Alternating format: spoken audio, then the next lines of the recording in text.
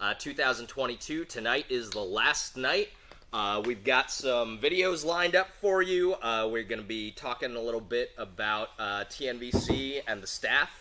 We're going to introduce the TNV BNVG Artemis to you in a little bit more depth.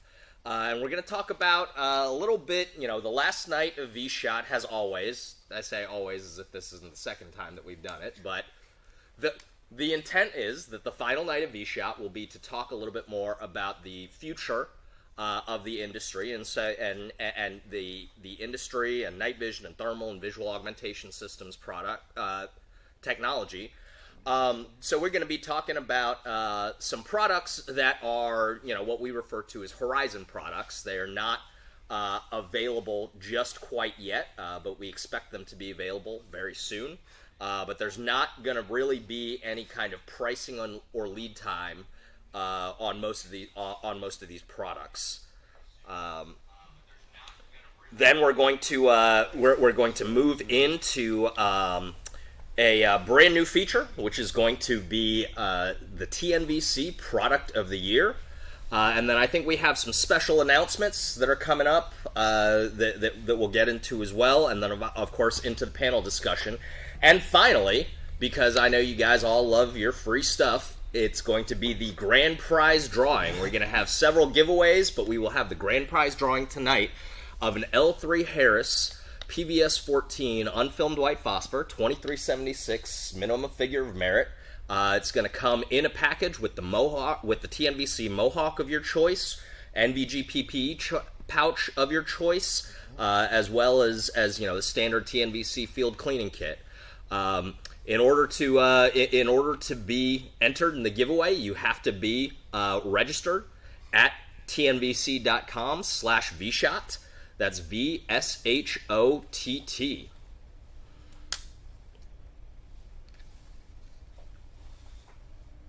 So let's roll into a little introduction to the folks at TNVC.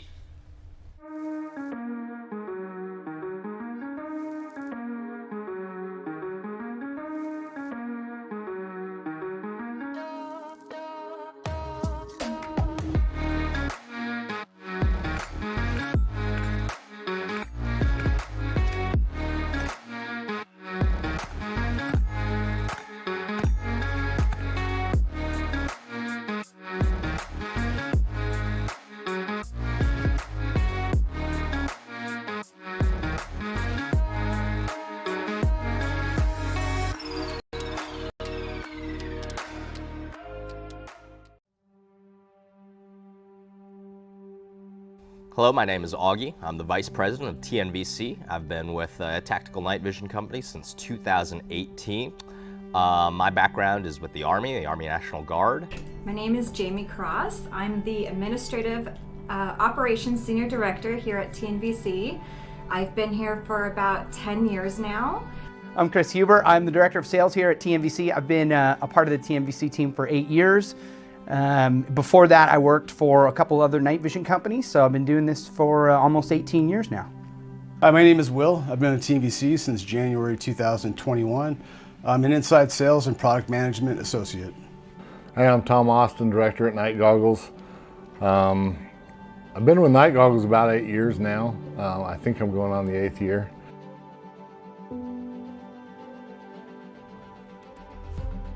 The most misunderstood thing about night vision and thermal is that everyone saw the movie Predator with Arnold Schwarzenegger and says, wow, I gotta see just like the Predator does. And that's not really true. The biggest misconception, I think, with law enforcement, especially law enforcement that is new to the technology, is the capability of it.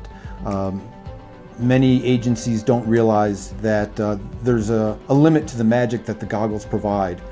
I mean, I think the biggest misconception about night vision is really just the idea that having it alone is enough. I think the most misunderstood thing about thermal or night vision is that it's all the same, and that's not the case. With thermal and night vision, you get what you pay for, and if you buy cheap gear, you're going to get gear that's, you know, subpar. You know, everything has certain technological, you know, limitations to it. And as long as you understand those limitations and you get to understand how to utilize your equipment properly for those limitations, it's fantastic. But I'd say that's the biggest thing is a lot of guys, they just don't understand what to expect.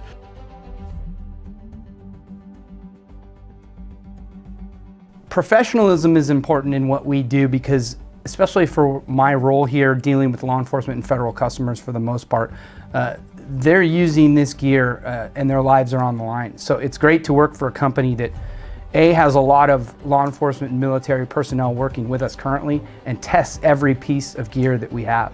Professionalism to me means having employees and staff members and people that understand the products, they know how to use them, they have experience using them, and they can educate customers on how to use it and make good recommendations to them on their purchases because they have good experience and knowledge with these products.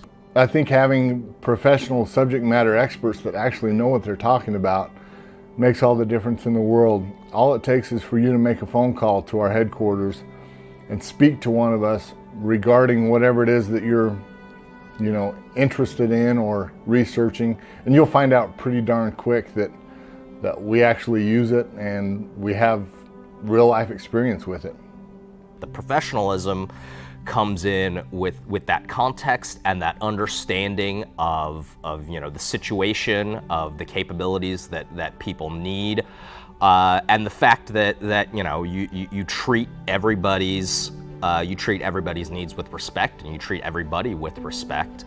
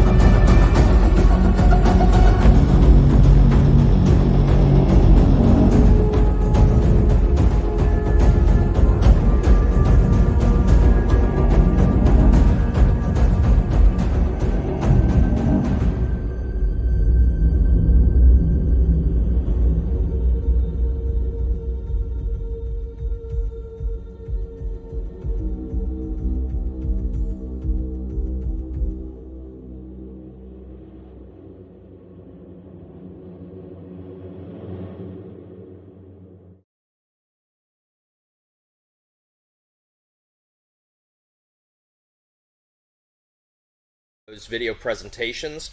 Before we start talking about products necessarily, and as far as future products and everything like that, obviously, you know, TNVC is not just a direct retailer of night vision and thermal and products, but we're also a distributor. We're a master distributor representative for Wilcox Industries. We're a distributor of finished goods from L3 Harris. You know, so that includes all of the you know, all of the systems like the L3 Harris BNVD, the GPNVG, and all of those systems for the commercial market. So we at TNVC, we do actually have a fairly extensive dealer program, and that dealer program in the past year has only grown Will, do you want to talk a little bit about the dealer programs and what's been going on with dealer programs at TNVC? Yeah, so the our dealer programs are really easy the way we do it. So there's two different programs. There's a TNVC dealer program where all the products that we sell, you have access to them. Obviously, some products don't qualify for dealer pricing just based on what it is and how much we have to pay for it and stuff like that.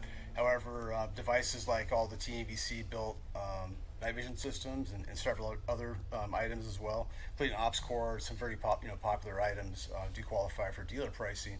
And then we also have the Wilcox sub-dealer program. So if you're interested in purchasing Wilcox products, and you can do that and not even be a TNVC dealer per se, just sign up with us as a sub-dealer for Wilcox products. We are one of two current master distributors for Wilcox, and we cover the West Coast and all the way up, going back towards the East Coast as well. And so it's a pretty easy process. The best way to get a hold of us, there's two email addresses. You can get a hold of us through dealersales@tnvc.com or also just to sales@tnvc. Or just call the main line. It's going to be 909-796-7000. And whoever gets, you might get me on the phone, you might get any of us here on the couch, and just let us know that you're interested in the dealer program. It's a real fast process, just a one-pager for the TNVC program. So are there different buy-ins, different levels for the dealer program? Yeah, so there's three different levels, and so there's basically just a standard dealer level. The buy-ins at $2,500, and then we have two additional buy-ins, and that's going to be basically just access to all three Harris products for the most part. So we have a commercial level and then also a professional level. And just get a hold of us so we can kind of give you some more details on the products that qualify for those, and then the buy-in amounts as well. You guys are a TNVC dealer for some stuff, aren't you? We are mostly so that I can get the shit at like pretty good rate. Yeah, we've had Green Line Tactical is also a TNVC dealer, but. All right, so we talked about it. It is a new product, and it's currently available now on the TNVC website. But we've also prepared a little presentation for you on the TNV BNVG Artemis, which is the new night vision goggle system. First goggle designed in-house at TNVC.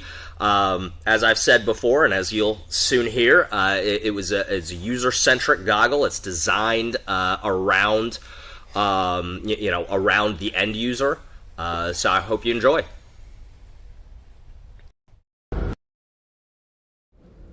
Hello, I'm Augie Kim from TNVC, and today I'll be talking to you about the TNV BNVG Artemis, the new night vision binocular system from TNVC. The TNV BNVG, also known as the Artemis, is named after the Greek goddess of the hunt, the wilderness, wild animals, and the moon. Pretty fitting set of qualifications there, and is a ruggedized binocular night vision goggle, or BNVG. The Artemis is a fixed bridge system and the first NVG designed exclusively in-house at TNVC. One of the main design goals behind the Artemis was to create a simple, rugged, end-user focused ground goggle that was scalable and configurable for multiple users and multiple purposes. We really focused on the human interfaces and human engineering factors when designing this goggle. As a starting point, we looked at the old school ANVIS goggle and the AN AVS 6 and AVS 9 that are still in service today, as well as the F5050 or AN PVS 23 goggle. But we wanted to both ruggedize, update, and upgrade them based on our experiences as end users and the advances that have been made to night vision goggle technology in the years since those systems were designed. One of the primary features of the Artemis is the modular power supply, or MPS. The modular power supply allows for multiple different configurations of the goggle and compatibility with multiple mounting systems. This is especially important for organizations and units that utilize different types of helmet and mount systems, as well as allowing the Artemis to be adaptable to other mounting configurations without altering the basic goggle itself. The first two modular power supplies available will be an ANVIS-style ball detent power supply that uses aviation-style mounts or mounts like the Wilcox GSGM and the AB Night Vision Storm, as well as the onboard power BNVS or dovetail MPS.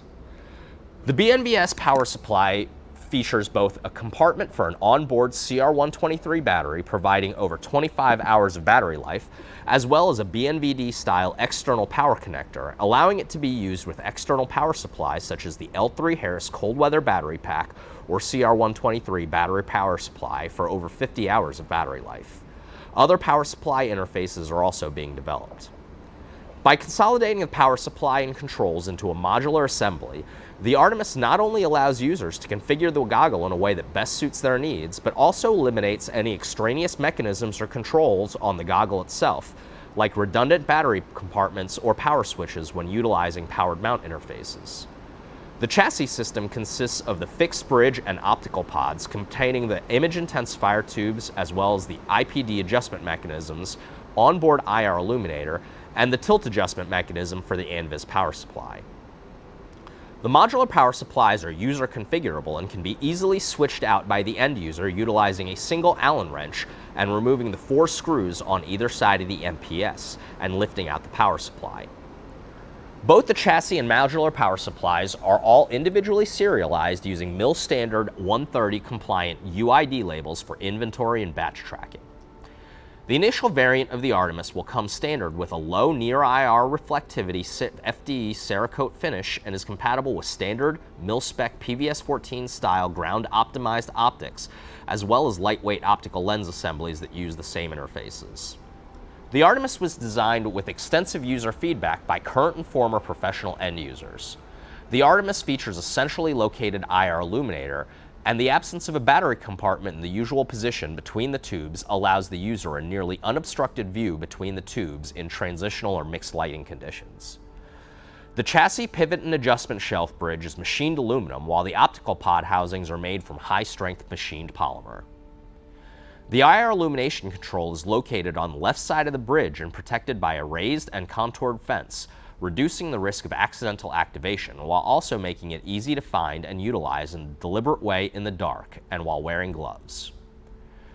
In the BNVS configuration, the power button is located on the rear of the battery compartment and is also protected from accidental activation while also placing it in a convenient location when used with push-button style dovetail helmet mounts.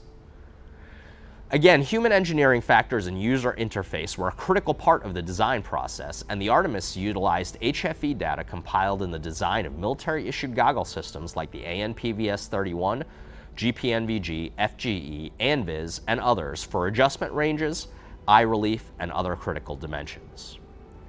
Even small considerations have been taken into account, including retention loops that are compatible with most retention and stabilization mechanisms, including traditional hook-style bungees, carabiner clip-style bungees and retention devices, shock cord, and others, and positioned in such a way to prevent kinking or twisting when attached. The Artemis also features IPD adjustment markings, allowing users to set and record their interpupillary adjustments, ensuring accurate and repeatable adjustment even for multiple users, allowing for perfect optical alignment, which can be important for professional users, as night vision optical lenses and image intensifier tubes are designed to provide the greatest clarity, image quality, and fidelity in the center of the image, hence the use of the center resolution metric. The TNV BNVG Artemis will be available either as a complete system in either ANVS or BNVS configuration, or as a standalone housing. Modular power supplies will also be available separately, and additional variants are in development and will be able to be developed as new products continue to be introduced to the market. Nicorium NVG wraps are also available for the TNVC Artemis. The Artemis is available now at TNVC. All right, welcome back, folks. So we did get a question about the Artemis. Again, the Artemis is available now at TNVC.com. The initial versions are going to be available in unfilmed white phosphor, as well as being able to purchase the housing separately, as well as the modular power supplies. Somebody asked what are the other power supplies that are in development. I'm sure some of them you can probably guess. Others we're gonna have to keep a little closer to the chest for now. So, but there are other modular power supplies that are currently in development. Now, with that, we're going to keep talking about some more upcoming products. Again, some of these products are products that maybe we don't have a firm ETA on just quite yet, but we do want to kind of show them to you and talk to you a little bit about them so that you guys know what to expect. Some of them, we may not have a firm pricing on as of yet, so there's always, whenever we talk about new products, I mean, it's like clockwork. We always get the question, how much does that cost? And that's why, I'm talking about the fact that not all of these, in a lot of cases, the pricing is not necessarily set on all of these. So if we have a ballpark to give you on the pricing for those, we'll give it to you. But if we don't say anything about price, it's because that's still that's still kind of a pending issue at the time. But again, all of these things are products that at very least, should become available within the next year, before the next vSHOTT, at least hopefully, which is why we're wanting to talk to you about them. So the first Horizon product, the first new product that I want to talk about is I'm going to hand it over to Will again. To talk about the Discus, which is a new collaboration that TNVC is going to be embarking on with Disco 3.2. Some of y'all may be familiar with Disco 3.2. So, like we talked about with the pistol program on Tuesday, we are also, in the beginning stages of setting up a communications program. Obviously, it's an important thing. It's an extremely important thing to have. Generally speaking, I was always traditionally issued radios. I knew how to put frequencies in them, and I knew how to do basic stuff with them. But I mean, even I don't really know shit about civilian radios and stuff like that, so I know it's a great idea. I mean, as a freaking officer, so I know that radio is supposed to be my best friend, but don't really know much about Yaesus and Baofongs and what have you. But so we are going to be standing up a communications program, and Will here is going to be kind of heading up that effort. So do you want to talk to us a little bit about the Discus? Yeah. So the Discus, it's a really cool product, So like how you said, a lot of you guys already know about Disco 32. So what makes the Discus, unique is that, if you can see it there, this is basically a inline dongle. It's a Bluetooth dongle where you can take any type of a headset that runs off of a U174 down lead down to a push to talk. You can plug it right in here to this Discus unit. Now this one's black. The TNVC version, it's going to be an FDE color, and that's going to be only available at TNVC. And the awesome thing about this is it's Bluetooth. You can connect it to your cell phone, and if you want to play music, if you want to listen to podcasts, if you want to play training stuff on the headset, talk to your old lady, communicate. If you're a police officer or if you're in the military or something, and you want to communicate with somebody by cell phone, you have that capability. And then you just take your other end here and plug it into your push-to-talk. And it's just awesome. These are on amps. This is the connectorized version, which is really handy for, switching sides with the connectorized. But however, as long as you got the U174, or if you got one with an amp down lead, you can get the adapter cable to switch it over to U174. And it's awesome. Besides from, you can just see the benefits, if you're in law enforcement or the military, to having that capability. But for recreational users, guys that hunt, shoot, whatever, I mean, you could basically be hauling ass in your side-by-side, using your new light force, IR mag mount or whatever, doing that, talking to each other over cell phone if you want, listen to music while you're training, with your buddies or whatever. Then still, the other thing I forgot to mention is, so when you're hooked up to the push-to-talk, if you're playing music or listening to talking to somebody or whatever, and if you get radio communications, the radio communications is going to override on top of the cell phone. So that's really important, for that obviously. And then it's just a fantastic item. With the comms program, we're going to have some other products available. We're not going to disclose all of them yet at this time, but you will see them on the website once we get the comms program fully stood up. But that's going to include push-to-talks, different accessories to, that go along with having communications on a headset. I mean, it goes together with night vision, just like suppressors do and everything else. Having comms. I mean, you're going to have EarPro on for the most part, and a lot of these training classes. I mean, how many guys are running EarPro? Like some type of a nice EarPro system. Yeah, for sure. And so, how many of them are plugged into anything? Probably when they leave. Most of them aren't going to be running radios and stuff unless they're in law enforcement. So, yeah, the ability to just talk to other instructors on a different range and just do it all via Bluetooth cell phone. Yeah. I mean, like when we were messing around with those last night. I mean, I immediately thought it was cool that you could use your cell phone as radio. You don't have to go out and buy Baofangs and stuff like that unless you want to, but you could plug that thing into your cell phone and be walking around, like you said, driving around on razors or four-wheelers and stuff like that, and you're Bluetooth into your phone, so you just use your cell phone network, right? So it's, to me, that's really cool. So it kind of makes it or you can have both. You can have the phone in line with the radios and use both, but a lot of guys, I think, will love the idea that their cell phone is now their. Yeah, they won't even need to purchase a radio. They can just work right off their phones. Right. Well, and Eric can listen to Nickelback on the range now. Of course. Yeah. And something I forgot to mention. So it's powered off of a single CR123 battery. Easy to access right here. Pretty foolproof system in terms of how you turn it on. Just got a one-button type deal. It pairs to your phone super fast. It's really easy to connect to it and then reconnect to it. If it disconnects for some reason.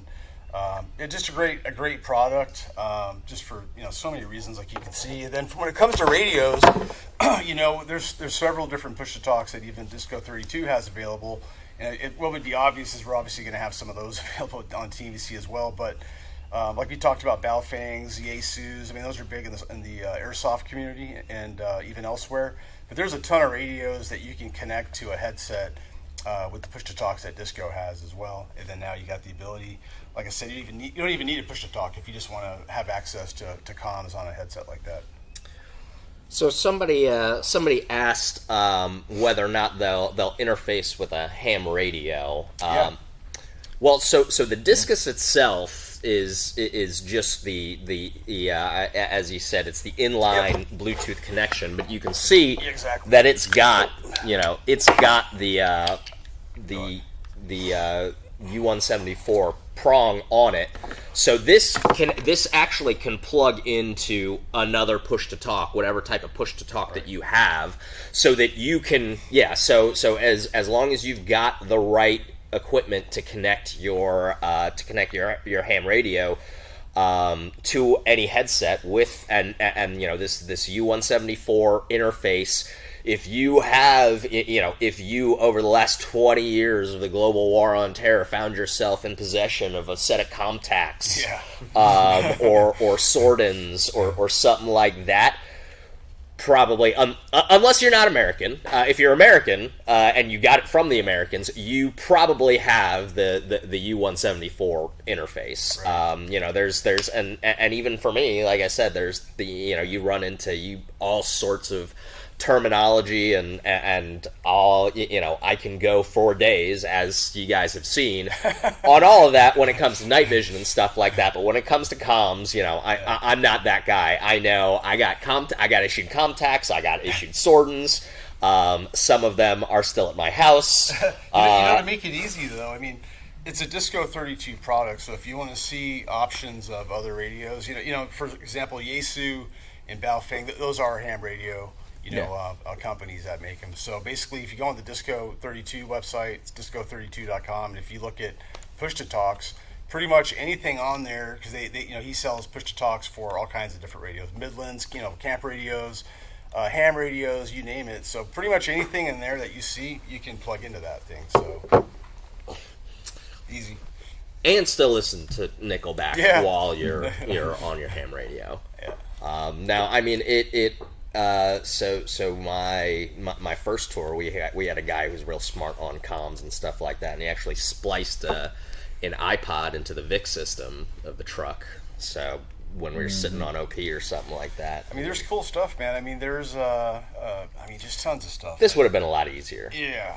Yeah. Slick. All right, so we've got, so that was the Discus. Again, it's a collaboration between TNVC and Disco 3.2, which many of y'all are already familiar with, and with aftermarket comm solutions. We do have pricing on that. It's going to be $260. The TNVC exclusive version is going to be in an FD finish. And we're expecting them to be available sometime in early Q2, which, again, sometime between March and June, second quarter of 2022. A couple of other interesting new products that we have is a whole series of new products from Echo Arms. So many of you guys know Echo Arms from the fast attach plates, the little Velcro helmet-mounted plates. Extremely versatile system, extremely useful system if you want to add, a light or some sort of accessory. Guys, there's GoPro mounts for them, and all sorts of things that you can mount to them. So it's a very versatile accessory, great little product. But Echo Arms has also been, they manufacture the TNVC exclusive CQBL light mount. But they have been, they've been very busy the past year coming up with some brand new products. A lot of stuff this year. Yeah. Yep. So I'm going to point out that he also makes an attachment for your rifle that will hold your Chick-fil-A sauce. So, in case you guys are unaware. Yeah. That is true. It's probably one of the coolest things you've ever made. So the first one that we have are these little twin mounts. These little twin mounts. I don't know what he's officially going to call them. Actually, I don't know. Other people are better at coming up with product names. The line's the cluster mount, twin mount. Yeah, no, it's under blacklit. Is like the it's a blacklit line. So pretty sure that's what it is. Blacklit. Yeah, I think that's what it is. All right, Eric, you watching? Can you just drop that in the comments? Settle down, you racist. He's Asian. He can't be racist. But so some people may be wondering, may be curious as to what the possible application of a twin light mount like this would be, and you can see here if you look closely that it's actually it's directly compatible with any kind of M-LOK interface, so you can attach that directly to any handguard or any or to the fast attach plate. Where you have an M-LOK interface. There's going to be a couple of different versions, but one of our kind of favorite potential applications of this is a setup something like this. So many of y'all are familiar with the B.E. Myers Keiji, which is a VCSEL laser IR illuminator that was recently released by B.E. Myers. And it's powered off of a CR123 battery, and Echo Arms and B.E. Myers have been working to ensure compatibility between those systems. I mean, you guys have used the Keiji. What are your? I'm a big fan. Yeah, that's mine. I like it. I want it. Yeah, no, I like it a lot. It's great. What I use that one for, that's the 3 degree. Is on the DMR rifle when I'm using CVDs. It's smaller. I don't need them all. I used to use them all to throw IR energy downrange so that he could do, target ID. But that does everything the illuminator does on the MAL pretty much, without needing the laser and all the functions of having viz laser and such. Yeah. So it's great. Yeah, I mean, and small. The Keiji 3, it's about the size of like a Surefire V1, single cell CR123 powered light, and this little guy though, the illuminator performance is I mean it's a 3R system, so unrestricted commercially available system. but it'll give you illuminator performance pretty close to, very similar to that of the Mall DA out of this little head. So, like Don was talking about, if you are, running, if you're running a gun with like a CNVD or something like that, and you don't want to commit a Mall to it, or well, part of the problem too is you run out of real estate.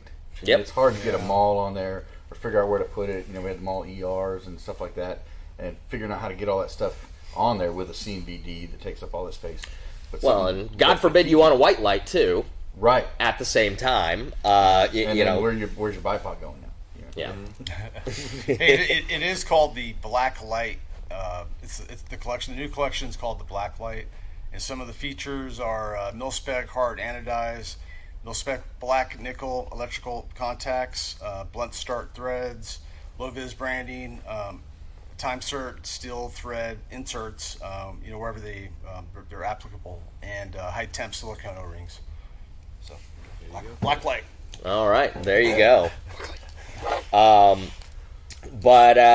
So like I said, there's going to be multiple different versions. Obviously, this version here is for one side is for CR123 type CR123 type bezel, like the Kiji, and the other one is for a rechargeable battery, so that you can use something like a Surefire dual fuel head. A mod light head, or any of the white light, any white light option that uses a rechargeable battery. There's also going to be dual CR123 versions if you just want to use something simple like an M300C head, or there's going to also be dual rechargeable. There's going to be dual rechargeable bodies. So if you want to run like a mod light IR head as well as a white light head or something like that. So give these guys that are into the twin beaming thing any ideas. Don't feed that fire. I mean, 2 is 1 and 1 is none, Don. Exactly. Yeah, and the numbers all add up. Yeah. It all adds up. Well, you need like 1,000 equals 2,000. All the lumens. Yeah, all the lumens. Sorry. Didn't mean to derail that. Yeah, we did. Yeah, that's okay. No, but that's cool. What else is Eric got coming out? So, I'm a big fan of just about everything that Echo Arms makes. Yeah, very cool stuff. Just so you guys know, I almost wore an Echo Arms shirt tonight. 5 years ago. Just cutting the square. Yeah. So, of course, there is going to be a version of the fast attach plate. Most of y'all are familiar with the fast attach plate with the low profile light body. In the past, it has just been for CR123 type bezels. So like the Arasaka, the Surefire 300 series. But there's going to be an updated version now, or there's going to be a version for rechargeable batteries. So once again, you can use your dual fuel heads or your mod light heads. He's also got a rotational rail mount that they're going to be coming out with. And so, if you are familiar with like the Theorem Variarc, or even something like the SNS Precision Max mount, this will give you a similar type of capability with that swiveling with the rotational capability, and it's not going to swivel, but you're going to be able to kind of rearrange it on your helmet because it is in fact attached to that fast attach plate.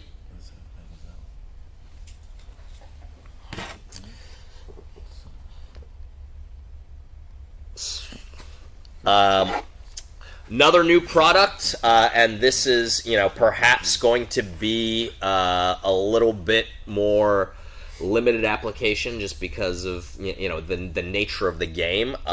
But this little guy right here is going to replace the rail grabber clamp on an NGAL. Once again, it's for a rechargeable battery so that you can use a Surefire dual fuel head or a mod light head.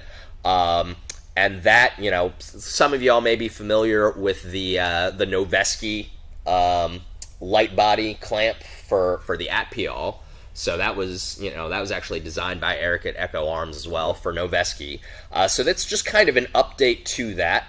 This one is going to be for the NGAL because the NGAL is currently in DoD use as well as law enforcement use. Unfortunately, right now the L3 Harris NGAL is still a Class 3B restricted multifunction aiming laser system that's only available for government customers.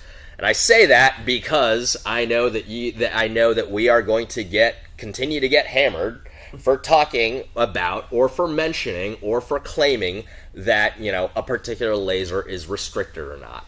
So whenever we do something like this, I feel the need to kind of jump into this a little bit. First of all, we do not restrict them. If we could sell you, if we at TNVC or Night Goggles or any of the guys here could sell you an NGAL, a MAL DA, any other Class 3B power, Class 3B laser, we absolutely would. We would happily sell it to you. However, it is restricted. It is called restricted because lasers are regulated by the FDA. The FDA puts certain classes on the laser, certain classifications, which affect whom they can be sold to. And so, therefore, the manufacturer has to apply for a variance to even build the laser in the first place for the FDA. The FDA, it's like with firearms. You have to submit it to the ATF's technology branch, and they decide: is this an NFA item? Is this a machine gun? We have no control over that. We could, if we could sell it to you, we would. We are well aware that there are places on Facebook, on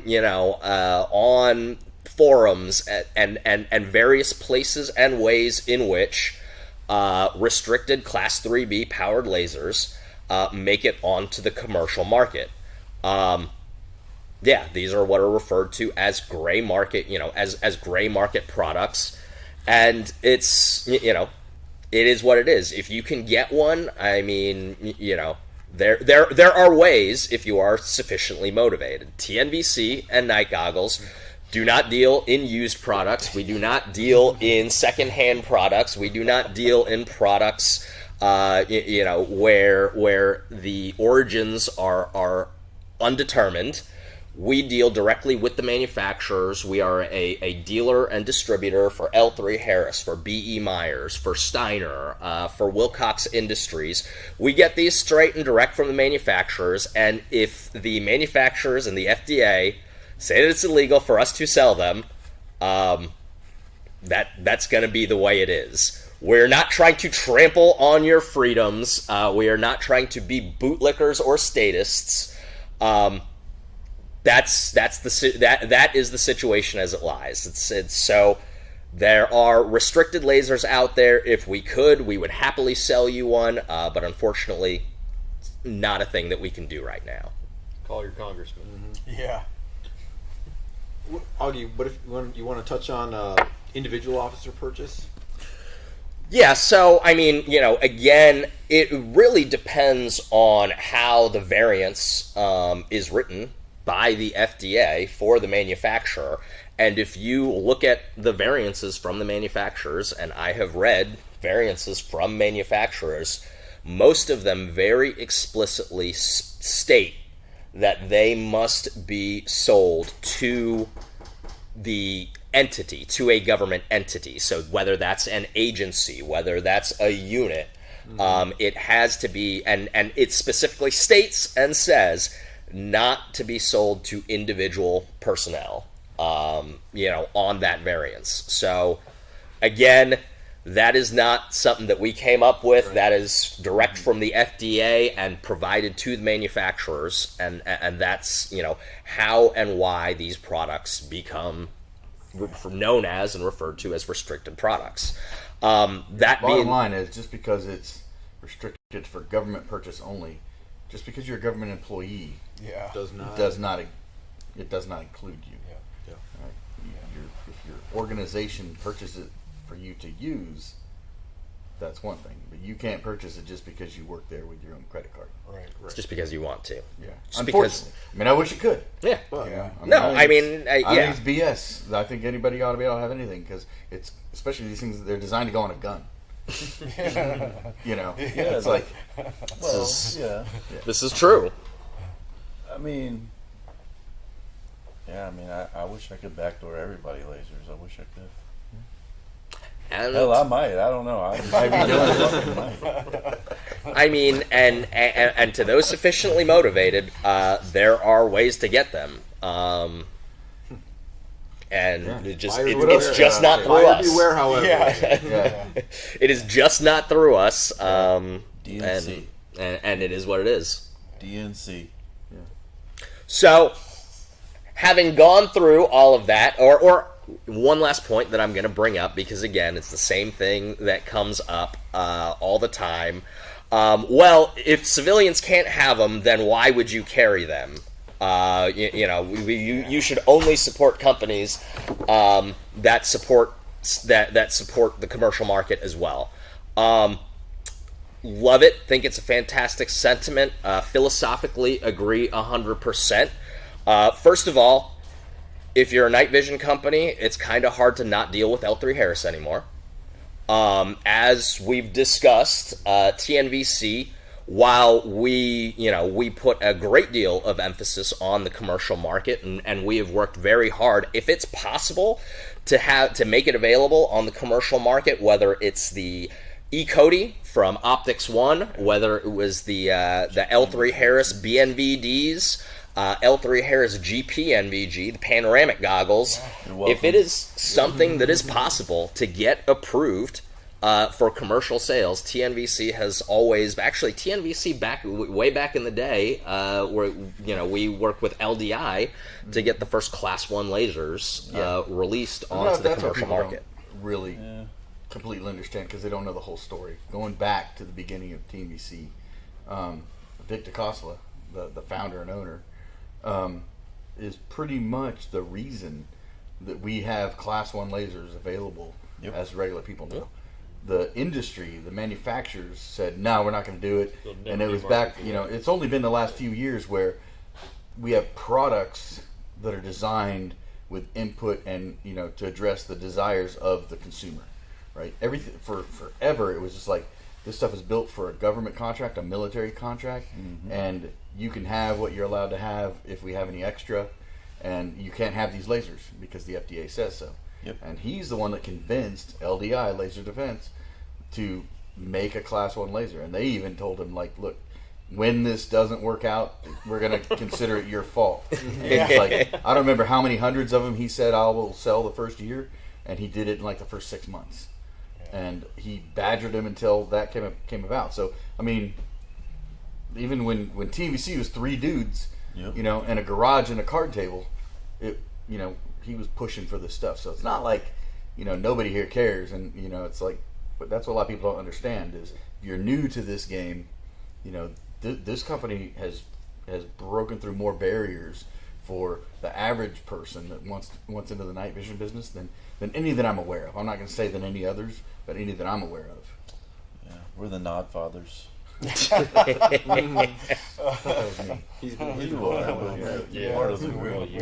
So, and also to clarify, because it has been a while, when we talk about LDI, which is laser, the old laser devices, that is, essentially the company that's now known as Steiner E-Optics.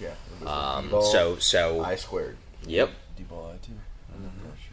But That's a big deal. Dude, I remember. it was back, 2011? Something like that? 10 or 11. Yeah. 2011.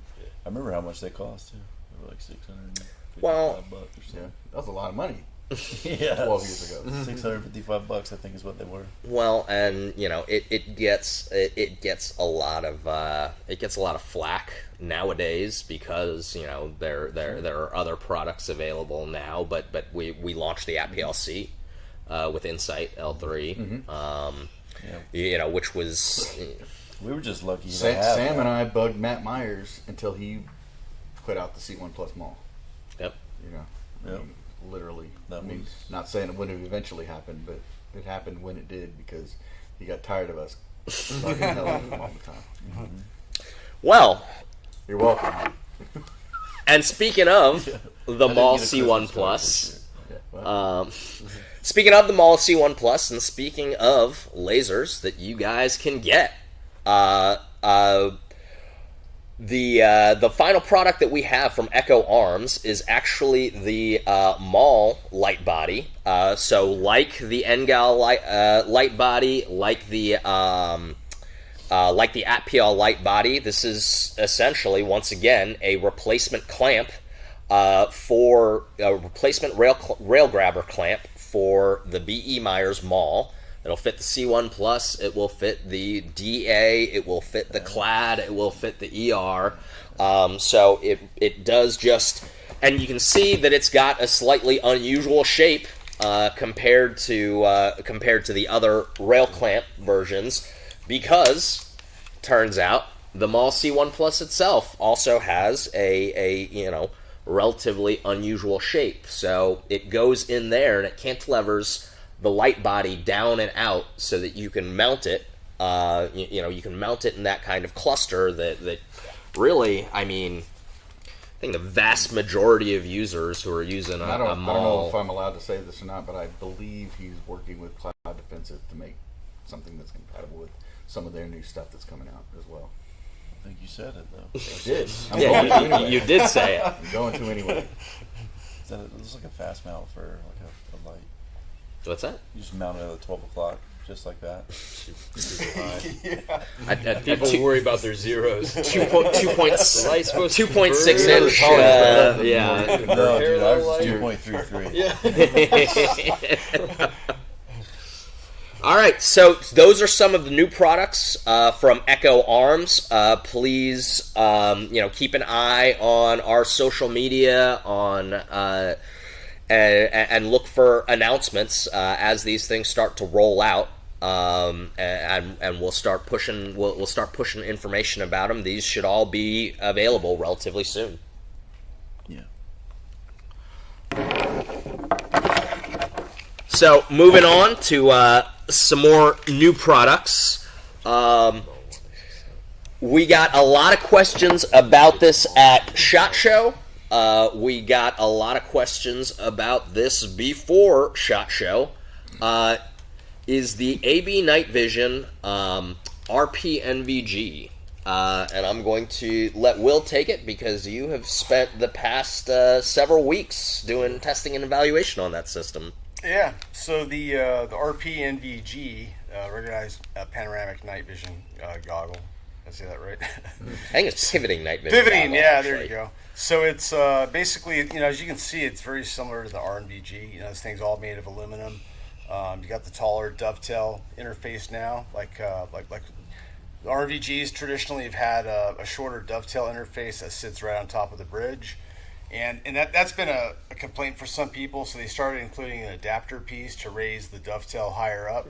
And what that does is it lowers it down because some guys felt like it was too high up on the helmet. So this one comes with a taller deal on it.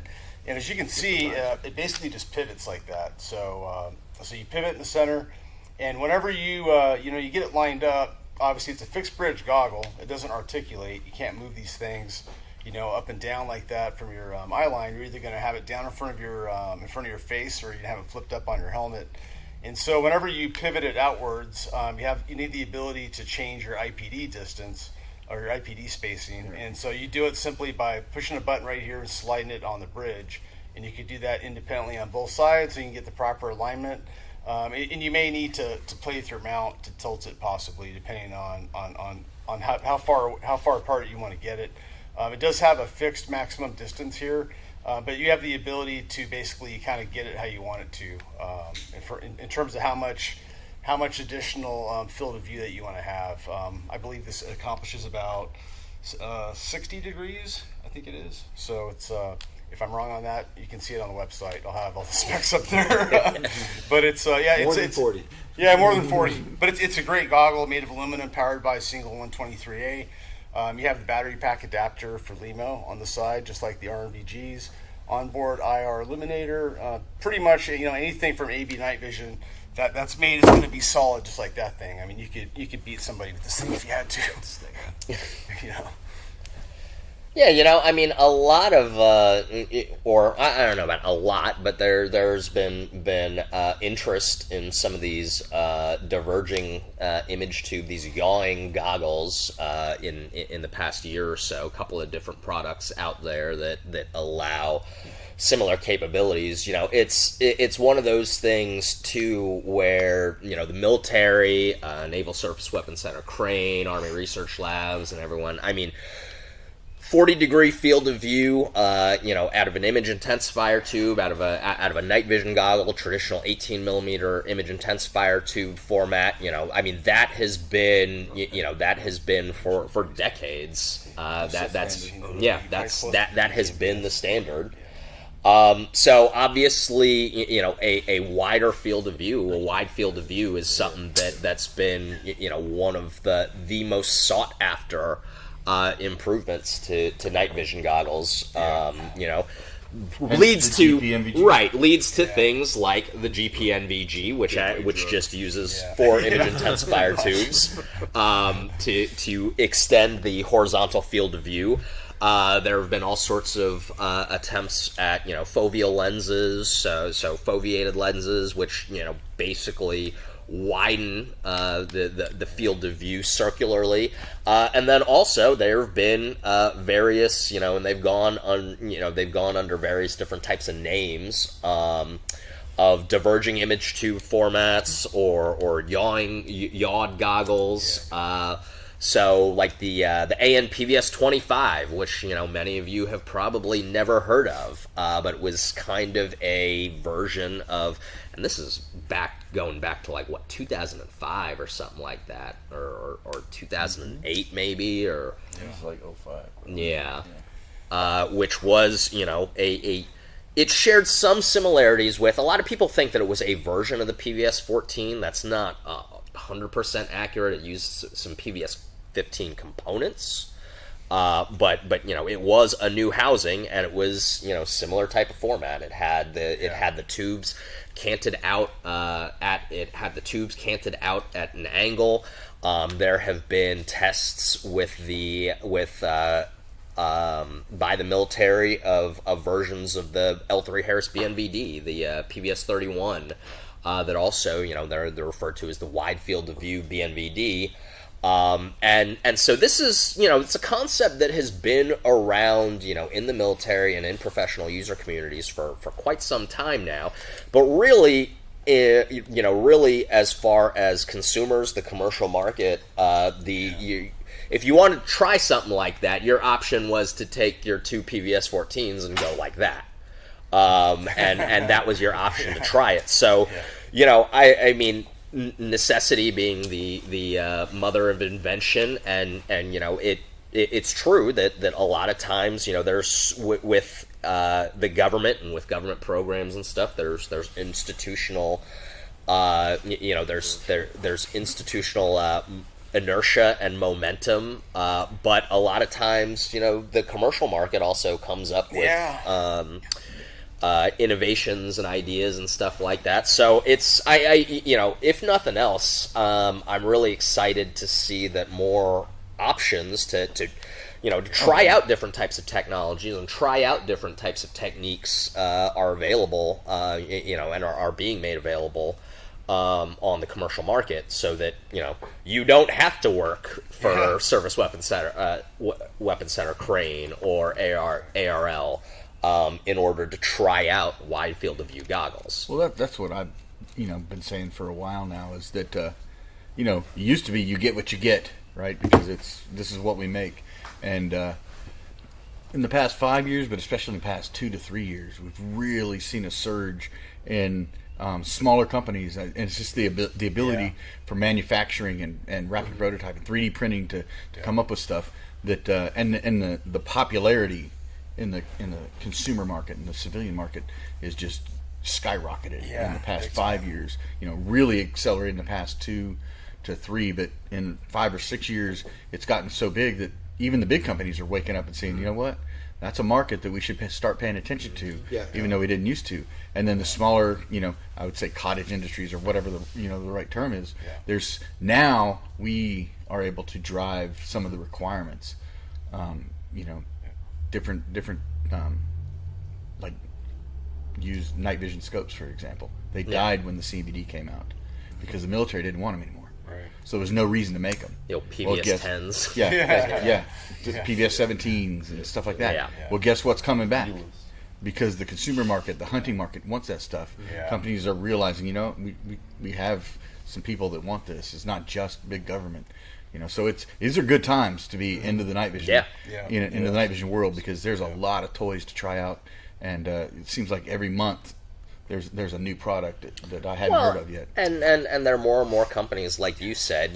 Again, there's it's not just products, but also companies that are cropping up that are focused on that consumer market. They're not even concerned anymore about getting those government contracts, and they're building things to and for. Great. And they're all very niche products. I mean, it's a group of guys sitting around on the couch, and they look at something and they're playing with it, and they go, "Hey, it would be great if we had a Bluetooth adapter that we can run with our amps." Right. And then they sit down, they draw it out on a cocktail napkin, and next thing you know, we're talking about it here at vSHOTT. Yeah. One thing I guess I should say, since like all you mentioned, I've been using that for a little bit, and so my impression of it is that it's just like any other adjustable field of view device. Like it has pluses and minuses. In my opinion, I prefer the traditional 40-degree field of view, and it's not because I work at TNVC and I'm trying to sell you an Artemis or something like that. It's just that's my preference, and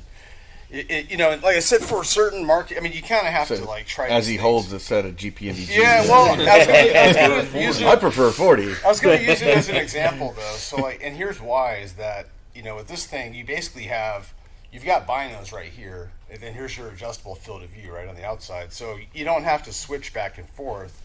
Whereas with this one, you got to, that just doesn't make sense to do that if you need to do that rapidly. So if you're in law enforcement or something like that, I mean, it's, you definitely, this is obviously going to be a better tool. It's a way more expensive tool, but you can see substantially more expensive. But it's something, I mean, honestly, you may have to try it out and kind of get an idea if you like it, and it's, I think, and that's why, like Don's saying, the commercial market for recreational use, I mean, people, a lot of guys love this thing too. I mean, not this thing in particular, but not many of them tried that like thing. The Pano Bridge, for example. Like the Pano Bridge, for example. But anyways, that's my impression. It is useful to have that adjustable field of view, but you just get such a clearer image when you have the traditional 40-degree field of view. So that's my preference. Well, and what does, of course, when we're talking about these diverging image tubes, these YAWD goggles, is that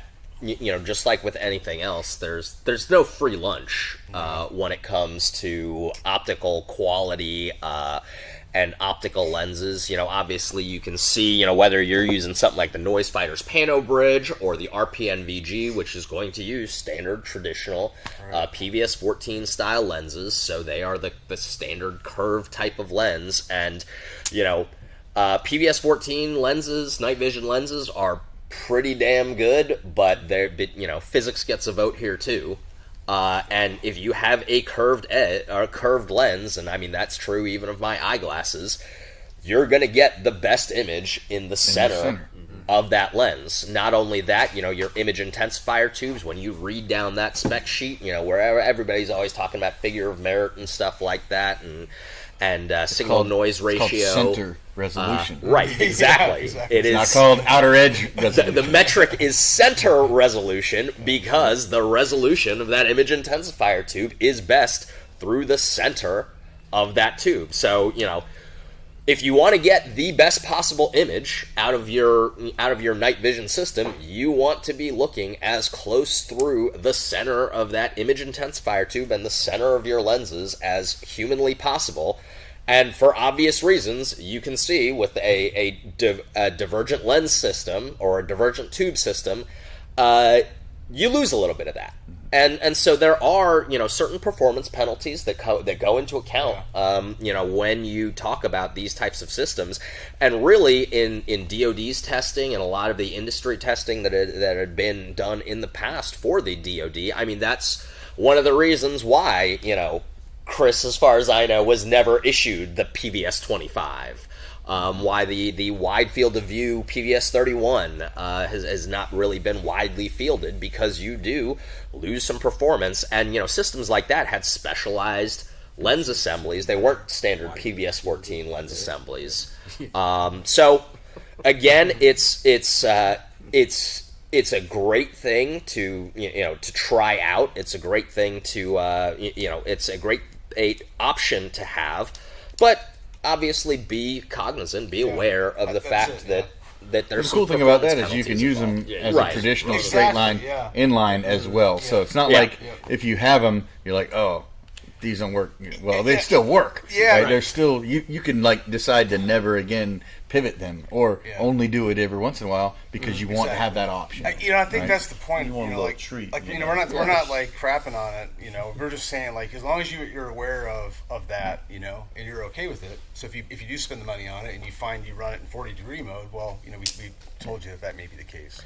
Well, and I mean, beyond that, I mean, really, ultimately, what it is, other than that pivoting function, is the AB Night Vision RNVG housing. We sell the system as the TNV RNVG ruggedized night vision goggle. It's been an enormously popular system. It's probably one of the best values out there for a dual tube system, for a binocular night vision system.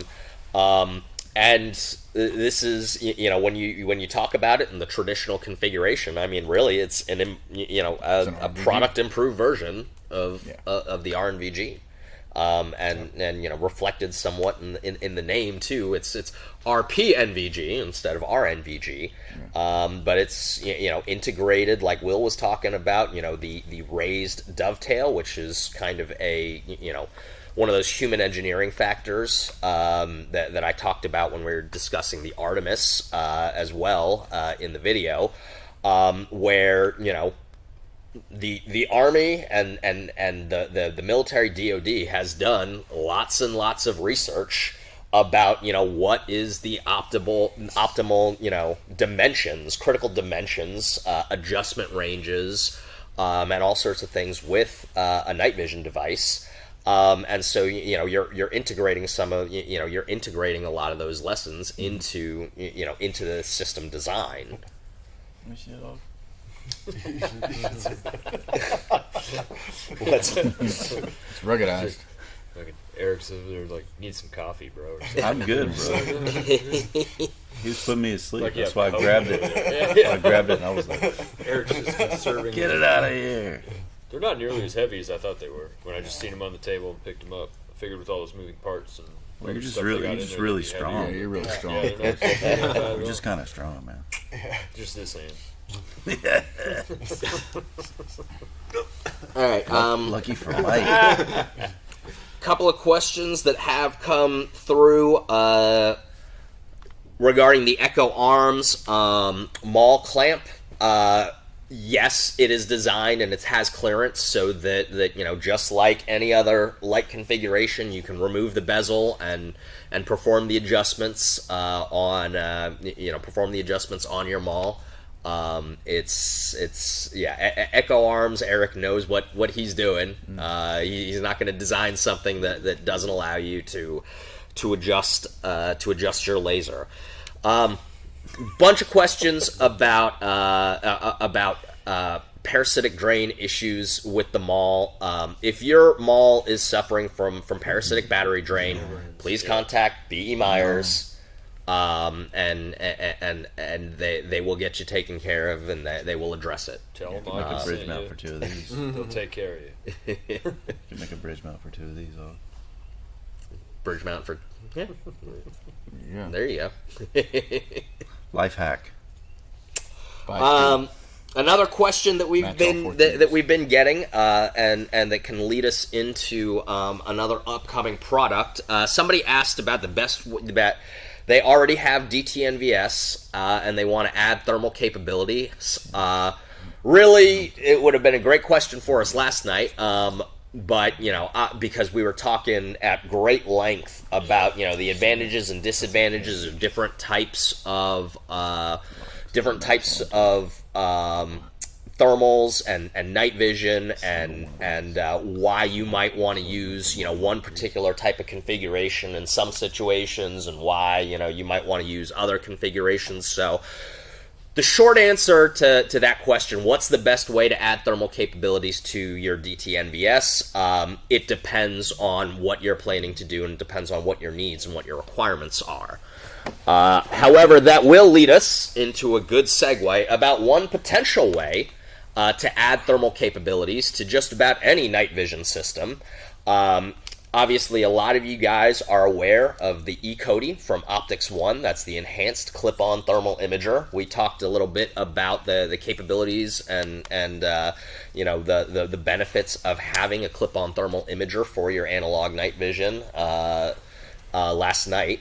But the new product here is not the E-CODY, which is available. TNVC is the exclusive commercial distributor of the Optics One E-CODY. Is the mounting clamp for the L3 Harris BNVD 1531, which is recently going to be being adopted by Army EOD as well. So it's probably going to receive a designation in a little bit here. I don't think we've received it yet. Foxtrot. Yeah. Well, it would be Echo. Echo would be next. So that may be because we got the Delta with the Elbit 5032s. But the BNVD 1531. If you guys I don't know how closely you guys can see it, but in comparison to something like the PVS 31, the standard BNVD, you can see that the housing around the objective lens is a good bit larger on the BNVD 1531 and with the than the standard BNVD, the PVS 31 Alpha. And so this is one of those things where once again the commercial market has driven and this is really a case of the commercial market driving the development of new products, because for a time before we were able to work with L3 Harris to get the BNVD 1531 released as a commercial product, they were a restricted product, a restricted night vision goggle. Such a thing did exist. And same thing with the Optics One enhanced clip-on thermal imager was once a restricted product available only to the government. So both of these products, the E-CODY and the BNVD 1531, we at TNVC directly worked with the manufacturers in order to get these things available on the commercial market. And wouldn't you know it, once we did that, people started realizing that, and up to and including the manufacturers, that the two didn't work together, and there were people that wanted to use them together, and that drove and that led to the development of this new larger mounting clamp for the E-CODY for the BNVD 1531. So those are inbound now. I believe they're going to be comparably priced to the other mounting clamps for NVG mounting clamps. And they will also be available in the kit form if you want to purchase the E-CODY. If you don't have an E-CODY yet and just want to purchase the correct clamp from the get-go, you'll be able to get it with the BNVD 1531 mounting clamp.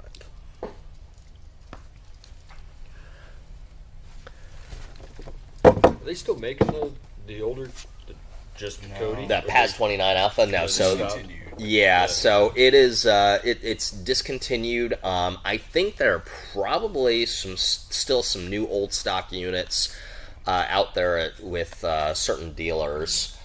Because they once they decided to kind of sunset that system, which I believe was last year, maybe the year before, or something like that. A year and a half ago, I think. Yeah. So when they sunsetted those systems, they kind of passed them over, which is you know, a lot of people talk about the price of the E-CODY, which is about $8,400 for the kit, and then they talk about, well, I could get a PAS 29 Alpha for like $3,500, and the reason for that is because Optics One, you know, once they decided to sunset the product, divested the remaining inventory of the legacy CODY. The regular price of that thing was right around $7,500. Like that was supposed to be the standard price of it when it was a current in production item. When you were, you know, using it in the service, it was a $7,500 product. And so the E-CODY was enhanced, so naturally it was a little bit more expensive. But you know, and that's the reason for that kind of price difference. And I mean, I've told people even now too, I mean, if you can find a good deal on a legacy CODY and you want that capability and you know that you're not going to definitely get it.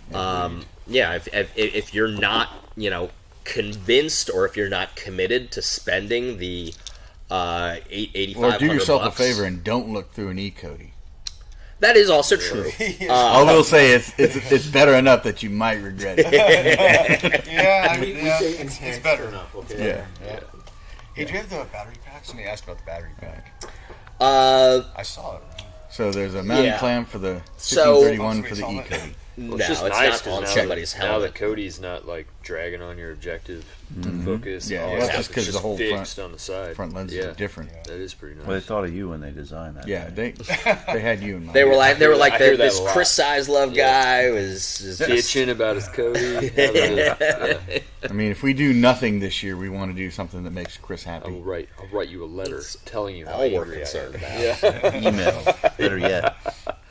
Oh, this is slick. I'm going to reply to all. In caps. Yeah. So moving on to some more upcoming products. This is another new binocular system. This one is the housing is manufactured by Noctis, which some of y'all may be familiar as is a subsidiary, is a part of Carson Industries. So if you've been around the night vision industry, especially, you know, and a lot of times the DIY parts of the market in the industry, you're probably familiar with Carson Industries. They're a DoD contractor. They built, you know, thousands. If you have a mil-spec PBS 14, the body housing and the glass is from Carson. There's a very good chance. There are a couple of other OEM manufacturers, but Carson is probably one of the biggest supporters of the commercial market in terms of actually providing housing kits for people to do DIY PVS 14 builds. You know, obviously it's not going to come with TNVC and NGI's lifetime limited warranty, but or a you know, Right. or a tube, but you know, or instructions Or lenses. how to put it together. a torque wrench. Just stay by your phone, Will. but I mean, there you know, there is something to be said of, and there's a lot of people who are interested in, and you know, the advice that I always give people, and I know that we're kind of moving off the topic of the binoculars, but we'll discuss them in a second. This is, you guys, if you're watching night 3 of vSHOTT, then you probably know that the likelihood of Augie going off topic is fairly high. Well, plus on night 1, somebody specifically had a question about converting their 14s into something. Yeah. Yes, that is also true. But what I wanted to say is, you know, I mean, I think that it is definitely, there's something to be said of learning, you know, more about. I mean, we talk about it with like ARs and rifles and stuff like that. There's definitely something to be said of, you know, knowing how your devices work, knowing how to service and even potentially assemble your own device that's got a lot of value in it. But what I will say to people is, because a lot of times we get that question of, you know, well, can I save money by building my own PVS 14 instead of buying a new one? And what I will say is that unless you know, get an unbelievable once-in-a-lifetime deal on a tube, first of all, you're probably going to end up paying almost as much, you know, to build your own system. And again, or more. If you find commercially available and you're able to buy all that stuff, you probably, the add up of the price could be more. Now, if you like I said, if you find yourself in possession of an image intensification tube, then you're 2/3 of the way there. Yeah. Yeah. But yeah. So I mean, it's one of those things where I think is Money. It's there's definitely a room for it. There's definitely a market for it. I think it's valuable and useful. However, I would not recommend that you go that route for your first device. Yeah. Just like I wouldn't recommend, like, for your first AR-15, I would not recommend that you build your first AR-15. You know, once you're on like AR number 8 or something like that, like, sure, yeah, Sure, you why know, not? build your own AR, or even if you're on like AR number But 3. if you just want to experience it and do it as a hobby and a project and learn, sure, why not? But you know, just like ARs, I used to tell people all the time, it's like, can you save money by building your own rifle? Probably not. But you can get exactly what you want the first time. You don't have to buy a rifle, strip stuff off of it, and buy accessories and put it back on. So in that case, you can save money. You know, same with this. You might not save money, but you might get exactly what you're looking for if you hunt around for it, or you might just have the satisfaction of saying, "I built this, and this is cool, and I can see in the dark with it." You know, so. Well, I think one thing to mention for guys building it, I mean, because there's so many more, PVS 14 tubes floating around, and so having something like that to do it's great. Plus, I mean, even if you have Anvis tubes, the 10-160s, I mean, they'll plop right in there. You just won't have gain control on it, but it's just hard getting tubes. I mean, that's the biggest thing. Like, you're going to buy blend up. But you're tubes. saying that you were going to say earlier that's an option. Well, option for guys who have 2 PVS 14s that are like, hey, how do I make these into a set of duals? Yeah. Exactly. Right. And great segue into, so that was, our little spiel on Carson Industries. But Noctis is a part of Carson Industries, and they are the manufacturer of this binocular housing. It's the BNVD 450. And it is a articulating dual tube system. But the big difference between it and, say, something like a DTNVS or DTNVG is that it is a manual gain capable system. Unlike some systems that use either specialized image intensifiers, even if they are 11769 format manual gain tubes, or can only be serviced by a small number of manufacturers.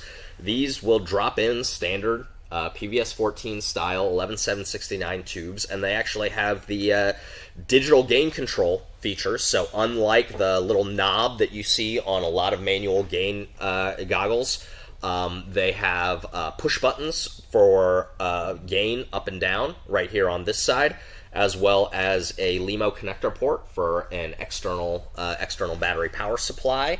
And then on this side, again, it's push button power and push button IR illuminator. It does have the IR illuminator as well as the light sensor for the high light cutoff, powered by a single AA battery. Both this, and I think that it's going to be a question. Both the Noctis BNVD and the RPNVG is going to be similar in price to the DTNVS. So you're talking about right around that $10,000-$11,000 range for a complete set with L3 Harris unfilmed white phosphor image intensifier tubes. So that's the Noctis BNVD 450. Are those available now? These are not available now. These are Horizon products that we right. I forgot it was Thursday night. Yeah, we check some things out. Yeah. Can I take those home? Take a look at them. I don't think Les would be too happy. They should call them the freaking Panzer. Yeah, Panzer. Built like a tank. You want to talk about indestructible?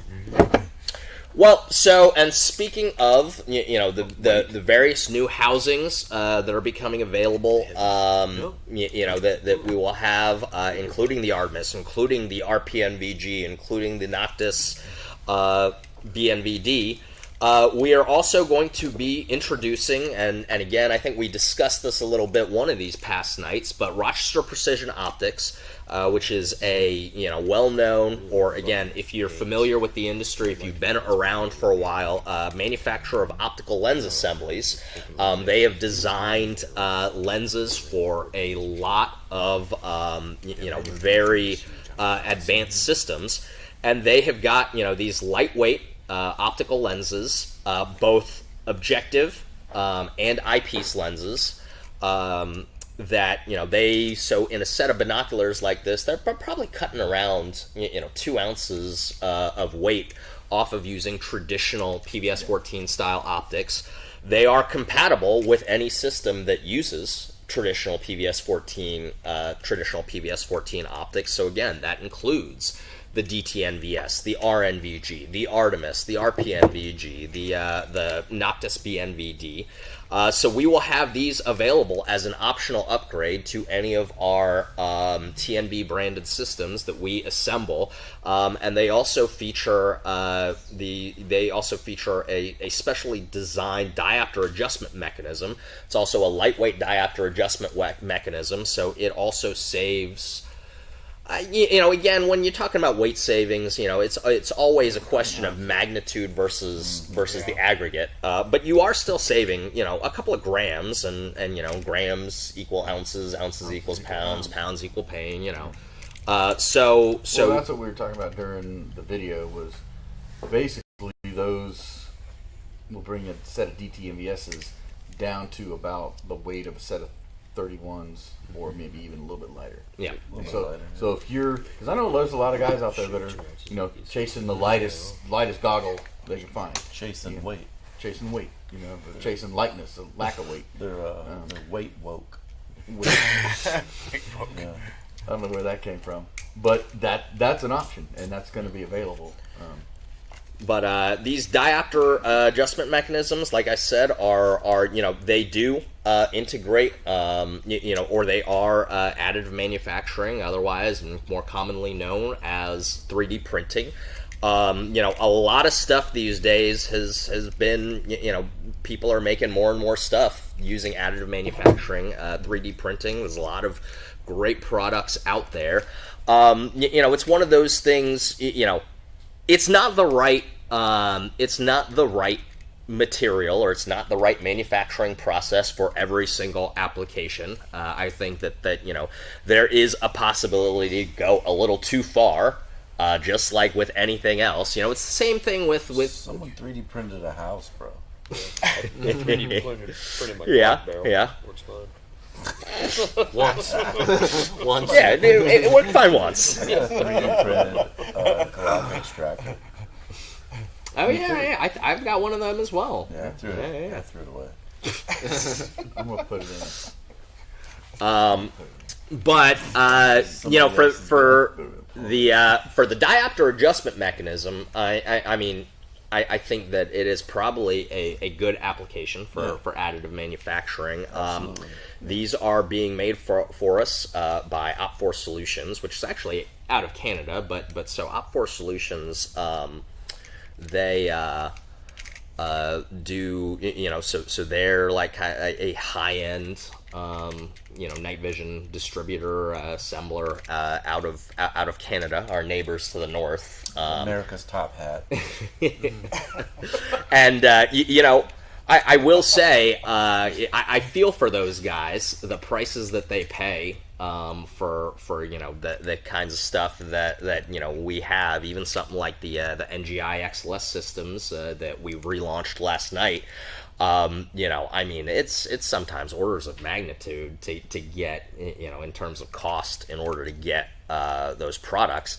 And of course, the interesting thing is ITAR, International Traffic in Arms Regulations, is a U.S. law. So we couldn't make these and send them to him in Canada, but he can make them in Canada and send them to us, which is, nice for us. Go USA. But yeah. Your standard PVS 14 lens assembly isn't made in the United States either. And you couldn't send it to the place that it was made.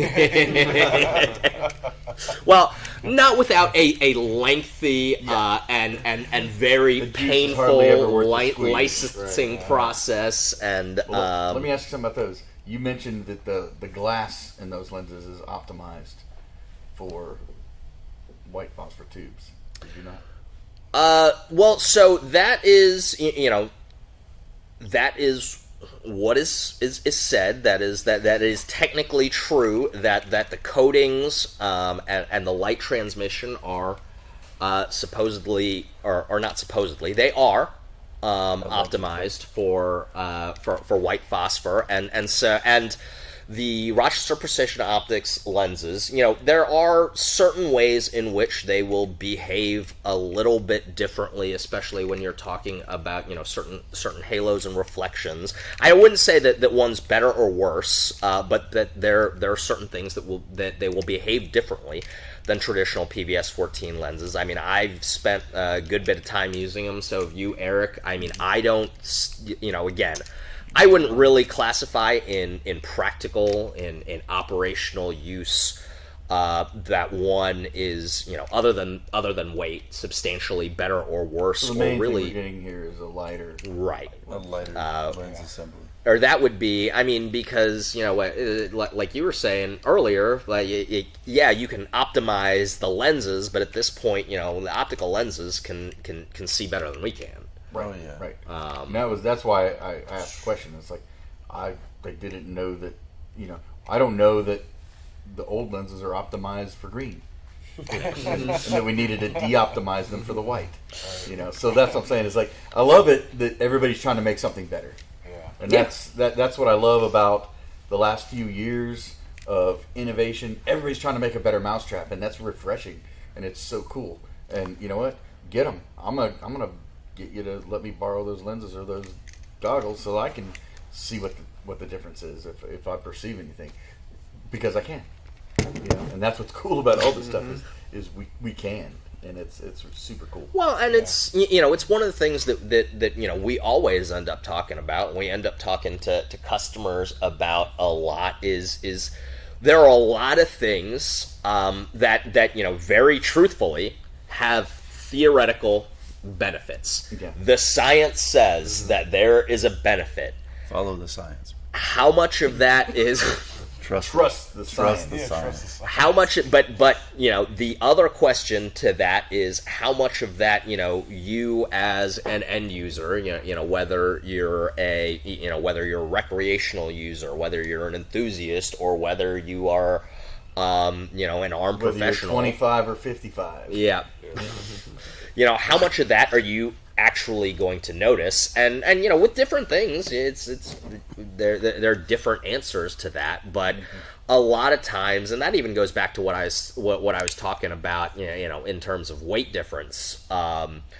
People will advertise things like a tiny part, a tiny component being 30% lighter than the equivalent part, but you're talking about like a lock ring or something like that. That was never that heavy to begin with. And yes, so it's technically true that it is 30% lighter. But it doesn't make the goggle 30% lighter. Right. But, and that is, that is kind of a marketing thing that gets used a lot and that gets thrown out a lot. And I'll be perfectly honest, again, these Rochester Precision Optic lenses are they work for standard, any standard PVS 14 threading, so they will fit on a monocular, they will fit on a PVS 14. They are quite a bit more expensive. We don't have final price, final retail pricing on them yet. What's the percent more expensive they are? They're probably, at least twice the price. Going to be at least twice the price. So like 25%. Is that how math works? Listen, despite appearances, I am not a math person. So all of this math in my head thing, I can pull out my I can pull out my calculator here. I ask Siri all the time. But no. So my point being is, if you were to ask me on my PVS 14, should I pay for the upgrade to RPO lightweight lenses? I would say for PVS 14, first of all, you're only getting one set of them. So it's only a slight reduction in weight, and at the end of the day, PVS 14 monocular is not that heavy. No. Now, when you're talking about a set of duals, and especially when you're talking about a more ruggedized set of duals like the RNVG or the Artemis, and you're talking about two sets of optics, then those weight savings, are noticeable. I mean, you can feel the difference. Both of these have image intensifier tubes on them. Both of them are functional goggles. You can very much tell the difference in weight between the much lighter between the two of them with the optics. So long as if you're using two sets of those two sets of lightweight optics. Plus, they look cool, and you can flex on the gram. Which is important. And everybody likes cool things. Can't put a dollar price on that. That's right. I That's a follower or two right there. Likes. That I mean, people say it's not, but it is. It sells. Social media sells a lot of products. We even when we were talking about like the XLS systems and stuff like that, we were talking about it a little bit, where people want the numbers, they want the specs, and they want to be able to brag about them on social media. I mean, I've done it before. It's a thing. So what's that single tube housing? I flex on OnlyFans with my nods all the time. What's that single tube thing in the middle of the table? So this actually, we probably should have talked about this when we were talking about the RPNVG. We overlooked that a little, but so the RPNVG, we talked about it being a kind of updated version, a product improved version of the RNVG.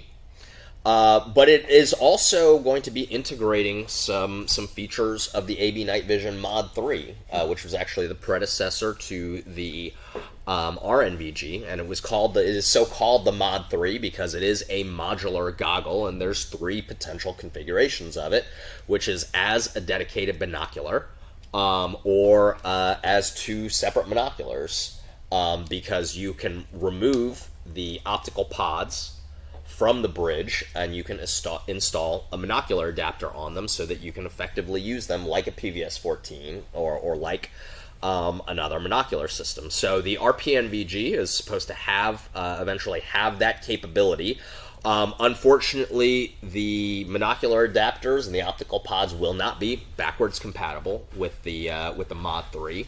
But the it's. And I know that's frustrating to some people, but at the same time, this is the process of constant improvement to products and constant development. And the Mod 3 is cult of personality. Is like 6 or 7 years old. So. Yeah, I think it's 2013, 2014, something like that. I remember when it was brand new. Introduced. So at this point, it makes sense that even if there was a Mod 3 Mark 1 or Mark 2 or something like that, it's going to be different. You can't expect all the legacy stuff to be compatible with the newer stuff. But no, I thought that was cool when I saw that there was going to be like a Mod 3 version of that, which makes sense because it's all made by the same guy that made all those goggles, and that's why I say if you get those, even if you decide, hey, I don't like the pivoting part of it, don't use it again. I would trust those goggles because I know the guys that make them. How do those come apart, Augie? How do what come apart? Do they unlock and disconnect? Those don't. There's supposed to be a talking about that. Yeah, there is going to be a latch to do so. I believe because these are prototype units that these so are not concept. Yeah. Okay. So there'll be a latch right near the optical pod. Yep. and it's pretty self-explanatory as to where it comes apart at. Well, there's like a dovetail. Yeah. I'm kind of curious about this. That looks like a dovetail to me. What is this about? That might be where the optical pod. Well, but on the monocular version, it's got that there too. Yeah, so but what's that for? Being honest, I'm not sure. You're gonna have to ask Adam. Let's get Adam on the phone right now. I think I know. Adam, are you watching? I've got an idea, maybe. That's cool. All right. All right. You gonna hang some fuzzy dice on him? Let's truck nuts on them. Accordion wraps and put it on Let's throw those truck nuts on them. That's right. Let's take a look at some questions before we continue to move on with Horizon products. Questions, dude. Yeah, I've seen them been coming in while I've been rambling on, so I figure before we move on, we ought to clear some of these out. If I get duals, should I request IPD stops to keep the tubes from spreading apart? I have a narrow face and hoping the IPD allows me to bring the tubes closer together. Okay. Sorry, go ahead. No, you go ahead. So that's not really technically... The IPDs don't stop them from going apart. They stop them from going in too far together. Right. It's a stop. Essentially, it's just a stop so that you can put it right centered on your eyes each time. That way, when you do swivel up, it's easier, much easier, just to slam them down until their stopping point. It's not to keep them from moving away from each other. Right. Is it worth it? I don't know. Can you work it? Put the thing down, flip it, and reverse it, you know?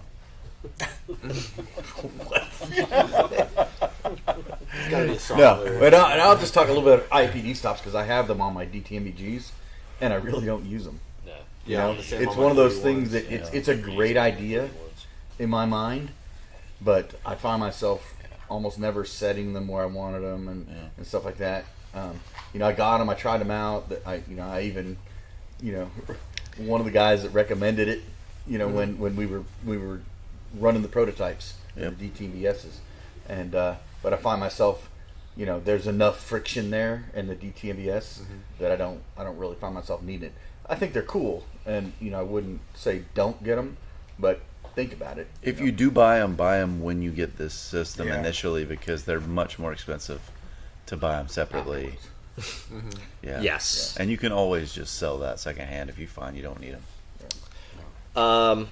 Couple of more questions. This one will be a quick one. Lead time on panos and the cost to get in line. Well, I guess I looked at that initially, and I was thinking the GPNVGs because that's what are usually referred to as panos. So if you are talking about GPNVGs, lead time is right at about 10 months right now, which is a while to wait, but they are still a currently fielded system to DoD. Not many of them get made, at the end of the day, DoD is going to get them before you do, but they are available. We've shipped more than a handful to customers that have the $40,000 for the BNVS version or the we've shipped a lot of sets. No, I knew that people would buy them. I was surprised by how many people bought them. Good for them, man. I could use a new truck, guys, if anybody is... Yeah, me too. Yeah. So... but what if they're talking about the... If anybody's got, What if they're talking about the RP? If they're talking about the RPNVGs, it's a Horizon product. Well, so we're looking at it's probably going to be around the end of Q2 into Q3. So in the midsummer potentially. Final price is still being locked in, but it's probably going to be about similar to the DTNVS. Does the BNVD 1531 E-CODY adapter fit the PVS 1518? No, it does not. The BNVD 1531 bracket or housing is probably one of the widest housings that I have ever seen on a night vision system. Fortunately, there is already a PVS 15 and 18 bracket for the E-CODY. There has been, for years and years and years. They are available on our website. I believe they should be in stock as well. It may just say PVS 15, and it sounds like the person that asked this question is already aware. But obviously, the PVS 15 and the PVS 18 monocular, will utilize and accept the same accessories. It isn't Optics One releasing a battery pack for the E-CODY? Eventually, we are working closely with Optics One to have an external power capability available for the E-CODY. Right now, the only currently available external battery pack option is the GPS battery pack, which is a big 6-cell battery pack. And it is about $3,000, and then the connector to attach it to the to connect it to the E-CODY is about another $800. So it's almost $4,000 to get a 10-digit grid and your elevation in your goggle, as well as a couple more hours of battery life.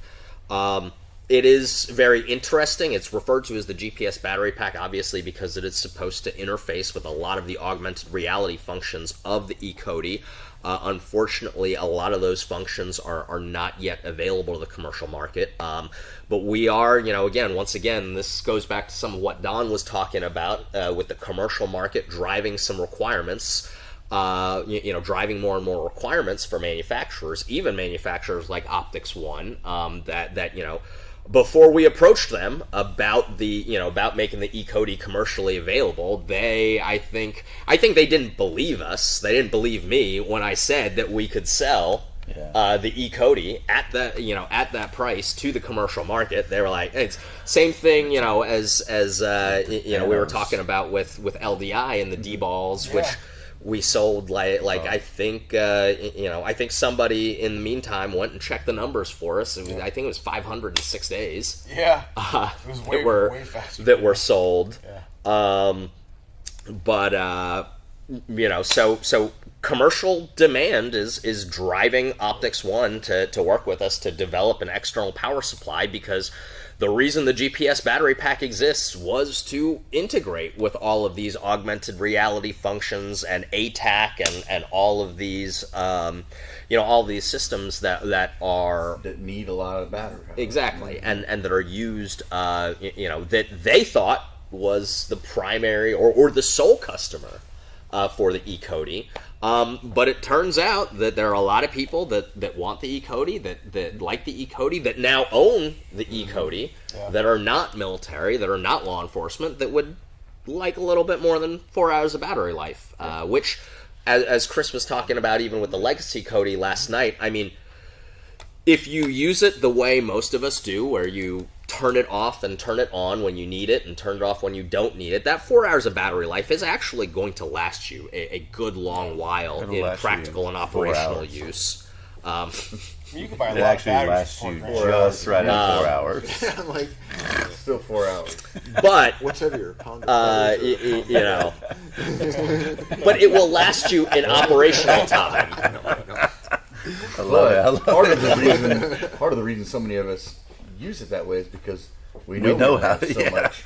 We know battery life. We know that. Yeah, we've been in that game before. So it ain't hard to reach up on a CODY. I can't tell you how many times I've unscrewed the lid, cocked my head back a little bit, dumped that fucker out like a revolver reload, and then just put a fresh one in it, screwed it back on. You're up and running in like 30 seconds. I forget which way it goes in, and I put it in the wrong way, and I got to take it back out. Story of my life, man. Trust me, I do that almost every night. Shit, which way was that? Forgot how to do this. Dang it! I do this all the time, and I still can't remember. Another question that came in: have I dropped anything this year? I think I dropped some stickers on the first night. It was mine to say that. I didn't step in any dog shit this year either. We're not throwing shoes this year. But let's see. All right, so there's there are a bunch of questions coming on the RPO lenses. Again, these are Horizon products, so we don't have all of the details on all of these immediately. But again, keep an eye on our website, on social media, or wherever you get your tactical news. And we will, as more information becomes available, we will be pushing that out, and we'll make sure that everybody knows. Yeah. Yeah, I knew that these would be a big hit. I mean, they're nice. I told you, brother. The aesthetic is good. It kind of reminds me of like, did you have Barrel Full of Monkeys? Oh yeah. Barrel Monkeys. It's like that is kind of what that looks like. That. Yeah. I like it. I dig it. I do. I should. Real Can we get these in red? I mean, you can buy spray paint. The Donkey Kong version. Or I'm sure if you asked Alex real nicely, he'd make you some red wraps for him. I bet he would. Alex is a good dude. All right, so a couple more products that we have to show you that are going to be coming to market. Again, these are not products that we necessarily have specific lead times or pricing on. But this right here, some of y'all may have heard of already, or may have seen a little bit about. This is the new Surefire Turbo head. Y'all remember the old turbo heads from like the early 2000s? The big old, and they had all the cooling fins and everything like that. So this is quite a bit more svelte. It's a little bit longer than the standard DF head, just a smidge wider, but this is, and I'm not going to shine it at the camera. Shine it. But it is, it is a high candela version of the dual fuel light. They're going to be available, in both the long and the short formats, compatible with Scout style tail caps. So you can use like this DS00 style tail cap that I've got here, or any of the UE tail caps, the clicky tail caps. And you can see here that it's also got the Pro body that was introduced, with the Scout Pros with the swivel, and you can see on this SR15 here that it is attached directly to the M-LOK, tucks in real nice under that B.E. Myers Mall C1 Plus there.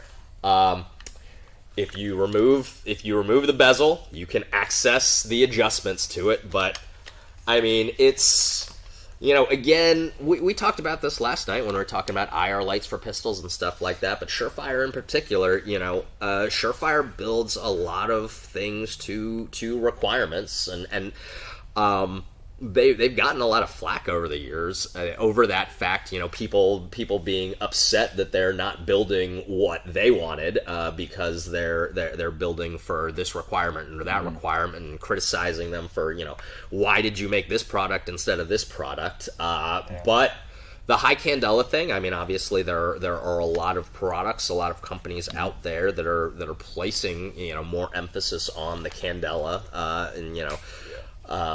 and so Surefire has also, Surefire has got their version of the high candela, and it's the next generation of the turbo head, which I mentioned that because in terms of high candela lights, those Surefire turbo heads, like that was the original high candela light, were those turbo heads, and those things were interesting. But again, luckily, these are a lot more compact. They're a lot less obnoxious as the early 2000s Surefire Turbo. They are compatible with any of the dual fuel bodies, as well as mod light bodies, or again, or the Echo Arms bodies. Anything that's going to be compatible, that's going to be compatible with that. Anything that's made format. to be compatible with a Surefire, you can put a Surefire part on. Is that what you're saying? It's wild.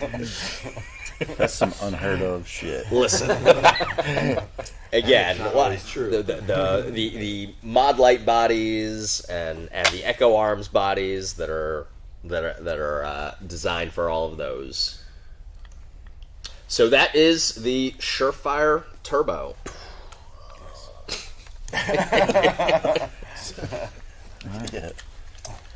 Good. Very good. All right. Another product that we briefly talked about, but we're going to just talk about in a little bit more detail tonight, is, so we showed you guys and we talked to you guys about the Pixels on Target Voodoo S, which is the short-range version of the Voodoo, the clip-on thermal weapon sight. But they also have the M. So this is the Voodoo M. It's the mid-range thermal weapon sight. I haven't used it quite as much as the Voodoo S, but because this is the first time they've actually sent me one to play with on my own without supervision. They've sent me Voodoo S's to play with without supervision, but this is the first time they've sent me a Voodoo M. Usually I have to go to their range days, but I have played with them. And they,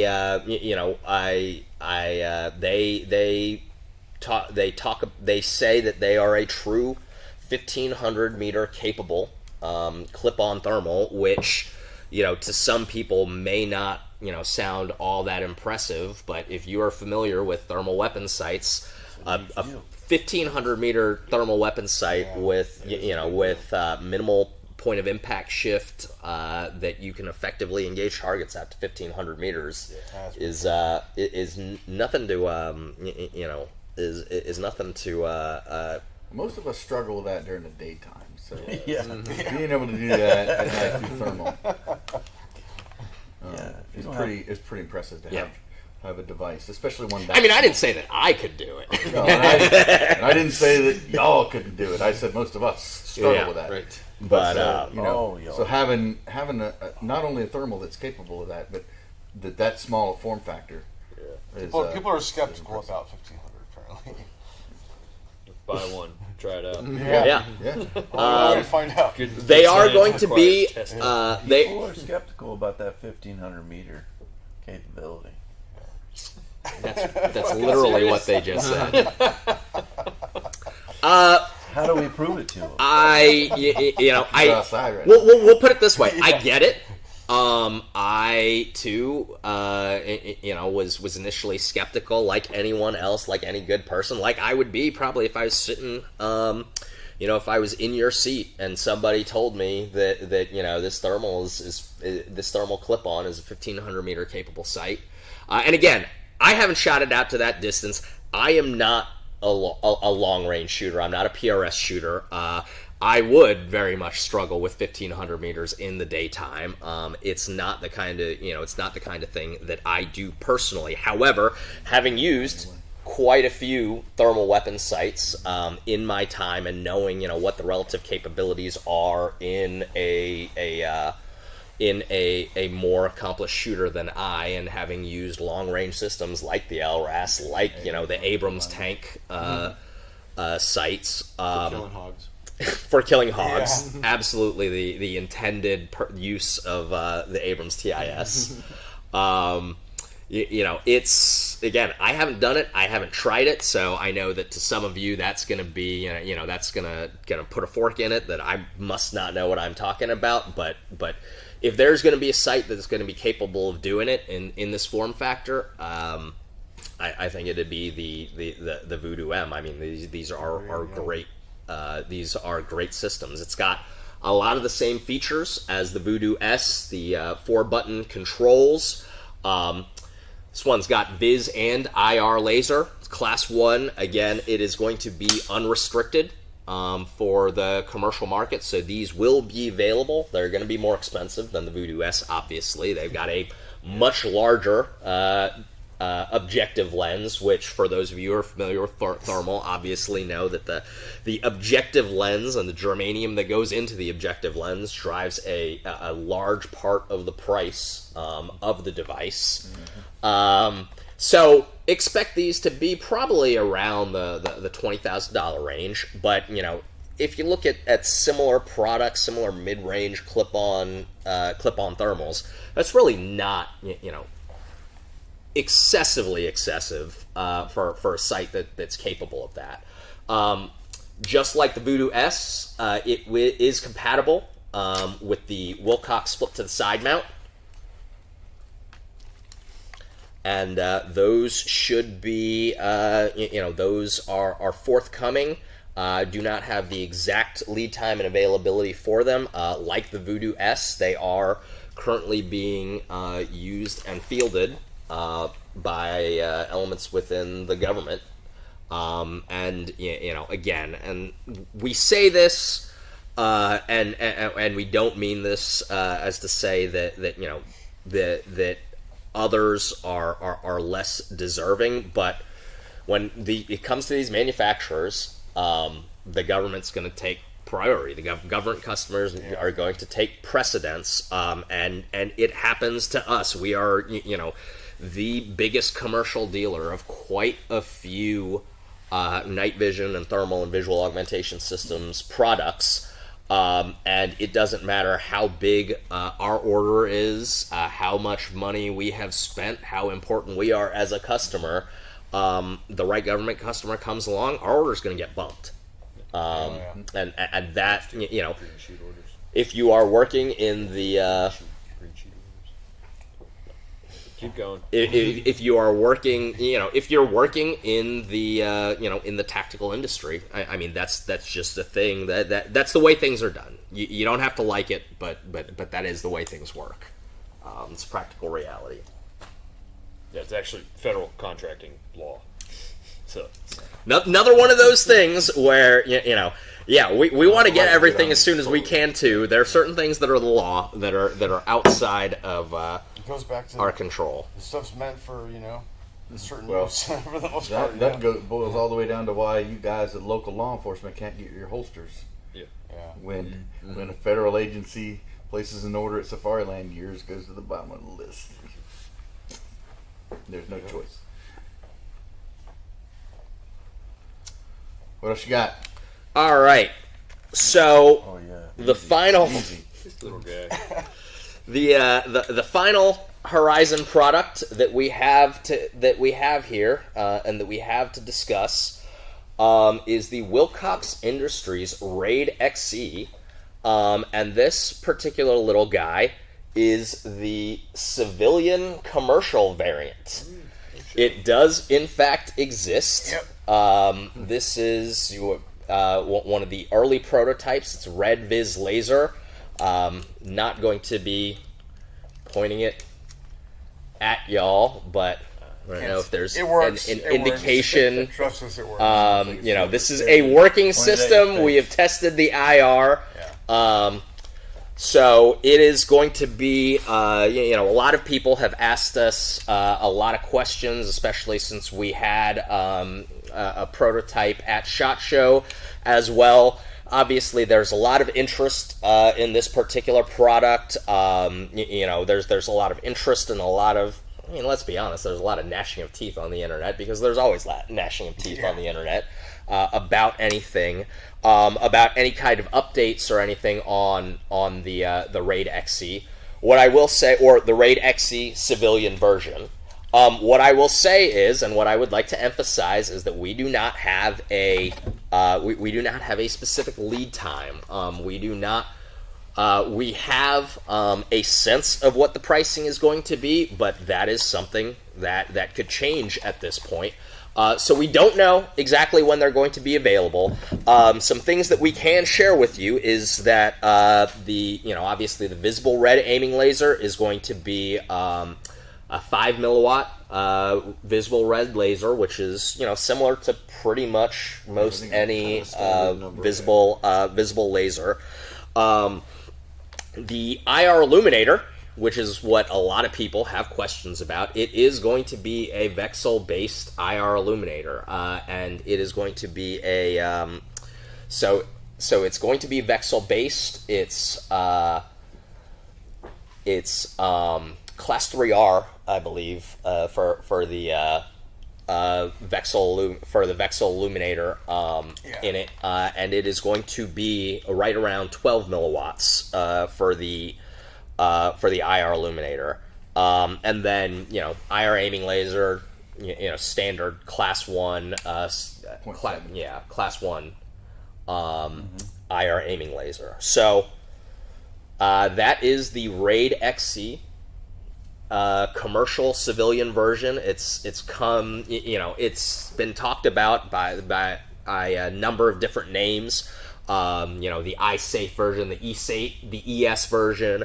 Low power is a name that's gotten thrown around, but as of right now, it is simply being referred to as the Raid XC commercial civilian version. There's obviously Class 3B versions of the of the Raid XC that are forthcoming as well. But there you are, folks. Raid XC, all right, commercial civilian version.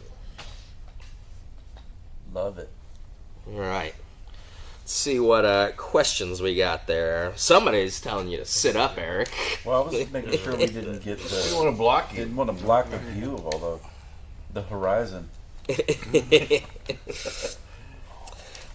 E-CODY versus handheld thermals, and when you would choose which device. Apples and oranges, man. This sounds like a panel roundtable question.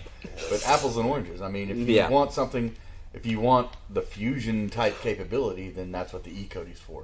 Mm-hmm. But as we talked about, I think last night when Chris was here, you're not going to get the performance that you're going to get out of it. It's like the size of two big lighters. You can't expect it to do as much as a decent quality handheld. So it just depends on your style of use, your intended use. But if you want fusion, the E-CODY is the answer, right? Yeah. If you're not looking for fusion, it's something mounted on your goggle, and you also would like to have a better quality image or more sensitivity, and a better core, then you're going to want to go with a handheld, right? So they're really the only thing they have in common is that they're thermal. Right. Yeah, it was pre-CODY had a Skeet IR, in the front, and sometimes now try it where you you're got talking your about nods on. You're talking about mounted in front of your Mount on the rifle. gun. Yeah. But if you're wearing nods and you're like, oh, is there something through there, and you try to look like it don't work worth shit. But it's not going to give you fusion. Yeah, no. You're like, and then you're rolling the nods tube out of the way to put it down there TV with your nods use on. it all white trash eyeball to eyeball. Yeah. Like I said, it's totally different capability for different contextual. They're both thermal imagers, but they operate in different. They were made for different things. So that's what we've got as far as Horizon products. I know that there are a lot more questions that you guys have gotten that have been coming through. Obviously tonight, in addition to some more announcements and giveaways, we will still be doing the virtual circle bar panel discussions. So we will have more opportunity to get to more of your questions. However, we would like, before we move on to the virtual circle bar and to the panel discussion, I wanted to announce a new category. Yeah, a new category, a new a new thing for TNVC that we're going to be starting to do this year, and that we're going to do every year at vSHOTT. And we are going to be crowning a TNVC Product of the Year. And generally speaking, when we talk about the Product of the Year, we're talking about a product that has got pretty universal appeal. It's not going to be a restricted product. It's not going to be a product that is cost prohibitive for all but the types of people who can buy me a new Tacoma to purchase. That really it's hard to have anything bad to say about. And so for our first ever TNVC Product of the Year, we would like to announce that the Nicorium NVG wraps. These are vinyl wraps made by Nicorium, fairly new, very small company. It's pretty much a one-man show. Alex Coe, he works. That poor guy works extremely hard. I've never seen like a harder working guy. These the GPNVG wraps that he wrapped for us, again, if you know, and we've got pictures online as well, but if you look at the amount and the level of detail in these wraps, he patterned, designed, and produced these in a matter of days. The GPNVG wraps, and so you know, are you saying Alex is winning a set of GPNVGs? I am not saying that Alex is winning a set of GPNVGs. Well, maybe. Sorry, I tried, man. I tried. You know, yeah. Again, the TNV BNVG Artemis. Again, Alex got those patterned. Even like on the super quick for us. The knob has its own sticker. So that we could get them, you know, so that we could have them ready and available for release of the Artemis BNVG. You know, again, like I said, it's hard to think of really a downside to the Nicorium wraps, and I know a lot of us, you know, have them on our personal goggles, on you know. Almost all of the marketing goggles have got, got some sort of Nicorium wrap. They are vinyl wraps. They come in multiple different patterns, but among other things, they have low near IR reflectivity. So they actually reduce the infrared signature of your own night vision goggles. They are made for just about every goggle system under the sun. They're made for goggles that we don't, that TNVC doesn't sell, but other folks do. They're non-permanent, but they're extremely durable. And you know, I'll say that as, you know, the vice president of TNVC, so guy who's got to, you know, do a lot of stuff with marketing, got to do things like matching goggles to TNVC exclusive M81 Woodland Collection dipped fast SFs and stuff like that, so quickly being able to change camouflage patterns. I mean, you know, guys, you can see, I have always been a rattle can guy. I spray, in the past, I spray paint just about everything. And for my personal NVGs, it's always extended to that. A lot of my personal NVGs, I would spray paint those things. First of all, I don't know if Vic DeCostola, the owner, would be all too terribly happy if I just started breaking out the Krylon cans on all of the demo and marketing goggles whenever we needed to change patterns. You know, so I know that for me personally, just the ability to kind of change the form factor out, you know, as needed, you know, whether that's for marketing or for anything else, has just been absolutely, you know, has been an absolute game changer, lifesaver for me. And you know, again, a lot of other people use them for a lot of other different reasons. Well, you know, dude, the bottom line is, being into night vision it's a fun hobby. Yeah. Mm-hmm. Yep. And this is a not very expensive way to have a little bit more fun, to change your stuff up and just get into it. Because I know most of the guys out there, you know, because I run these classes all the time, we do this. I do this for a living because I love it. You know, and it's fun, right? This is, you know, dressing up your goggles, making them look cool is cool. Yeah. It's like fun. I said the other night, you know? a piece of gear is not yours until you've done something to customize Right, it to right. make it special for you. And, you know, you don't need any other reason really other than you want to. Yeah. You know, it's America, right? Yeah, you know, it's something to say, you know, about these wraps that's so awesome is that I mean he, you know, Alex does videos for every single one. So every single device know that how he it does goes. wraps for, he shows you how to put it on. You know, and that's awesome. I mean, you go to YouTube, you can look it up, see how to do it. So that way, if you fuck it up, you can go back and fix it. And that's the second thing, is that it's it doesn't leave any residue.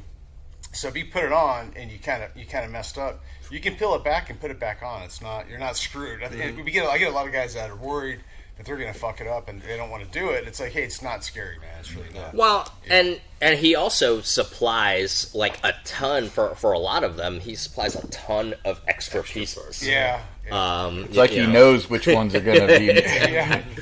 Because he takes the time, not only to just pattern them to the pattern of the goggles. Them. Yeah, he installs them. He does the installation videos and goes through that whole process. So he knows, what is real fiddly to do, and what might benefit from having some extra pieces. If you're talking about something like these multicam or woodland patterned ones, those extra pieces.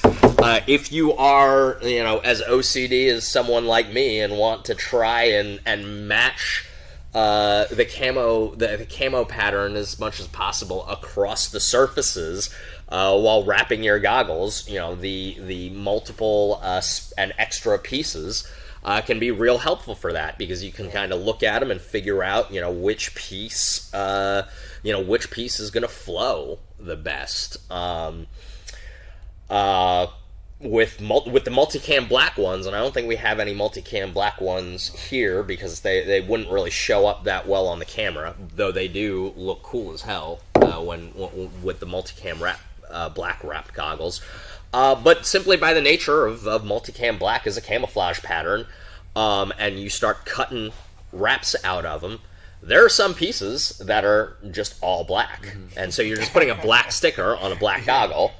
And so again, having those multiple pieces. So there's just a phenomenal amount of thought and care and effort that goes into each one of these goggle designs. And other than one dude who created a monster, and because he's got 30K in vinyl, bro, I don't think anybody else really has. I don't think anybody really has anything negative to say about them. If you don't like them, you can take them off. Like Will said, that they leave no residue, and so you're really not losing much. And I've never used another product that's as accurately cut as those things. I mean, there is absolutely no gaps in areas, and there's absolutely no need to trim anything. I mean, every pair has been just dead on. I've had guys get surprised where I've had customers where they're like, "Hey, do you think I should buy the multicam PVS?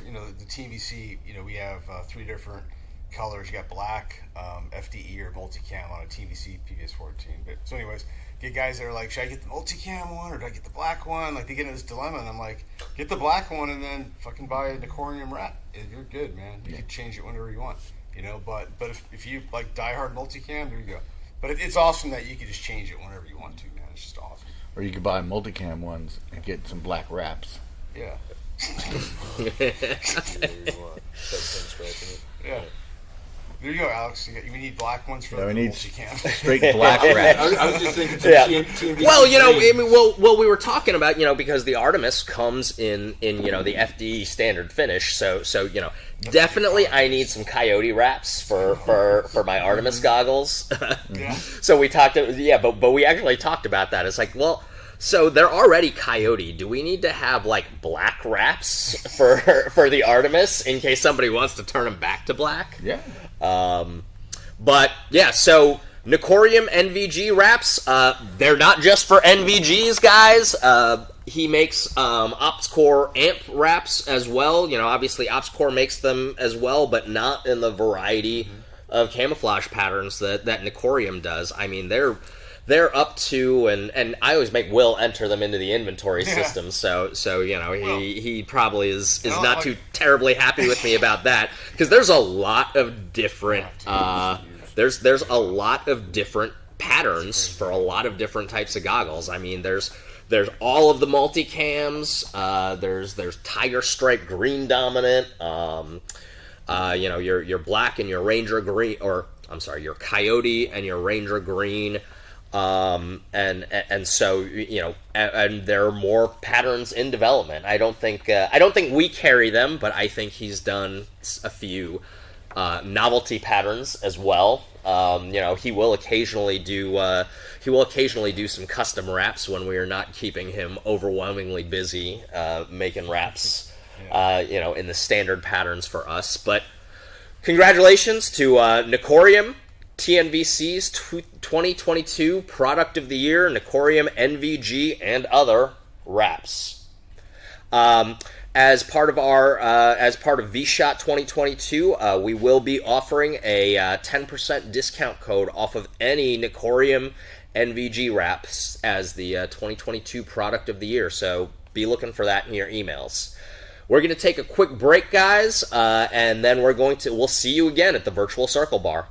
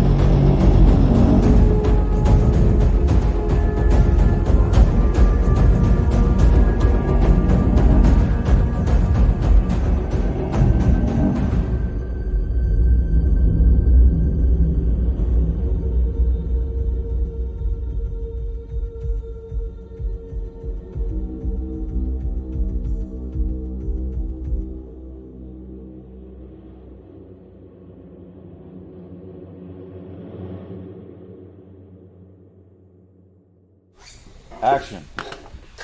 All right, ladies and gentlemen, welcome back to TNVC and Night Goggles, virtual shooting, hunting, outdoors, and tactical televent, sponsored by Monster. No, not actually, but if anybody knows anybody, you know, I mean, we are a night vision company. Augie needs a personal sponsor. We're accepting sponsorship applications right now from Monster Energy. Actually, any beverage company that makes a stimulant. Really, yeah. Well, you know, do a little bit of the speedballing. But no, thank you once again. Thank you for joining us. Tonight is the final night of our vSHOTT 2022 presentation. We from everyone here taking part in the panel discussion, as well as everyone at TNVC and Night Goggles, and from the owner of TNVC and Night Goggles, Victor DeCosolo, we want to extend a personal thank you to each and every one of you for being with us and for watching and for all of your questions and engagement. Really, this is the reason, you know, you guys are the reason that we do this. We determine how long this presentation is going to last every night based on, you know, the questions that you guys ask, the amount of interest that you guys have in engaging us. So literally without you, the viewers, at home or wherever it is that you're watching from, without you, the viewers, this would not exist. This would not be happening. We wouldn't be doing this. So sincerely and truly, we appreciate it.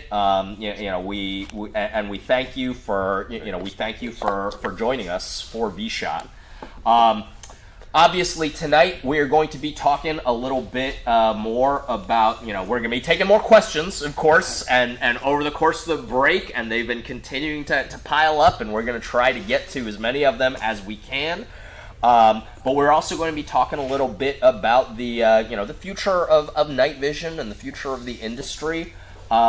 We are going to be doing at the end of the panel discussion. We are going to be doing our giveaway for an L3 Harris PVS-14 package, unfilmed white phosphor.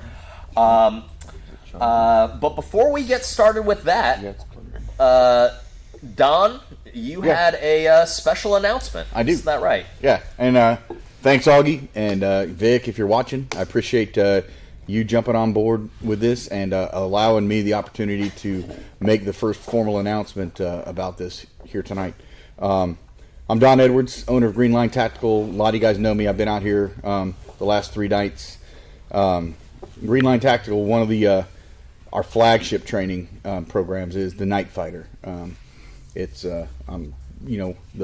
one of the founding authors of TNVC's Night Fighter program. This is what I do, and I've got a very special, first of its kind that I'm aware of, event coming up this November. And here you go. Here it is. This is the first time I've talked about it. My alumni got a little bit of a heads up, but it's called the Night Operations Summit. All right. It's 3 nights, symposium-style, summit-style training event. It's going to be November 18th, 19th, and 20th. That is the weekend before Thanksgiving, okay, of 2022. Location, Barnwell, South Carolina, at a place called the Government Training Institute, or GTI. It's a great, really cool place. It's a former nuclear facility. Lots of cool structures, indoor shoot houses available, outdoor ranges, lodging on site, by the way, so we can hang out after hours and not have to worry about it. If lodging's first come, first serve, but they also have camping. You can camp out wherever on there. Actually, there'll be a designated area there. Come on out. Let me talk a little bit more about it, though, and jump in there wherever. Yeah. It's at the GTI, the Government Training Institute. You can follow along with me right now. Go to greenlinetactical.com. It's in the classes section, right? It's yeah. Well, I mean, dude, that's where you're going. Why would I talk about it if I couldn't tell you where to find it? But there's also going to be sponsors that are going to be on board there, and those sponsors are going to be set up to either do demos. If they have product to sell to you, they're encouraged to bring that and stuff like that. And they're very key. They're almost all of them are companies that I either specifically consult with or have a very close friendship with, and they're also related either to us as a company, or specifically have products that are night vision and night ops related. And just starting out, Firearms Depot, John over there has been a good friend of mine, and he was the first one to say that he was in when I confided in him that we were going to do this. Second one was Vic at TNVC. TNVC is one of the sponsors. Roscoe Manufacturing will be there. Cobalt Kinetics, Blue Force Gear will be there. Unity Tactical, B.E. Myers, Dark Angel Medical will be out there, and then I have a few more that I haven't heard back from, so I'm not going to tempt you with those. But trust me, they're good people, and you're gonna like that kind of support that we're going to get, not only from them, but that we can also give back to them for all the cool products. So here's the download, guys. It's 3 nights. It's Friday night, Saturday night, and Sunday night. Every night you get to choose from what you're going to take, and I'll go over some of the gist of some of the classes. Most of the classes are 8 hours, so you're going to pick one class per night. There's 2 4-hour classes, so if you sign up for that, you're getting both of them, right? And that's just how it's going to work. Here's some of here's the guys that are going to be out there. Of course, I'll be there teaching. So a lot of you guys know Sam Houston. He'll be teaching a new program that we've been developing, and even more cool maybe than being on the range with him is he's going to be giving his technical TED Talks about stuff that a lot of you guys love, right? So during the afternoons, when we're waiting for the sun to go down, or we're waiting for the barbecue trucks to show up, Sam's going to be talking a lot of nerdy stuff that he likes to talk about. And then on one of those afternoons, John Dufresne, who's one of my guest instructors and one of my super close friends, is going to be giving a mindset brief or a discussion. So we're going to have stuff like that going on during the day, as well as hanging out with the vendors and doing demos, or vendor sponsors and stuff like that. One of my instructors, Eric Vargas, 2-time national All-Army sniper champ, will be doing night vision DMR, clip-on DMR type stuff. Jim Carter is going to be there, one of my instructors. Eric Butler is going to be one of the guys teaching. My other guest instructor is Chris Seislove, sitting right over here. So it's really a kick-ass lineup, in my opinion. And just a list of some of the types of classes that are going to be out there. I'm just going to tell you the name of Eric's class. It's called Dark Lab, and you want to take it, man. We got one called MVG Rifleman. It's the new program that we've been working on for the past year and a half. Right, clip-on DMR, I already threw that one out there. I'll be doing one of those nights. I'll be doing a passive optic shooting clinic, and we got one of the things about it is it's not just night vision. It's about night ops. So some of these classes are low light specific. Duffy's going to be doing NVG1, NVG on the move, low light carbine. I'll be doing low light pistol. I'll be doing some low light shoot house stuff as well. So we've got all kinds of different stuff going on that you can choose from. It's not just gas it up and burn it down with your nods and your lasers, right? So a lot of thought's been going into this. This has been in the works for, seriously for the past year, but I've been trying to put something like this together for quite a while. The venue is awesome. The guys out there that run it are, super user friendly. So it's going to be a great place, great time to do all this stuff. What else? Yeah, you're here. You've been helping me with this. You mentioned lodging, right? Right, lodging on site. So there is lodging on site. It is a first come, first served basis. There's plenty, but there's not enough for the maximum amount that we're going to cap it at for the event. Sure.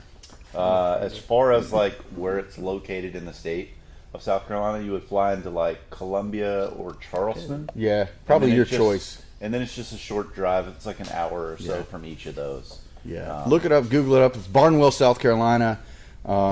It's probably the closest kind of big city is Augusta, Georgia, actually. Yeah. Actually, the director of training there lives in Augusta. It would probably be, I would recommend either Augusta or Charleston to get, because that's... or wherever your favorite airline has the best rate to get into. That is also true. I mean, But... and I'll give you guys a heads up right now, that lodging on site is first come, first serve, and there's not enough for everybody that we're expecting to be there. Yeah. At least enough for over 50%. There are a few hotels or motels in town there in Barnwell. Check them out. But like if you're an overlander with a Sprinter van or something like that, or you want to go in with some guys and get a motorhome for the weekend, there's a big area they'll designate out for us to camp out. It's going to be November in South Carolina, so I'd make sure you have some sort of shelter. Don't be like, I'm gonna sleep out under the stars only. Well, bring your Gore-Tex, because it's probably going to rain on you. Yeah, it could be really hot, or it could be really cold and wet. It's a humid cold, guys. Yeah, it's which is not a fan. Not as fun. What else?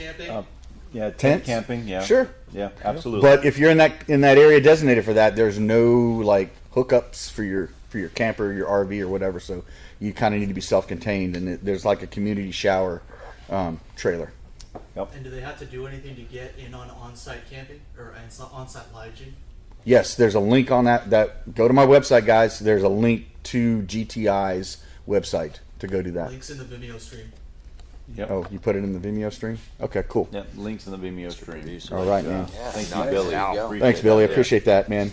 Oh, I want to shout out to Billy's sister, Molly, who isn't here because she just had a baby. But she's the one who actually is responsible for making sure this thing went live on my website in time for us to talk about it right now. And she's a badass. I gotta tell you. Yeah, great.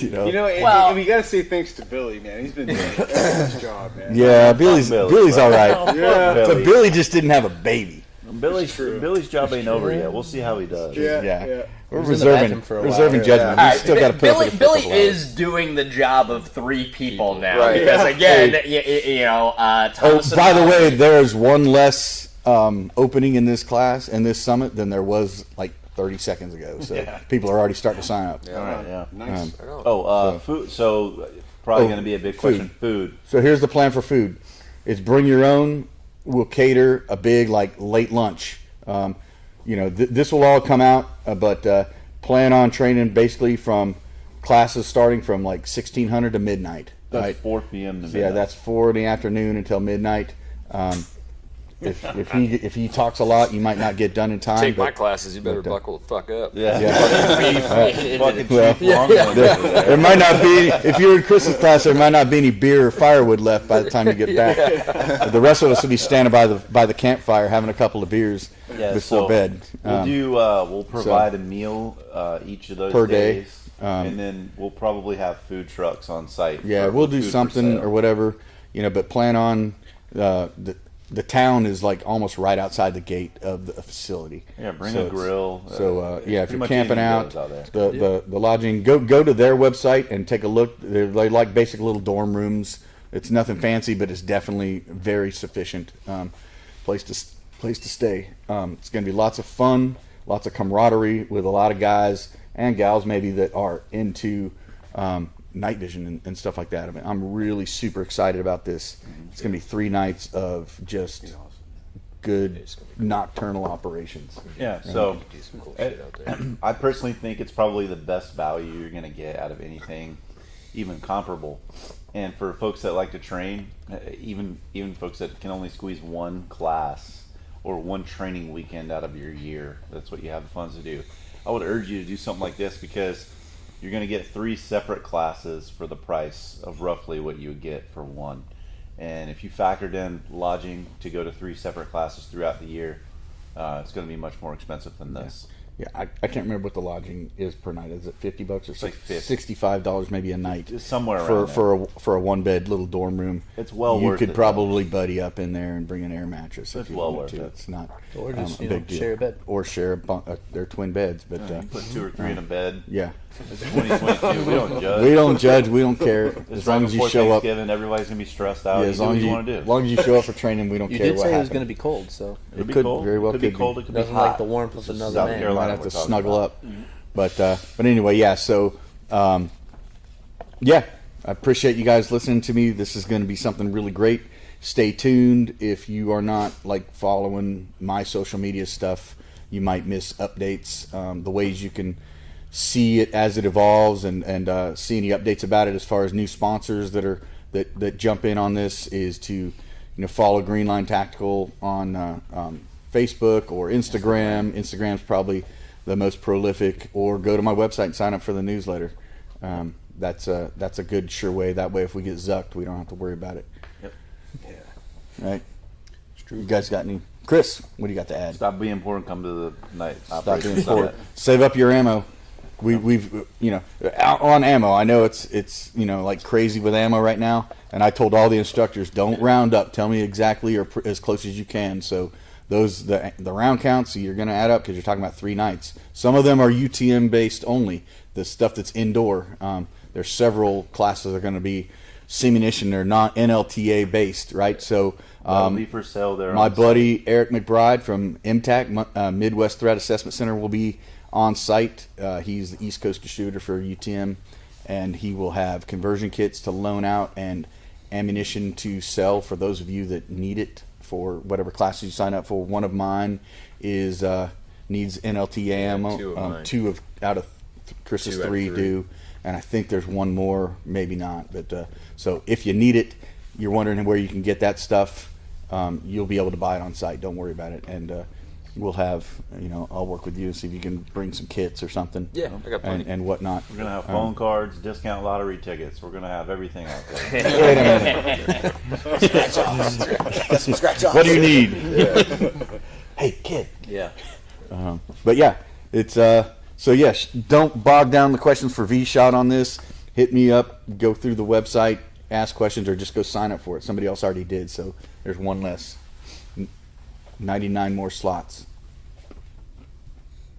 Thanks. All right. Thanks for Sounds giving me good. the time. I mean, Thanks, Augie. Yeah, that'd be a good weekend. I am always going to be a fan of the more that happens in South Carolina. So I What, thank you for what that. you're saying is yeah, you're gonna make sure you're one of the TNVC representatives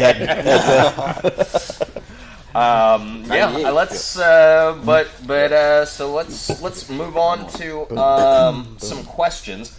There seem to be a lot of people who are really interested in our clothes. Various questions about plaid, my plaid, about which one of our shirts has the most starch in them. I think this is like a Wrangler relaxed fit from like Target. You look or like something somebody like shot you with a wrinkle gun.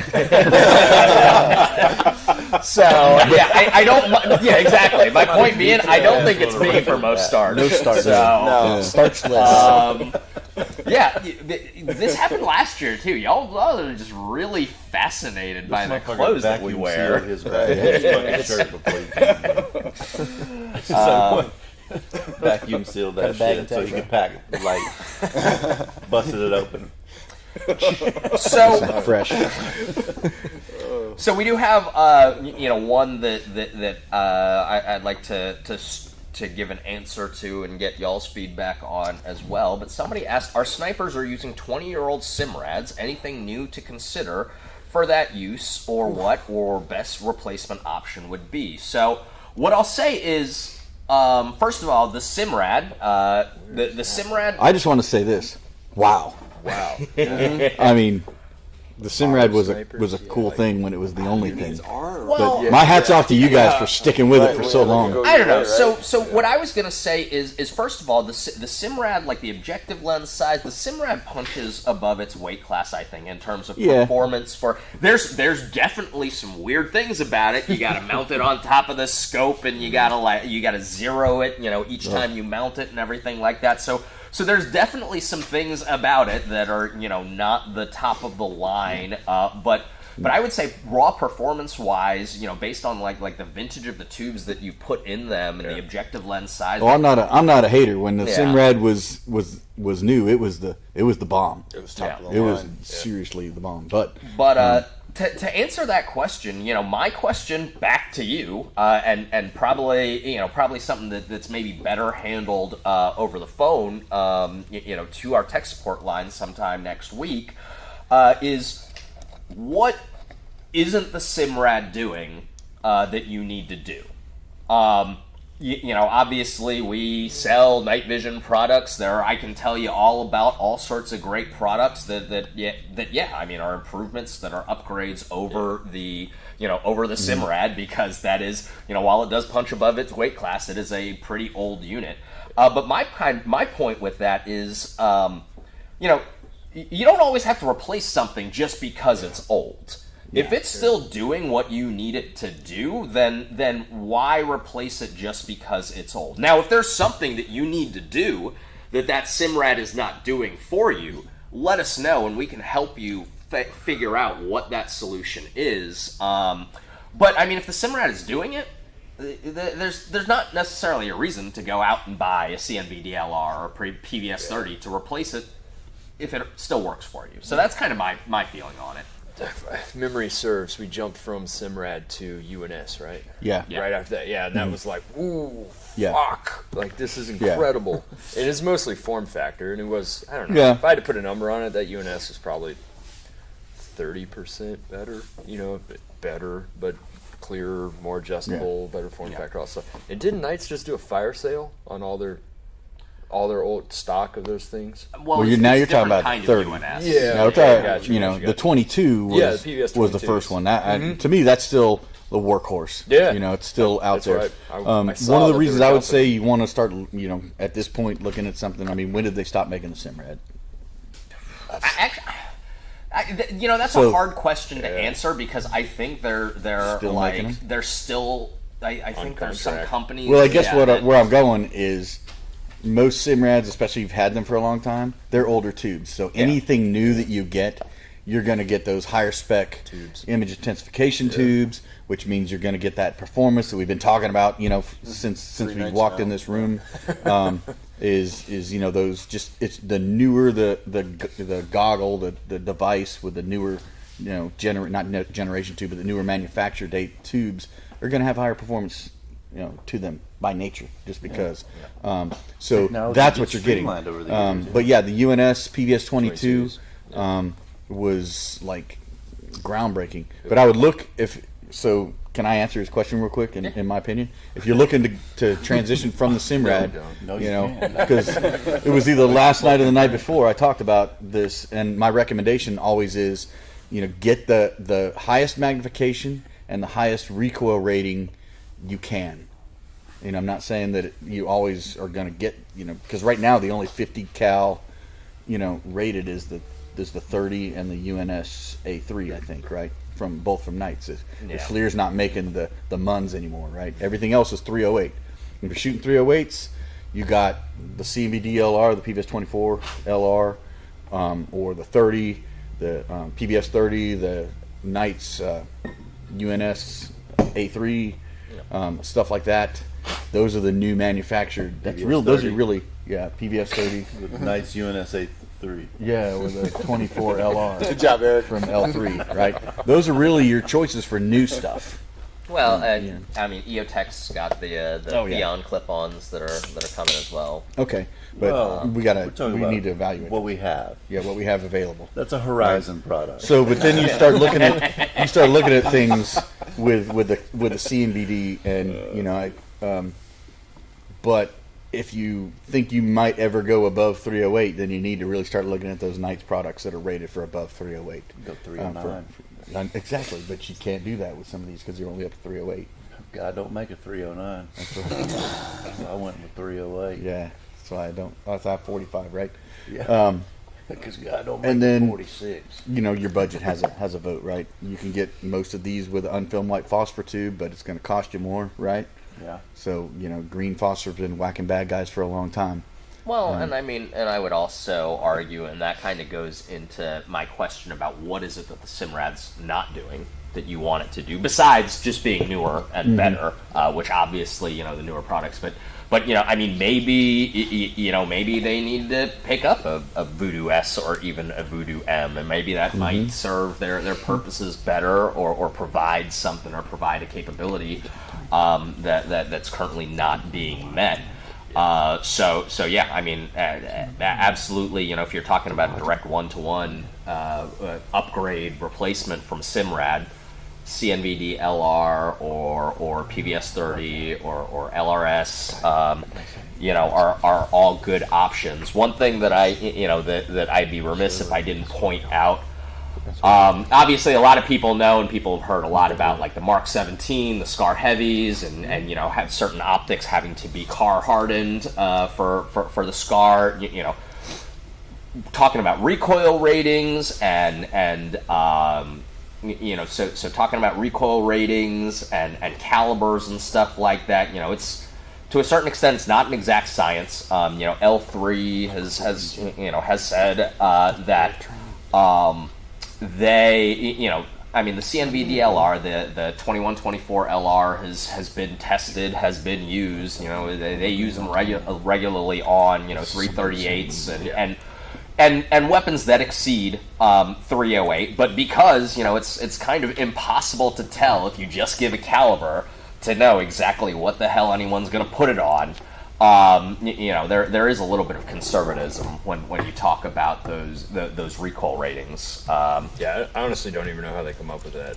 Like, what are those test parameters? Because recoil is not like a function of the round. Like the weight of the weapon and all that stuff. It varies like greatly. But it's all they'll promise. Yeah, it's all they'll warranty. I understand absolutely why they have to do that. Well, and sometimes that goes back to what we were talking about last night too, about like how certain products are built to certain requirements, and so there's an extent to which when you talk about so take the PVS 24, the CNVD, and rated to 5.56 or whatever whatever it is that you want to say.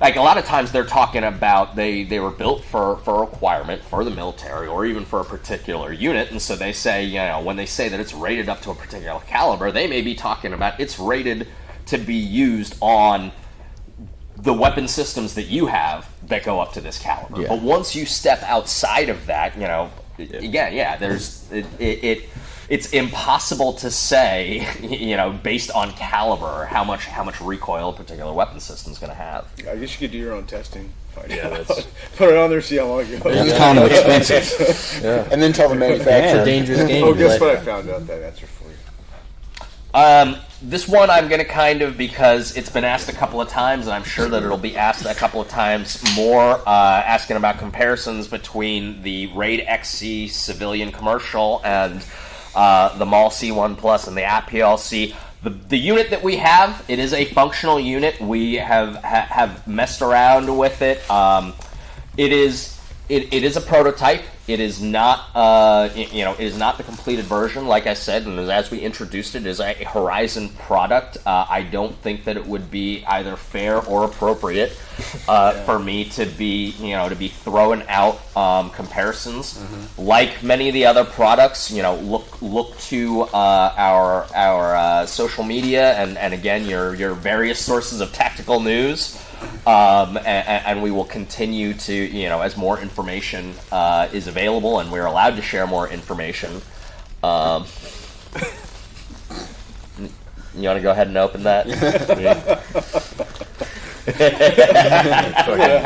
fucking honey bun. It's about honey bun o'clock. Yeah. Oh my god. So, yeah. I'm not going to directly answer that question right now. It's a prototype unit. We have not used it enough that I think it would be fair or appropriate to give those kind of comparisons right now. I will say, I'll reiterate and mention again that it is a VCSEL-based illuminator. So it does use that same kind of technological infrastructure that's used by the Raid X, the Raid XC, the NGAL, and the MAL. The ergonomics are nice. I could say that. OpsCore or MTech helmet. So Josh, you've gotten MTech. So do you want to? I mean, I think I think literally all of the rest of us are rocking OpsCores. I have an MTech helmet. I have an MTech carbon fiber. Yeah. It's an old one. So, I mean, tell us about the MTech. I love my MTech. It's very comfortable. I've used pretty much every helmet that I've used OpsCore helmets. I've used my MTech helmet. I've had the Cry. I've had obviously ACHs, and I've had a CVC cool guy cut done to it that was super heavy. I've pretty much used a lot of them, bumps, and I've actually had a Team Windy. They're all pretty good. The MTech, I really like the way it comes down. I mean, the whale tail on the OpsCore, I can't lie, that thing's amazing. It feels so good. Are you talking about the Lux on? Talking about the Nate pad? No, whatever we call it. Basically, the way it the cradles SF the one. back of your skull. Yeah, it really supports night vision super well, and that was the one thing I really like the MTech. The way it comes down low supports night vision really well. But the OpsCore does. I don't think you can really go wrong You can't go wrong. I don't think there's a bad choice that you can make with the the big three. Yeah. Yeah, there is. It's been off interesting court, to- nothing. It's been interesting to see in the last couple of years, like the like 05, 07, 08 time frame, like the counterweight was mission critical because those fucking helmets suck so bad. The way that the suspension systems, as the technology for helmet suspension's gotten better, like to be honest, the true need for like legit counterweights has kind of gone down, like because Or it's fit not better. quite as much. Which, Yeah. I find myself sometimes not using all the weight in the Mohawk. Yep. Or thinking I could probably take a little bit of this out. Yeah, And you're right. I wore an OpsCore Fast SF with 31s with nothing on the back for quite a while, and it was like, yeah, this is not a problem. You know what I mean? I finally put a battery pack back there for like more power, and might as well. More power. Well, I mean, you did finally give in more power. Yeah. Right. Yeah.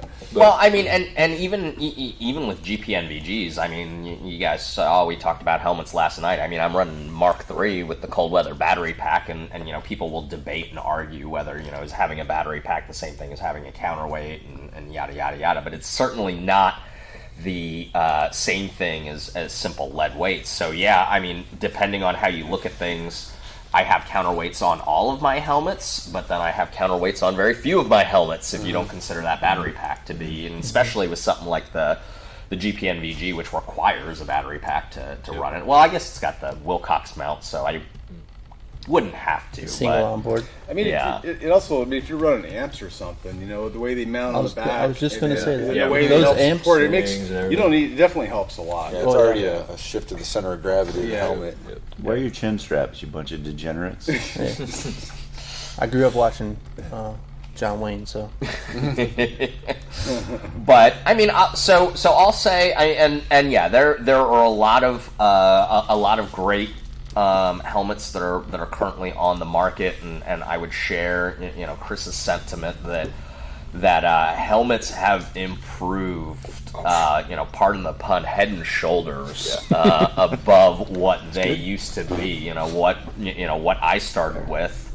But I do personally think that the OpsCore, vented Luxliner, Fitband, FTHS suspension is the best suspension currently available on the market. Spent a lot of times wearing a lot of different helmets, use a lot of different night vision systems for the stability that it offers, and people.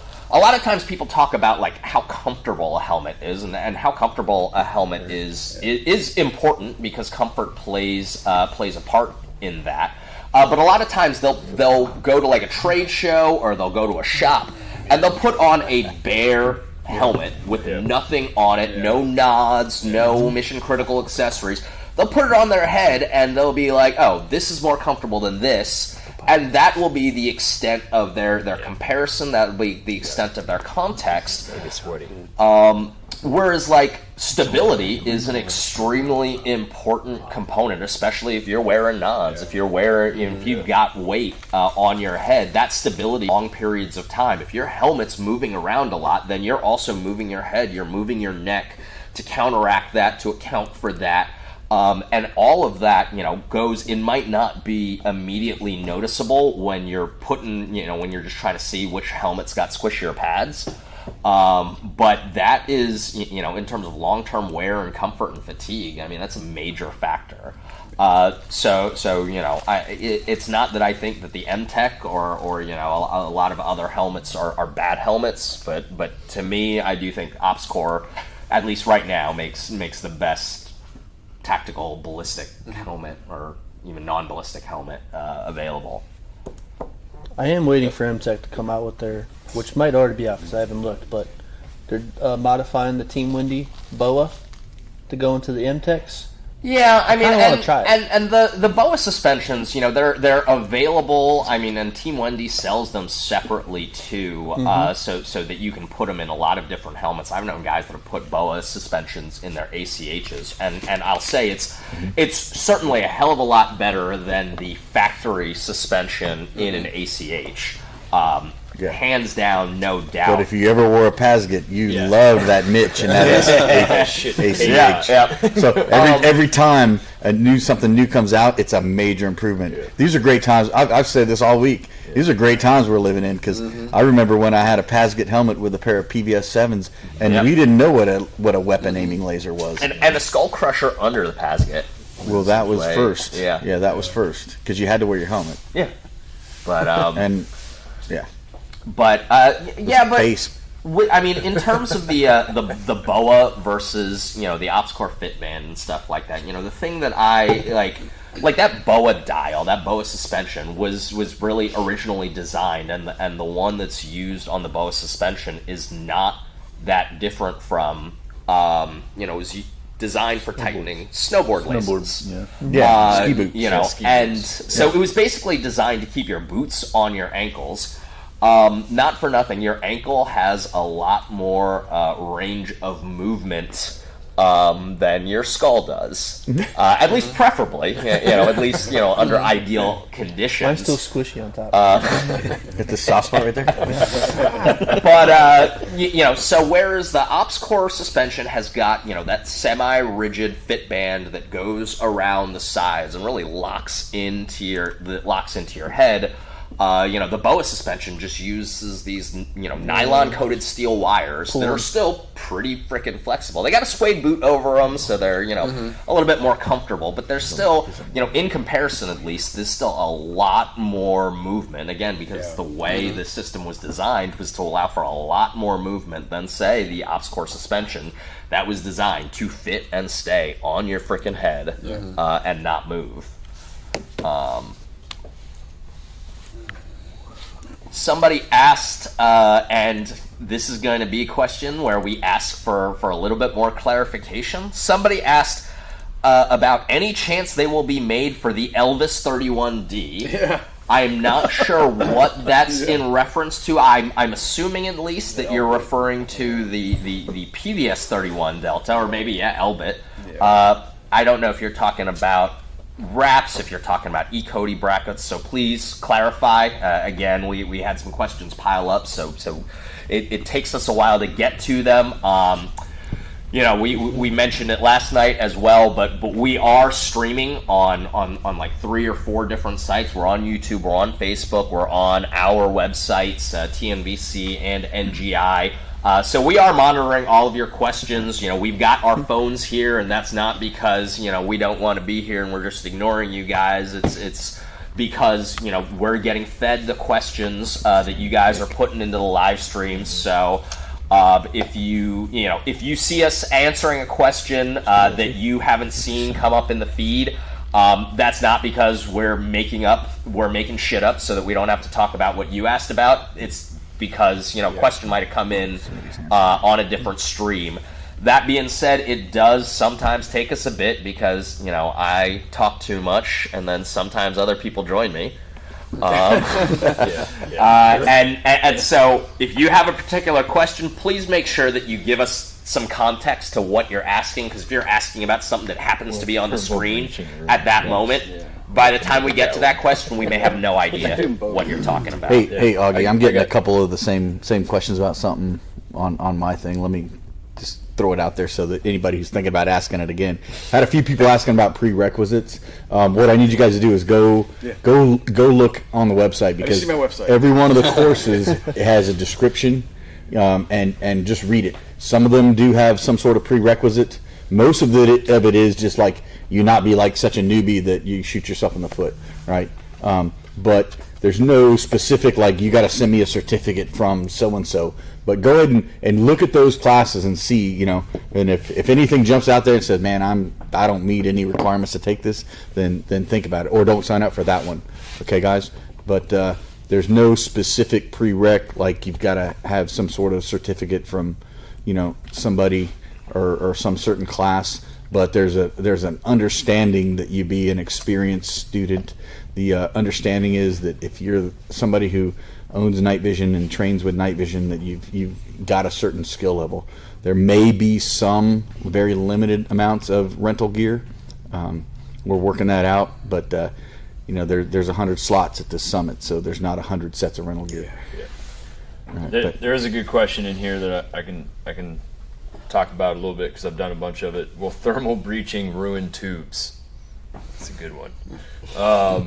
So you've ruined a lot of tubes. Yeah, a couple things. If you suck with the Broco torch and you catch like a face full of slag, coming off while you're cutting, it's going to ruin more than just your tubes. Yes, exactly. It's going to ruin more than your tubes. But ruin your day. Thermal breaching is not something we're doing covertly anyway. So they don't ruin the tubes because usually you're cocked up and you're blowing a Broco torch and slag's going, and you're not taking 30 freaking minutes to do it either. So no, thermal breaching doesn't ruin tubes. Oh, you had one more too. Right? I guess if you stared at it, if you stared at it long you're enough, gonna get some burn in. Yeah, you got that one. The goofy. That's a technique issue. Yeah, can Chris talk more about the goofy nods concept? Why won't it work for folks with eye problems?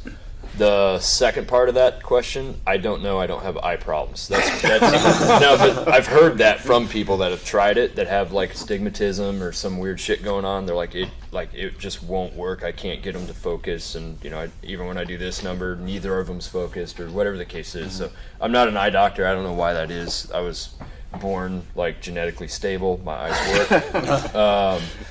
I have a lot of eye problems. I can do it. It's not my preferred way of doing things, but we were actually talking about this offline earlier.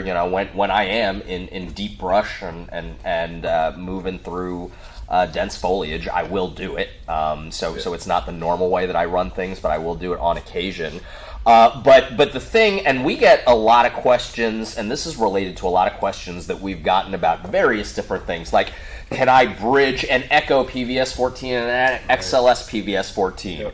It's the PVS-14 and breach or other sort of head-mounted thermal questions that we get.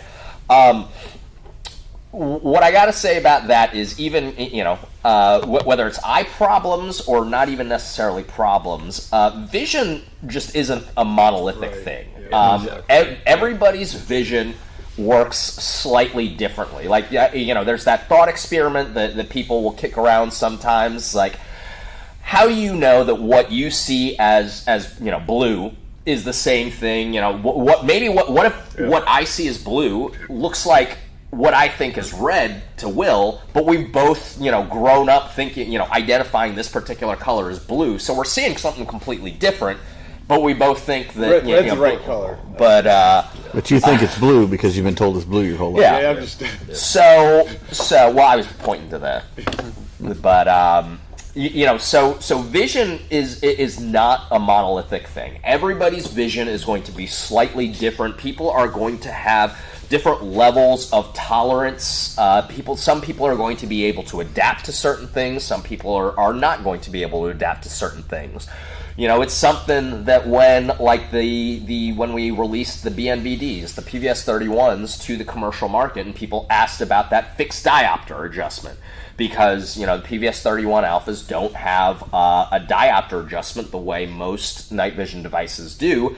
They have a fixed diopter adjustment, and there are some inserts that you can switch out, but that, negative 0.5, and we said that at the time when we released them, is supposed to, be usable for 95% of the population. Mm-hmm. But that still leaves 5% of the population for whom it's not going to work. Yeah. So, again, it's one of those things where we can do our best to share with you our personal and individual experiences and things that work for us, and give you, ideas and give you tools to try.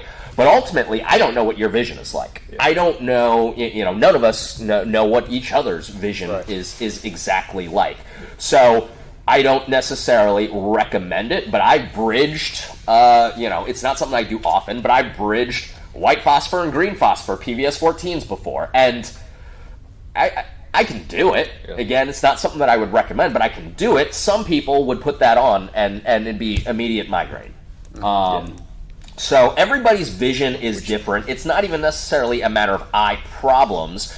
When you're talking about something that's kind of, designed for aviation use, like Chris mentioned, or special operations use, where there is certain standards, including for visual acuity, which discriminate even further beyond kind of the norm of the general population, you can get a little bit tighter with those things, and anything outside of those parameters are eye problems.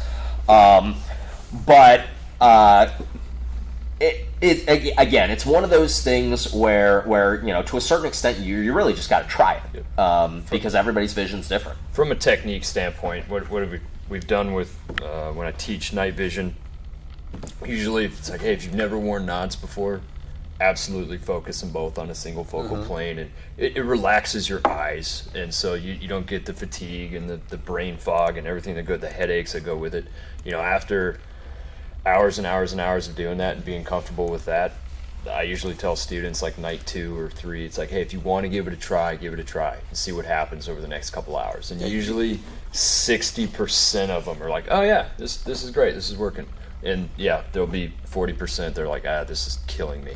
But if you get a headache, it's not because it's not working, it's because your eyes are muscles. Like, if you're untrained and you don't do this stuff very often, I can stick your ass behind a 40 power spotting scope for 5 minutes like this, and you'll get a raging fucking headache, because your eyes are just not used to doing that.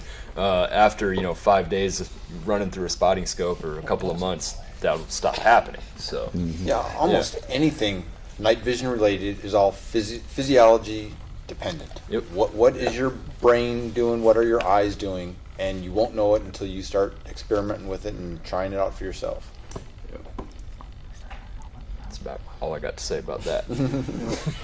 I guess I'll cover this one real quick, because I've been pretty familiar with dual PVS 14 bridges and all that stuff. So this question is there a helmet mount system for independent monos? Yep.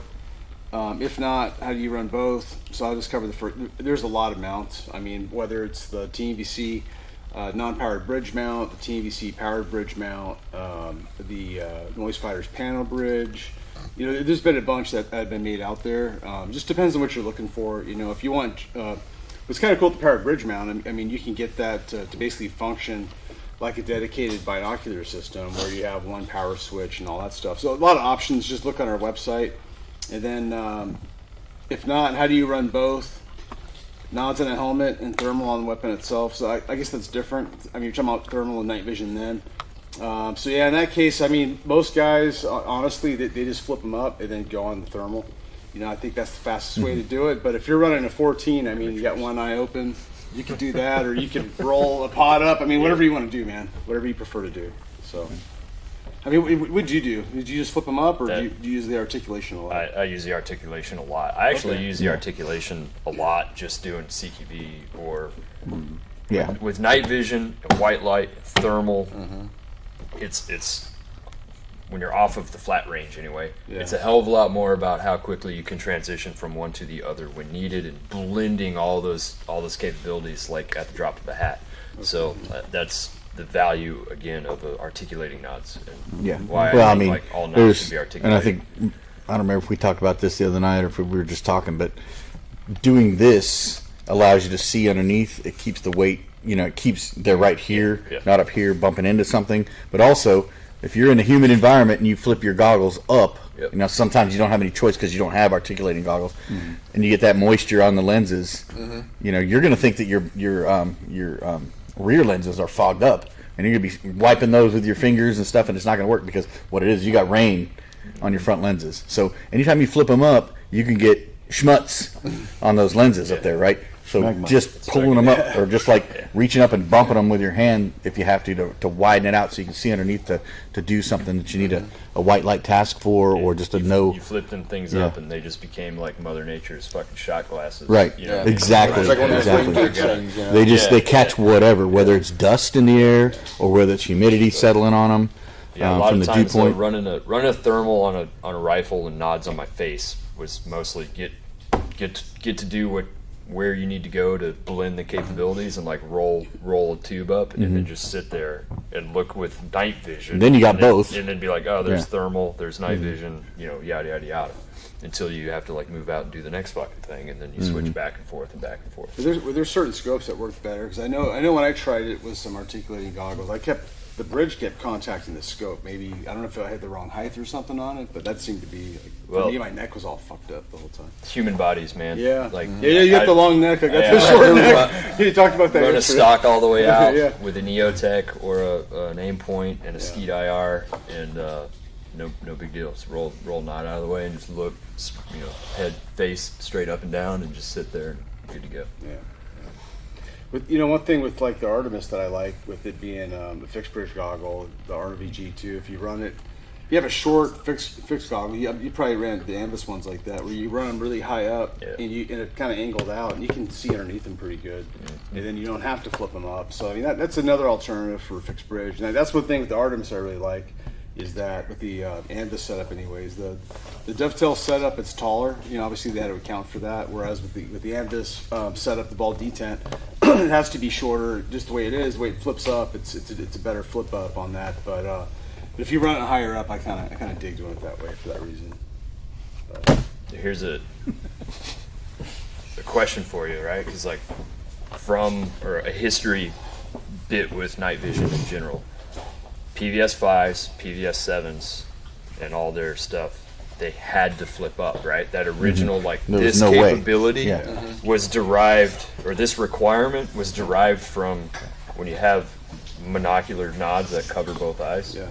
You can't blend back and forth between white light and IR. It was all the way one or all the way the other, right? And then when 14s came out, which 14s, the requirement for PVS 14s was it was a dedicated CQB knot. There's no reason in the world that you ever flipped up a 14. You know what I mean? You just, whatever, it's light in here, it's dark over there, I got this eye, I got this, and you switch back and forth, you just never flipped them up. Because prior to 14s with 7 deltas, when you were going into a structure, you had to make the call. You're like, we're going white light, we're going IR, because you cannot. You didn't have a choice. So we're either flipping these fuckers up and we're going full tilt boogie white light, or we're leaving them down and going full IR. But it's interesting from a requirement standpoint with newer nods.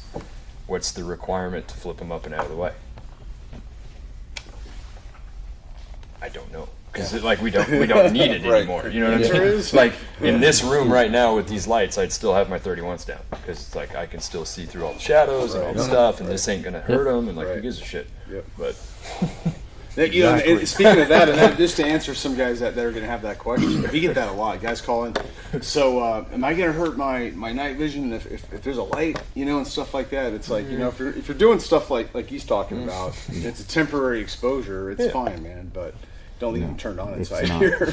Yeah, don't stare at that light for 5 minutes. Right. Yeah, I mean? But the auto gating. It's not an issue. Yeah, I mean, it's natural to come back after a hit on something or whatever, and you're going to see little gray squiggles, across your tubes and things like that. Just wearing them over the course of the night in a darker environment, most of those are going to go away. Yeah.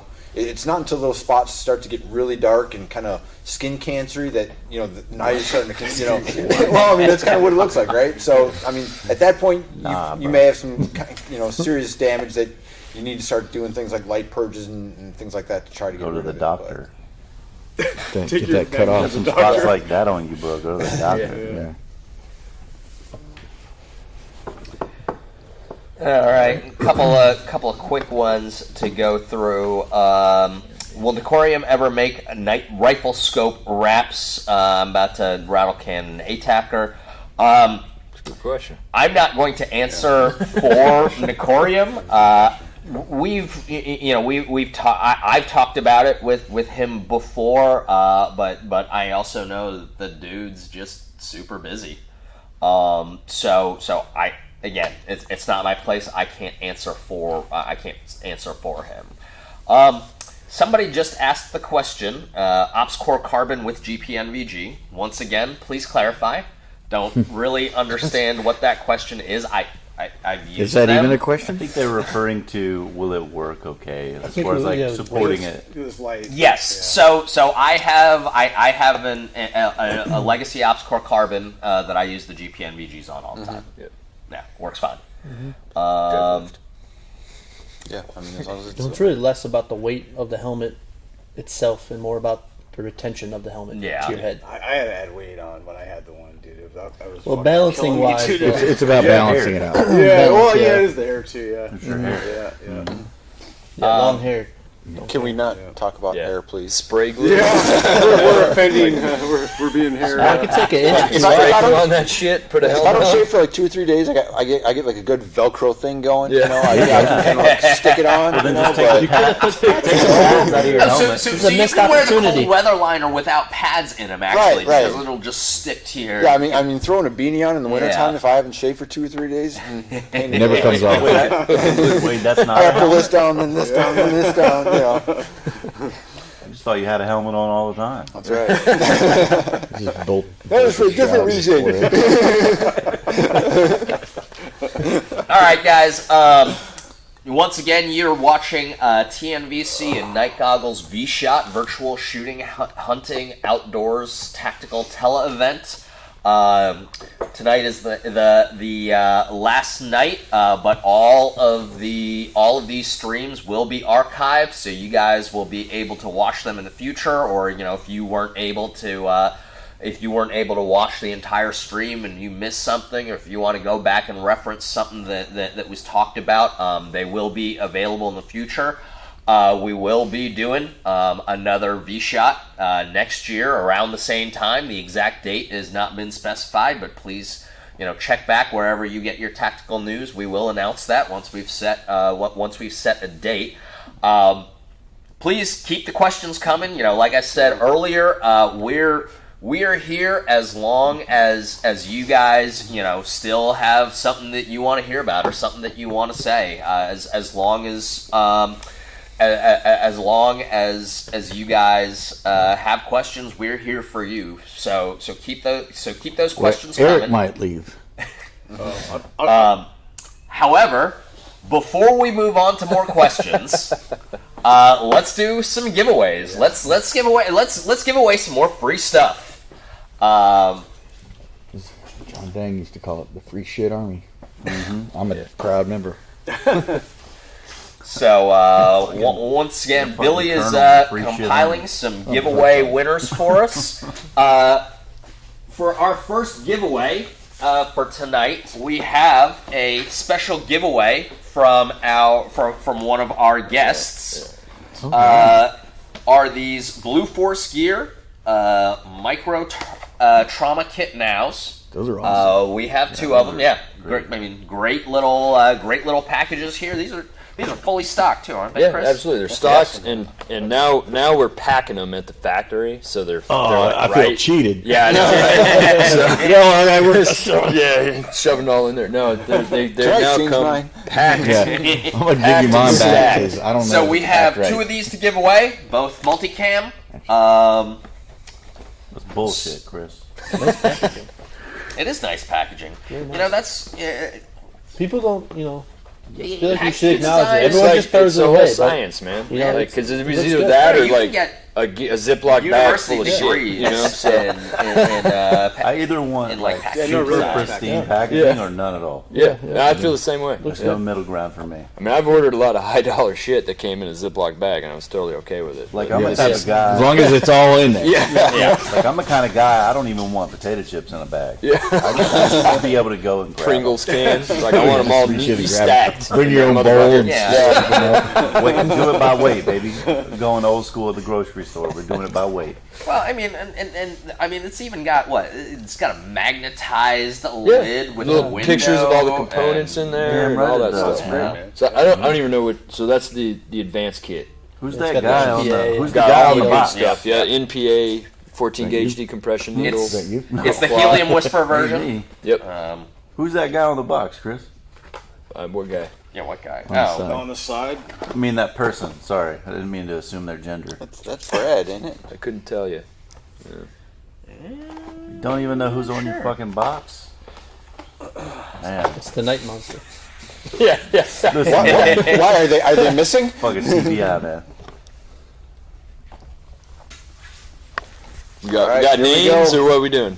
All right. So the winner of the first Blue Force Gear Micro Trauma Kit Now Advanced Kit is Paul C. Got a name. Paul C. Paul C. Thank you very much for putting your name in. The winner of the second Blue Force Gear Micro Trauma Kit Now Helium Whisperer Advanced Kit Multicam is BR-1997 at gmail.com.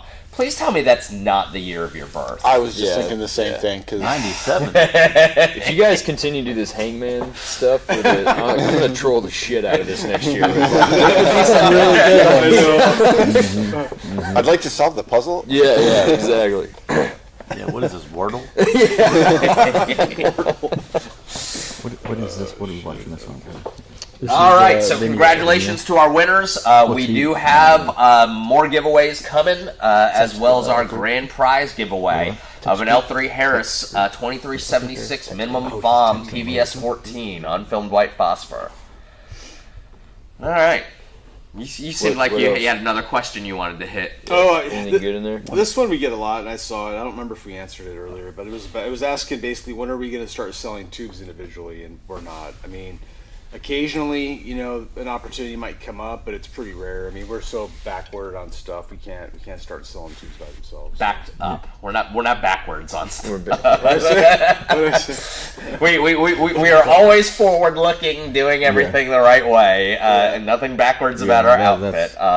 But yeah, I mean, there's no extra tubes laying around. Right. Yeah. They got places, they got homes to go to. There's I mean, we've sold additional tubes when we've had capacity. Capacity in the night vision industry, and really in all industries, across all markets, has been a bad joke, especially in the last 2.5 years. So there's your answer.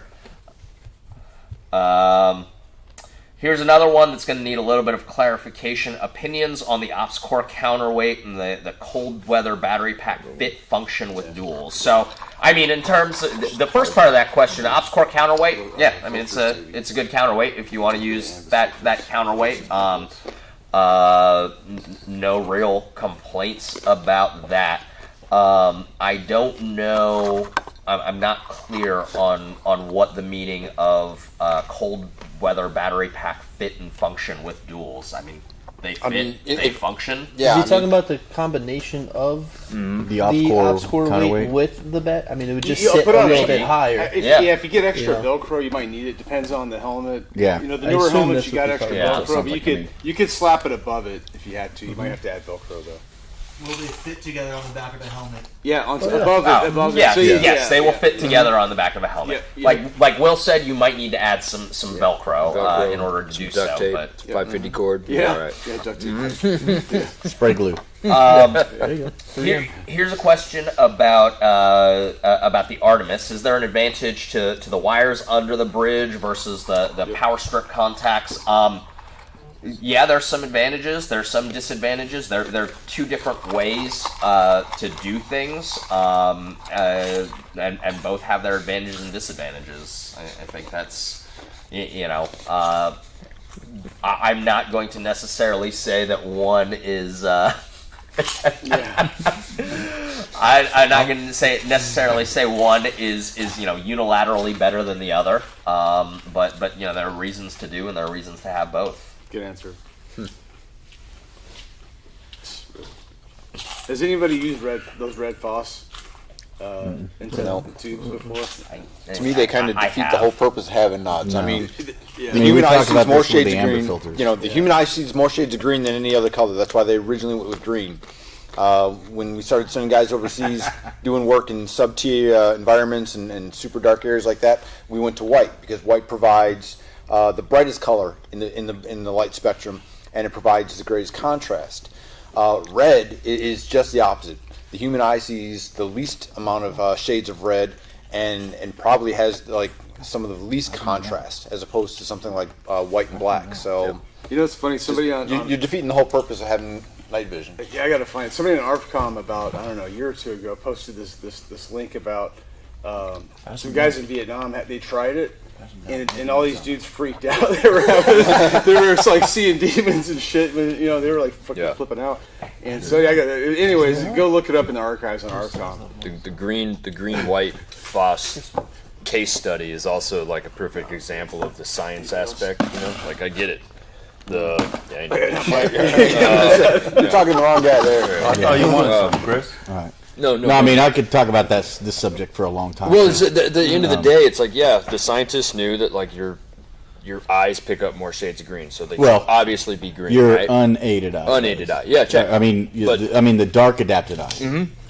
But as soon as you look into that green light, your eye is no longer dark adapted. Right. So therefore, 28 minutes it doesn't work as all well over as they again. thought it would. Right. White. So when you're looking at a green screen, you're engaging the photoreceptors that see green. Yep. When you look at white is the sum of all colors. You engage many more of your photoreceptors. That's why white is better. Okay, that's one of the reasons why white is better than green, because you're engaging. It's biology and physiology, right? It's not anything else. So what we used to think about green being superior was flawed because it was based on the night adapted eye. But as soon as you look through a night vision goggle, your eyes are no longer night adapted. Right, so that's one of the reasons we discovered recently why we perceive better depth perception and visual acuity under white screen, whether it's filmed or unfilmed, is because physiologically our eye, we're using more of our eye, right? And it really doesn't have as much to do with, some of the other things. So that adds on to why the white phosphor just in and of itself gives us a better perceived picture. Well, there's also, there's also a really simple way to think about that in terms of, obviously our natural vision, for most people at least, sees, a wide range of colors, but even if you take consumer electronics, for example, something like a television screen, that is used by far more people, has been used by far more people than night vision goggles have. It's a similar kind of situation because of the way, and at the time they were tubes, cathode ray tubes, but they were tubes, and they could only produce shades of a single color. And what do you know? We had black and white televisions. We didn't have green televisions, because that is the closest, easiest, best way to see things if you have to see a monochromatic image.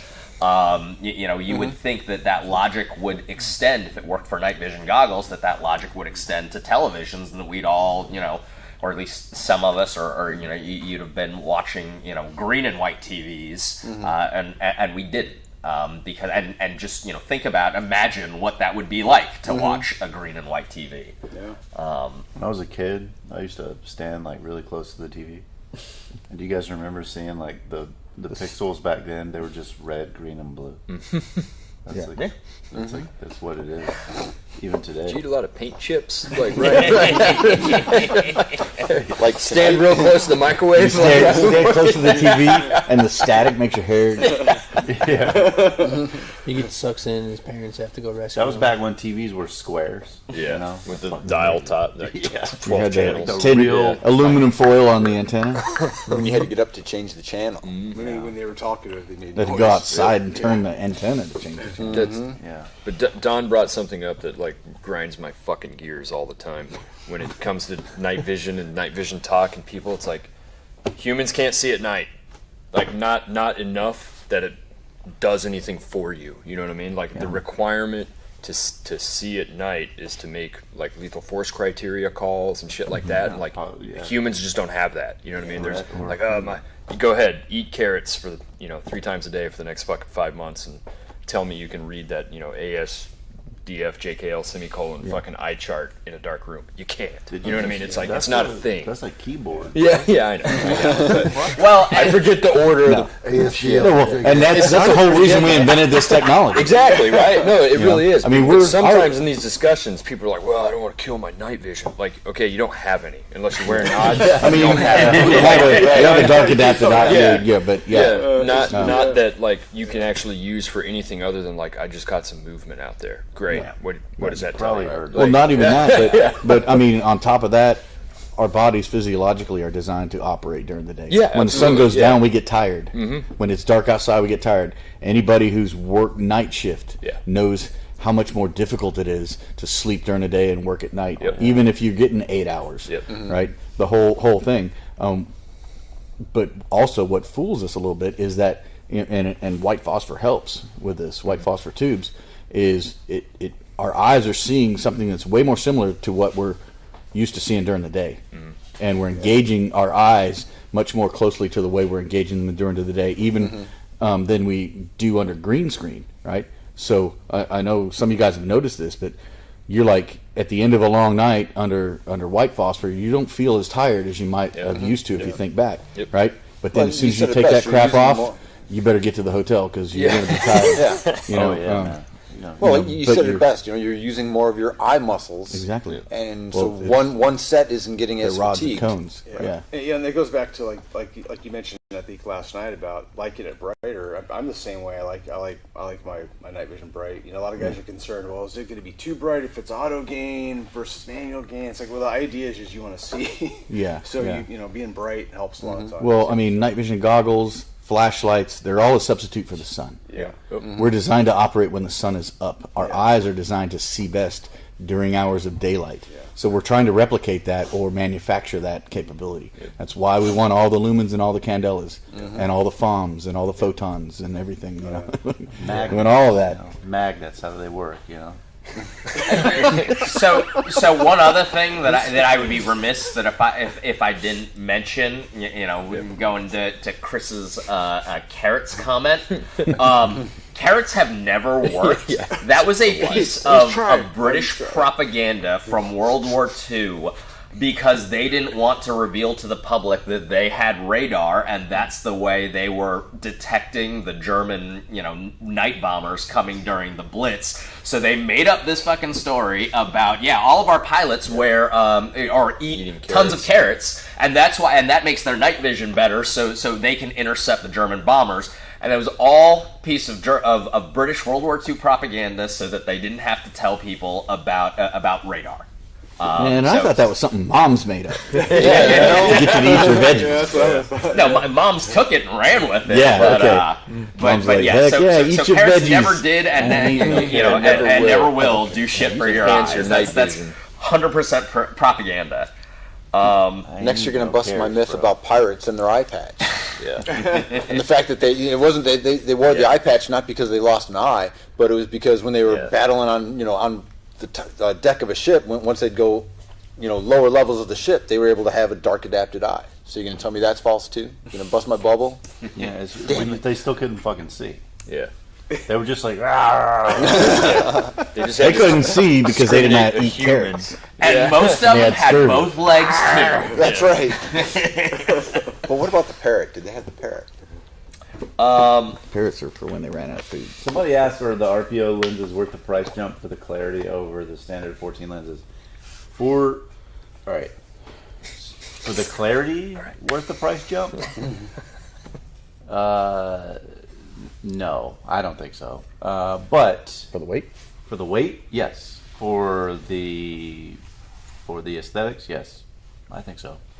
But that's with a set of duals, though. I don't know about a 414. I don't think I would care that much. Yeah, I mean, I don't think that there's enough of a clarity jump or clarity improvement or optical improvement in any way that. I mean, I would say, if you want to pay that much to cut the weight, then they're worth it. Weight's the reason to get them, not optical quality. And so we talked about this before when we were talking about them directly. For PVS 14, and this is just my opinion. Different people have different priorities, budgets, needs. For me personally, I don't think it's ever going to be worth it for PVS 14 for the cost, for the cost increase versus the amount of weight that you're going to save from one set of lenses. I mean, it's going to be lighter, but I don't think it's going to be that much lighter to be worth that to be worth that price. With a set of duals, because you're doubling both weight gains and weight savings, I think that there's more of an argument to be made for it being worthwhile. All right, before we move on again, we're going to do a couple more giveaways. Josh, I believe you had a giveaway item. Yes, I do have a giveaway, Adam. I'll be giving away one of my TSCs, the Second Coming, which works for the Act in Black DTNVS, the adapter to be able to use the battery packs that we've been talking about all night. I don't know if I'm supposed to read. All right, so the winner of the DTNVS TSC, the Second Coming of the DIC, the DTNVS integrated cable connector, is Ted F. I hope that you have a DTNVS, Ted F. It's kind of crucial. Listen, here's the deal. Here's the deal, Ted. If you don't have a DTNVS, sell it or something. I don't know, man. Yeah. What do you want? He'll sell it. What do you want from it? Yeah, you can, and I will say they come into stock fairly rarely. There's a lot. So if you have one, I mean, sell it on Facebook, sell it on AR15.com or wherever. Give it to your buddy, man. You'll find a buyer for it. You can walk around with a dick in your pocket. Or buy a DTNVS, available, at TNVC.com. What a good excuse. Yeah, there you go. I mean, it's like, when you have a spare part and it just grows into a rifle. Yeah. It's like, I have a spare firing pin retaining pin. Obviously, I need to build an entire rifle around this thing. Of course. The logic aligns. Yeah. The retro guys will really get into that too. If they get like one really obscure like rare part, and then they'll they get one obscure part. They get like a charging handle for like the first version of the AR-15. Next thing you know, they spent like $5,000 on getting all the parts to the to the first generation AR-15 Colt Model 601. That's how I do with NFTs. It's $10K. It's just a picture of a fucking monkey or some bullshit. I just screenshot. Screenshot. Now I got an NFT. The next giveaway is going to be a TNVC NVG PPE. So that's the night vision pouch and field cleaning kit combination. And that is going to be Monty W. Monty W, you are the winner of an NVG PPE and the field cleaning kit. For the next giveaway, unfortunately, Will's modeling most of it. It's going to be the TNVC hoodie, TNVC hat. Oh, that's not the TNVC hoodie? Okay. But the TNVC hoodie, the TNVC hat, and the TNVC Going Hot booty poster is going to be NC-23@gmail.com. Leanna Decker. There's a long story behind that poster too. Oh yeah, a unique story. There's a long and unique story behind everything. Yeah. Everyone's like, "You want to hear it, Don?" I'm not the artist that drew it. Get Chip in here. Get Chip Lasky on the phone.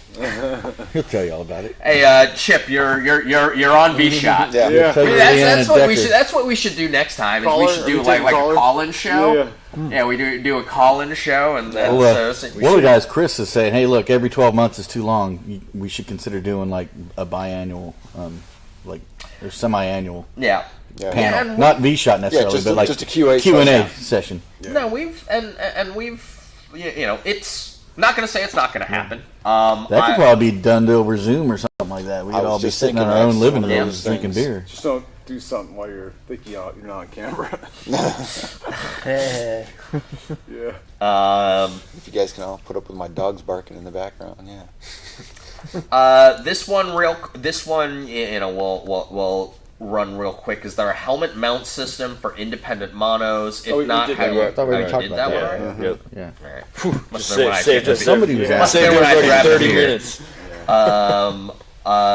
How much counterweight is necessary for the GPNVG? I think we already kind of talked about that, but it depends on who you are. I don't use anything but the battery pack, whether it's a carbon or ballistic. When do we predict that inventory will be returning back to pre-COVID levels? I'll tell you what, if I could answer that question then I would probably, I wouldn't be working for TNVC. I'd probably be working for some government somewhere or some hedge fund somewhere, and I would be far more affluent than I am now. TNVC will return to pre-COVID inventory levels when the world returns to pre-COVID levels, whatever the fuck that is. So I honestly really don't have a good answer for you on that question. So this is one that couldn't be some discussion.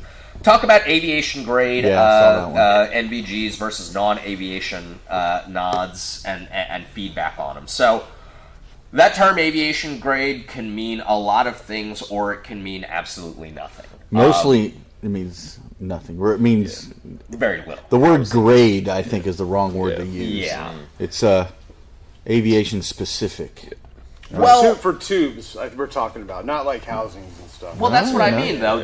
What's he talking about? Housings? There's a lot of things goggles. That you would be talking about. I think he's talking about UA versus UM, probably that whole thing. Probably, but I mean, the point. You guys is talk about that. I'll talk about the goggle. Yeah. Well, I mean, here for 3 more hours now. So the most basic answer to that question, think that probably what you're asking in terms of image intensifier tubes and grades, like so UA, which is unlimited aviation, versus UM, which is unlimited military, which is the standard that's used by L3 Harris for some of their image intensifier tubes. I mean, really, it comes down to slightly tighter tube cosmetics, so the number of allowable spots, particularly within Zone 1, and a couple of other small differences in some of those metrics. So that's ultimately the difference between UA and UM. I will say that TNVC's L3 Harris image intensifier tubes, they are a custom subset. They're custom selected from us as a subset of 18 UM tubes. But we actually have, and so some of you guys have noticed, we've gotten this question before, when they say their spec sheet says custom OID, and that, or there might be some additional numbers after the contract extension, and we're getting a little granular here. But so TNVC does actually have a custom spec that is not quite UA, not quite UM, but is ultimately selected from UM batches, which is why usually somewhere on the spec sheet it will say UM. It's something I got to say to you guys, man, because I probably talk to,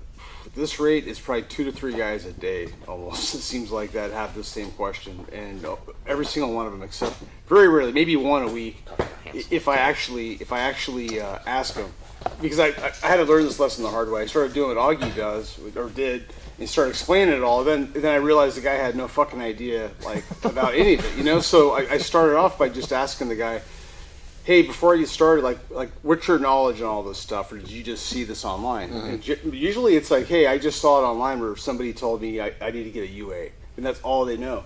And then they ask about it, and it's like Augie was saying, there's a specification difference because aviators, they have to have a system that's certified for flight. It has to be maintained on a regular basis. It has to be recertified. They can't have so the allowance for aviators is for no spots in Zone 1 or Zone 2. Zone 3 is allowable, and the difference is on the ground. So for a UM tube, that's a ground spec goggle. That requirement is not necessary because you're not flying multi-million-dollar aircraft, and stuff like that. So. But we offer a hand select process for no charge on TNVC built systems. It won't apply to the XLS systems or the Echoes and stuff like that. But on a TNVC mil spec system, minus the M914 alphas, the L3 Harris PBS14s, we offer a hand select at no charge. But same thing, just give us a call. I mean, I know Sam's done it a bunch. I've done it a bunch. Augie has. All of us where, we'll talk you through the specs and stuff because the same thing. I've talked to a lot of guys that are convinced that they have to have certain specs, but they really don't even know anything about what the specs mean. They're just reading stuff online. So, right. if you're talking about the housings and the goggle itself, what you need to remember is, and what's cool now is, like I was talking about over there, there's so many options now that are made for ground use, optimized for ground use. Back in the day when we got hand-me-downs from the pilots, we had to wear aviation goggles. Not got to wear, we got dual tubes. We got to have dual tubes, and the only way we got them was they were hand-me-downs. They were Ambus 6s and Ambus 9s and stuff like that. Nothing against you pilots out there, but it's not a real strenuous job sitting in a cockpit flying a helicopter or an airplane. So your NVGs don't have to be super ruggedized, right? They need, but you want them to be light because you're wearing them all the time. You're wearing a different type of helmet that wasn't initially designed to have NVGs attached to the front of them, at least in the beginning. Oh, and by the way, pilots need lenses that filter out certain colors of light so that they're not getting blinded by the cockpit lights. That filtering out of those lights on the Anvis lenses is not something that a dude on the ground wants to have, because there are some things that he won't see because those colors are being filtered out. I've had guys not be able to see their Viz green laser because they have Ambus goggles, and because now I'm not saying if you get a smoking deal offered to you on a set of Ambus 9s, that not to take up on it, but remember that, one, they're not rugged, and two, they're because Anvis means it's optimized for what a pilot needs. Not that it's necessarily better, it's better for what he needs it to do. Ground goggles are designed to be rugged and to see all the lights, not to filter out any colors that are gonna cause glare in the cockpit. And so that's where the mistake is, because I hear some guys like, well, I need Ambus glass. And why do you need Ambus glass? Are you a pilot? If you're not a pilot, you don't need Ambus glass, and you shouldn't even want Ambus glass, right? If, like I said, if you get a smoking hot deal on a pair and they fall into your lap for real cheap, do it, man. But you're gonna notice what I'm talking about if you. And they're not exactly delicate. Like we thrash the shit out of 6s and 9s. And they're not supposedly, like, they're not protected against moisture and water. And, right. But I've dropped. Goddamn, they're not gonna shatter if you look at them. And I'll be honest, I've broken some that have just fallen off of a small table, and I've thrown my Sentinels across the parking lot. And so they're not designed for the rugged use of. Absolutely not. So I'm not going to pay extra because they're aviation grade. Oh no, fuck no. No. It's so funny, man. When I first got into the ball detent thing, that made me a fan. I got a good deal on a set of Ambus 9s, and it was like within the first week, my old lady dropped them on our deck and fucking broke it in half. Well, and that's also talking about, and it's absolutely true. Ground guys. I mean, at the end of the day, as much as we, as many of us being ground pounders, love, think that we're the most important fucking people in the world. Usually, the fucking aviators, up to and including like panoramic night vision goggles. The aviators got them fuckers first. And they get that stuff first, and so for the longest time, just like in the military, an Anvis system was about your entry level, option to get into a dual tube system. If you didn't want to pay for, a brand new built, at the time TNVC Sentinel or what have you. So I mean, I agree with both of you. There's always going to be a special place in my heart for the straight up AVS 6, the Anvis. I do like them. I mean, they're lightweight. I mean, they're lighter than the 31s, but they also are most certainly not ground ruggedized goggles. There are some disadvantages that you have to be cognizant of because of those aviation filtering, filters, minus filters that are applied to the lenses. And oh, by the way, there's a couple of different aviation filters out there. Class A, B, and C, that filter out blue, that filter out red, and filter out, most green. or they're called leaky green, so they're minus blues, but they let some green. Anyways, I digress. The point is, a lot of ANVIS systems that you'll find on the secondhand market, and this is going to lead me into kind of an even further answer to this question. A lot of ANVIS goggles that you'll find on the commercial secondhand market are basically goggles that guys have put together because the ANVIS, the basic AVS-6, has been in service since 1989. That was when they were first fielded. It was 1989. And so there's a lot of surplus parts out there. They're older than PVS-14s. They were the first Gen 3 goggle systems that were ever fielded. And most people don't know the difference by sight between Class A, Class B, and Class C filtered objective lenses. So there's the possibility that you could get a set of ANVIS goggles that somebody put together in their garage that will filter out both blue and red in each guy. So there's there's a number of disadvantages there, and all of that is to say when people talk about aviation grade, so we've talked about aviation grade in terms of tubes. We've talked about aviation grade in terms of housings and system types. But there's also a third different thing that that could be referring to, and that's FAA flight certified.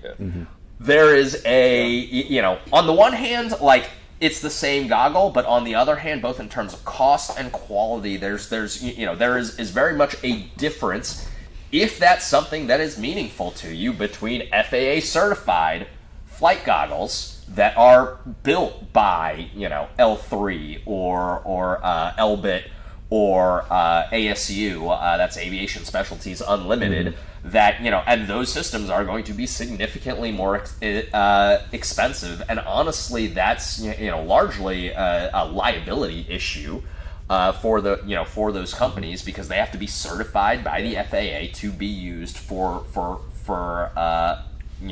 in-flight use. Just because you have an ANVIS system, just because you have something that vaguely resembles and uses the parts of an AVS-6 or an AVS-9, does not mean that you should go jumping in an airplane and start and think that you have aviators goggles and you can fly with them things. And, first you need to have an airplane, and you need to know how to fly it.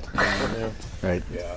And skipping steps. We get a lot of guys that call and they ask about buying goggles to fly their airplane. And you have to explain to them, hey man, that's a whole process. You can't just buy a PVS-14 and start flying. Well, you can do whatever you want. But these goggles aren't certified by the FAA. And I'm sure there are plenty of dudes out there flying their private, planes and helicopters with, whatever they want to do.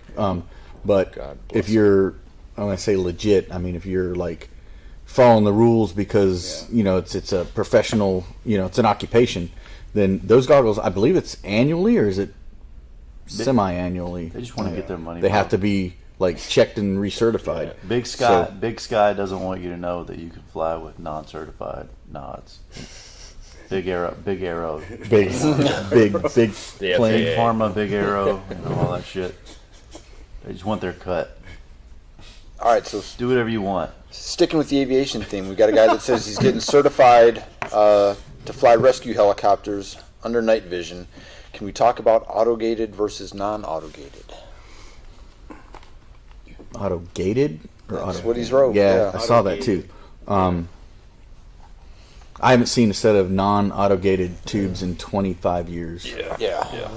I'm not sure. I don't know that they're... You might be onto this. I'm sure there is such thing as a Generation 3 tube that is non-auto-gated. No, there's definitely. But those are made for special purposes. Well, and so such. At this point, in order to get a non-gated tube from Elbit or L3, you have to special order. Yeah. So they can still make them. They do still exist. And I gotta say, before Omni, off the top of my head, I think before Omni 4 or 5, it was Omni 4, around Omni 4 or 5, which is roughly, it's in the early 2000s. I think it's about 2005 or something like that.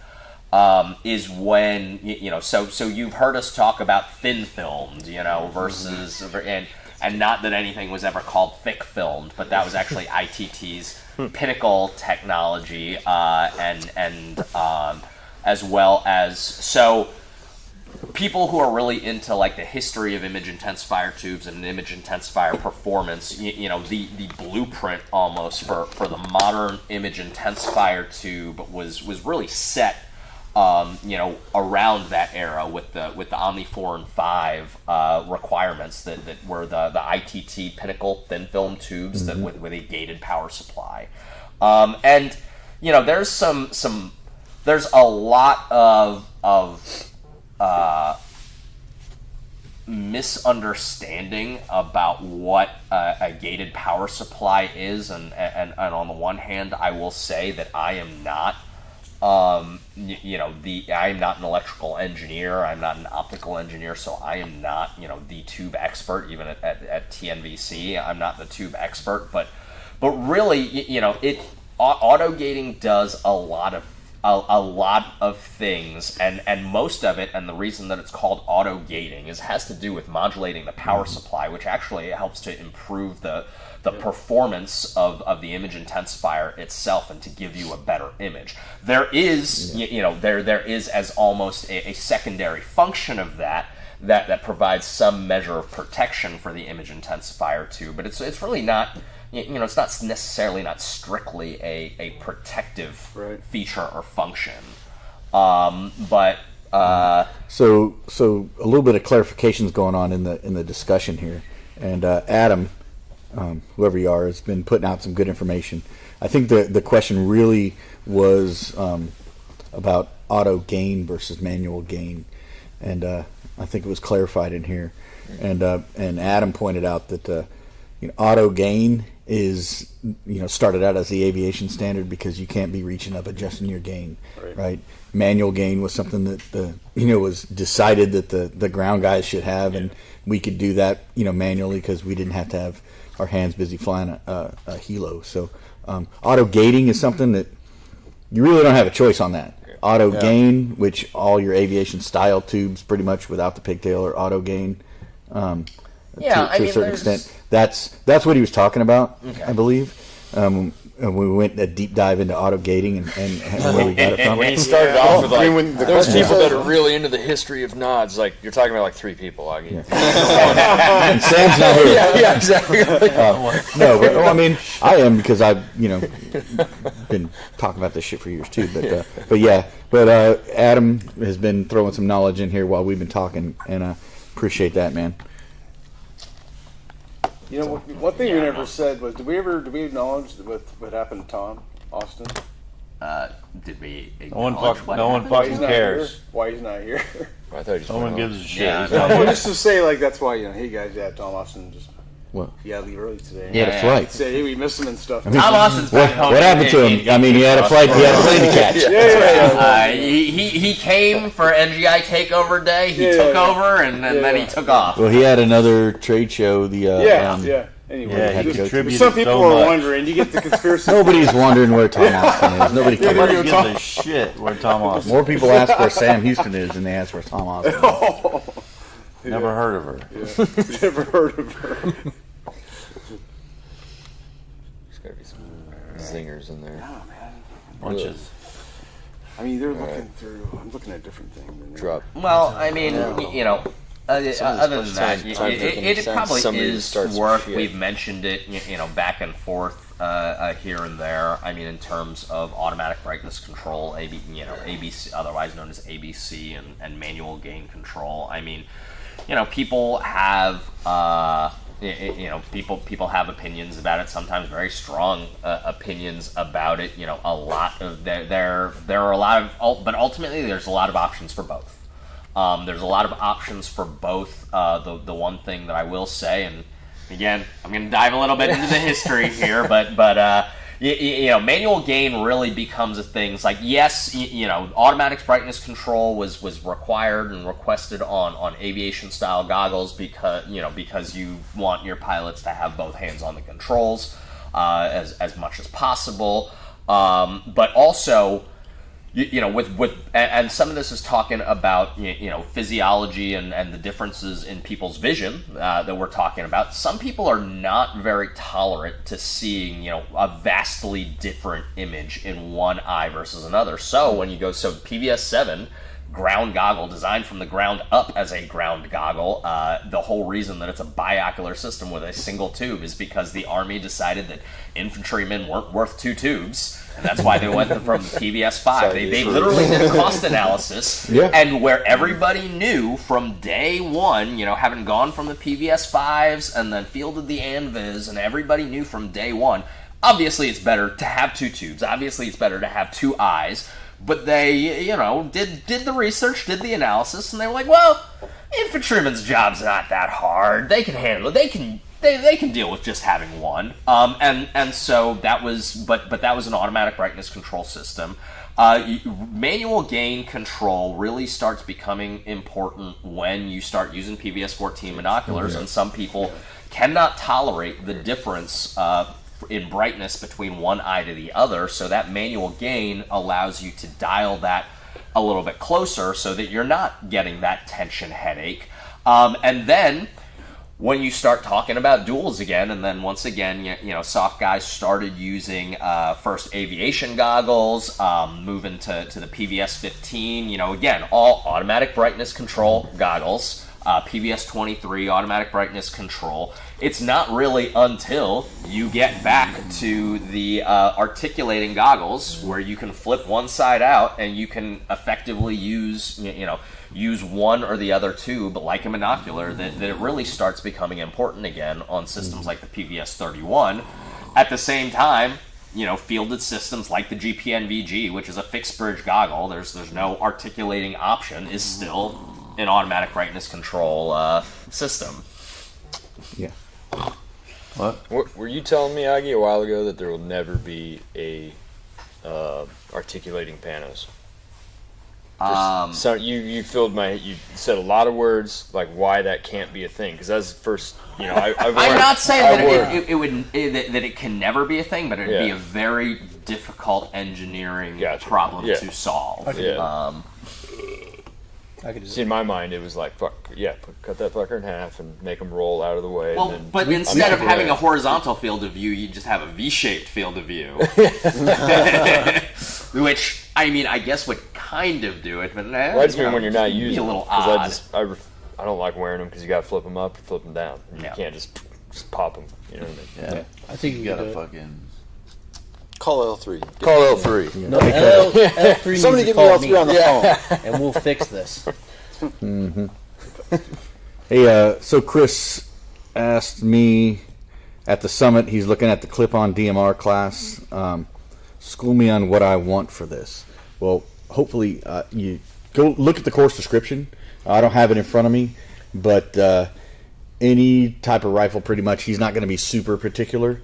Probably, bring your 5.56 designated marksman or SPR type rifle, and it's only one night, so there's only so much you can do. Caliber's not going to be a big deal, but ammo's not cheap, so 308 match is a lot more expensive than 5.56 match. You need to make sure you got enough rail out in front of it to accept a clip-on. If you don't have one, we'll have some when you sign up for it. There'll also be a way for you to reach out to me and get on the list and make sure that I have one for you to use.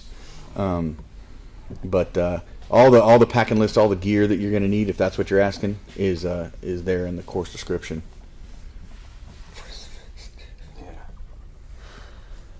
JW Ramp is a fan of manual gain. Of course, I think I knew that. Yeah. There's another filter question. Thoughts on Wilcox or other ocular lens filters with white phosphor? You kind of talked about last night, Yeah, man. Somebody asked us about the amber filters. I don't think, maybe once upon a time and in a very specific environment you might want that, but anything that blocks the light coming to my eyeball from there, I don't really want. I want to see as good as I can, and any colored filter that I put on there that's gonna degrade that isn't what I want. I mean, I know it's popular right now to put certain colored filters on your green goggles to make them look like white phosphor, and you may get some benefit from that by, like I said earlier, engaging more of your rods and cones as if it was daylight. But I look at it this way: that I don't even really use the demist shields because of that. I don't put anything that I don't have to, any more layers of anything, even if they're not colored. On there, because I want the best light transmission I can get to get the best image I can get. I'll use sacrificial lenses if I'm in an environment where I need to protect those front lenses, right? If I'm in a desert on a helicopter or something like that. But that's about it.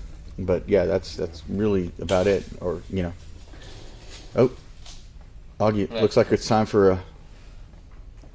They're getting queued up for continue with what you're saying. Oh, that's it. That's what I mean. I mean, and I don't know what to say. It's like I'm not. It's not for me. I know some guys like them, but that's my philosophy. Is I want those goggles to work at their peak performance because that's what they're for. So I was just going to say, and just because we're not saying that if you like them, it's wrong. We're just well, you asked my opinion. Yeah, exactly. Right? I'm just saying you're gonna get it. Telling people, that's all. Is it out there? Like the quick hack for that is we used to wear the amber lens Oakleys underneath night vision all the time for working in like real bright areas. Like I don't know if you guys used them in SWAT too, but it was a hack because it's like just run your amber lenses and put your nods on and it does the same damn thing or close to it. Well, all I was going to say is that does remind me of one other thing. We get a lot of questions about light interference filters, and you were talking about the, green vis lasers and stuff like that. So by the way, among the things, light interference filters are probably not going to, they don't protect you from what you probably think that they protect you from, but what they will do is they will prevent your ability to see green visible lasers and other green sources of light. And so like Don was saying, it's another one of those things. I mean, if you have a need for it, if you are on the Fulda Gap, maybe you want to have your light interference filter in there. But if not absolutely necessary, I'm not putting extra. It's not protecting you from what you think it's protecting you from, and it's also degrading the amount of light that's coming in for your tube to process. Yeah, it is. One trick pony. Yeah, I mean, it was a need once upon a time that is probably still written into the contractual requirements to be fielded. Well, it's like rubber eye cups. I mean, you guys would have the most like in terms of like, because a lot of guys, I've talked to guys who are like, well, what if they see the glow? And I'm like, dude, please. Yeah, that's never been a thing. Yeah, at that point in time. That's right up there with the discussion of I might blind myself with this bright light on my gun. Yeah. Well, that's not turned out to be the case. Right. All right, so I think it is about that time that we do some more giveaway winners. So first, we're giving away 2 sets of Nicorium wraps of our choice. Once again, the Nicorium NVG wraps are TNVC's 2022 Product of the Year. These giveaways are for the Nicorium wrap of your choice. However, that excludes the GPNVG wraps. If you can afford GPNVGs, you can afford to buy your own wraps. But the first winner... Maybe you spent all your money on the GPNVGs. That feels like poor financial planning. Well, if you can't afford Nicorium wraps after buying GPNVGs. Happens all the time. What's up, the 43. It is the last guy's like older brother after taxes. But I know somebody that'll get you. I was like, wasn't it 97? It was 97. Anyways, first winner of Nicorium wrap of choice is do-1998@gmail.com. What was the last guy's one? Was it? It was 97. It wasn't D.O., wasn't it? But, all right. So, congratulations, do1998 at gmail.com. Is this really... are these really people's birth years? I don't know. Why else would you put it on there? Maybe when they Next graduated. year's 2001. Just watch. I mean, all right. The second winner of a Nicorium wrap of choice, GPNVGs excluded, is ti-ms@yahoo.com. There they have it. Think we're ready for the grand prize winner, guys? Is that the grand Oh, prize? wow. Guy? Nice. Is it time already? That's why most people are probably still watching it right now. Yeah. Everybody's. I said, everybody's we haven't had just we haven't had a question in 30 minutes now. This announcer's gonna win it. All right, so I think it's what a lot of you guys are waiting for, have been waiting for.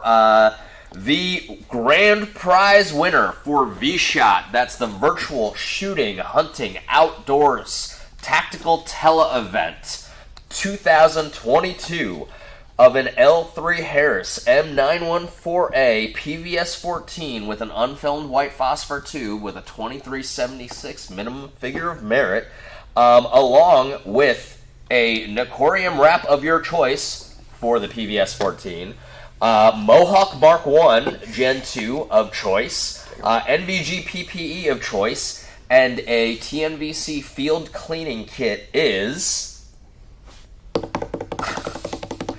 Roy M. Thank you. See, this is what this is the reward that you get for actually putting your name in to the giveaway drawings. Right. Congratulations, Roy M. You are our grand prize winner. Congrats, man. That's a great prize. Scored, dude. Now he needs a maul and a helmet. Yeah. Yep. Oh, and a mount. And a rifle. And a laser. Well, maul. Some training to go with it. A car to get to the range. And Some ammo. Some gas money. Maybe this ashtray. probably should pack a lunch. Yeah. One of the two youngins is disappointed that you guys are age shaming them. What? Well, Yeah, what the hell? Well, I can say something about Sorry. Not sorry. well, the fact that they're saying we're age shaming, they should be ashamed. It's just jarring. I think jarring is jarring is the right word for it. But all right. Well, I think this has been a. Do you have any more good questions before we wrap it up? All right, guys. Last chance for questions. You guys have seen who the grand prize winner is. So I'm sure it's like the end of like a Zoom meeting where everyone's just like gone. Yeah. I didn't win that thing. I'm out. The numbers are probably going. What's this?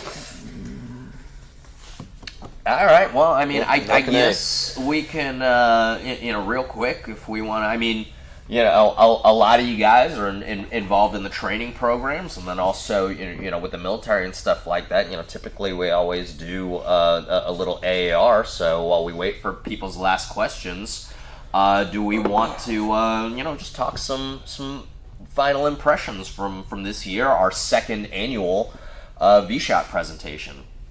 Start with you, Mike. Yeah, I mean, this was a fantastic event on both sides of the table. I mean, this was my first one. I learned more, over the past 3 nights than I probably have since I got hired full-time back in November. So I appreciate you letting me come in and sit in on this, and I'm looking forward to next year's. Yeah, definitely, man. It's always fun to support TNVC in any way that I can. And I appreciate you asking me to come on and let me hijack, what I was able to hijack here the last 2 nights. But yeah, same. It's always fun. I think the only AR comment I have is next year I'll prep flat Stanleys for the people that couldn't be here, so we can have flat Chip comes up to do some stuff, and flat Sam or whoever's not here. That's good. Just get the little iPads that can drive around. Yeah, with their face on it. Sam can just zoom right up and just stare you in the eyes. No, but I mean, I did like the idea of start screaming, stop being I thought that was pretty good. Yeah. Buy more money. Yeah, the feedback is what makes it. Sure. Yeah.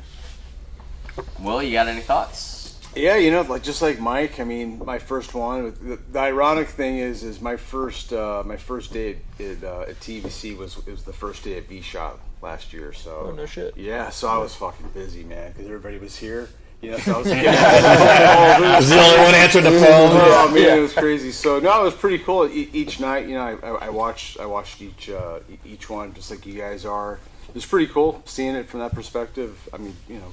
And just being around all these guys that have got a lot of good information and just, you know, have a lot of time under this stuff, you know, way more than I do, you know. And like you look at Don, and even Eric's been at TNVC forever, you know, yourself, Chris. I mean, so it's an honor to be around you guys, to be invited to the team. So I really appreciate it. Yeah. Yep. Thanks, Homie. Yeah. For sure, man. Eric, Sleeping Beauty down there. You got any thoughts? Just more a pillow next time for you? I have fun. Maybe. Kyle ran good. Like turtles. Yeah. Like turtles. Yep. That was a good time. Yeah. Good time. Everything always ends. I mean, even though it's late, it seems like we could probably, you know, keep on going. You know, maybe if we started earlier, we could talk more. I mean, most of us could sit around and talk about these subjects for hours. I mean, we have for hours and hours, but even more. I mean, it's what most of us do for a living, and the reason we do it all the time is because we love it. So it's great. I like some of the suggestions of trying to do some sort of Q&A, maybe halfway through the year. You know, let me know if we try to do that. You know, I wasn't at last year's because it was scheduled after. You guys don't schedule as far ahead as I do, and I already had a oversold class. We were driving out to Vegas to teach that while you guys were here. So actually, we came in and did some videos and stuff beforehand and whatnot. And actually, I think we called in once or twice and harassed you or something too, but I don't remember. We meant to, maybe we didn't. So I was able to participate a little bit, but just not live last year. I think there's a lot of good questions asked. Oh, one question I'm going to hit real quick though. Chris asked CNVD LR versus PBS 30. The 30 is going to give you a higher recoil rating and a higher magnification capability. So, you know, there's a lot of 30s floating around out there, but that's the biggest difference. 308 max rating on the CNVD LR and PBS 30, 50 BMG. So, you know, you don't have to worry about what rifle you put it on. You know, it's kind of like if you buy that one, that's the last CNVD you'll ever feel like you need to buy. If you get your hands on, if you can find one of either one. But that's the main differences. They're both great, though. I love them both. Josh, what do you got? You said dick a lot. Yeah, I said dick a lot. I mean, I pretty much tripped and fell up here, so I don't know who invited me, but I appreciate it. Neither do we, bro. Neither do we. I just kind of showed up, act like I know what I'm doing. I used to be a janitor at a school. Ben Affleck was my best friend. You know? Yeah, he just kind of sat down next to me and you know started joining the conversation. So I figured he belonged here. Yeah. You know, you got to fake it till you make it. Fake it till you make it. Like, I had a good time. You know, I love getting with all the guys and learning things and just shooting the shit, talking about dicks and slapping ass. All right, we'll get an email about that one. Yeah, I like pausing the emails too. Those are always fun. Somebody threw in one last question in terms of unfilmed versus filmed, in terms of durability. I mean, ultimately, the differences in durability are pretty much negligible between filmed and unfilmed technology. That's pretty, you know. I could talk longer about it, but I won't. Thank you. You're welcome. But you know, while there are some differences, they're negligible. I think you know, in terms of AAR format, I think the most important thing that I learned is I need to wear more solid colored shirts apparently because people are always and you know, iron my clothes better. But you know, I didn't you know, but.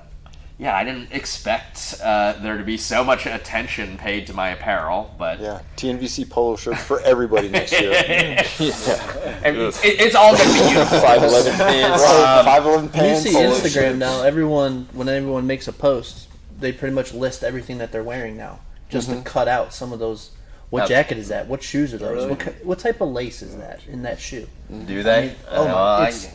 I guess I'm not a very good Instagrammer. Actually, I know for a fact that I'm not a very good Instagrammer. So I do have. I guess we could do that as well if anybody wants to, at least. Should do a dress Augie next year. Like we'll run a poll.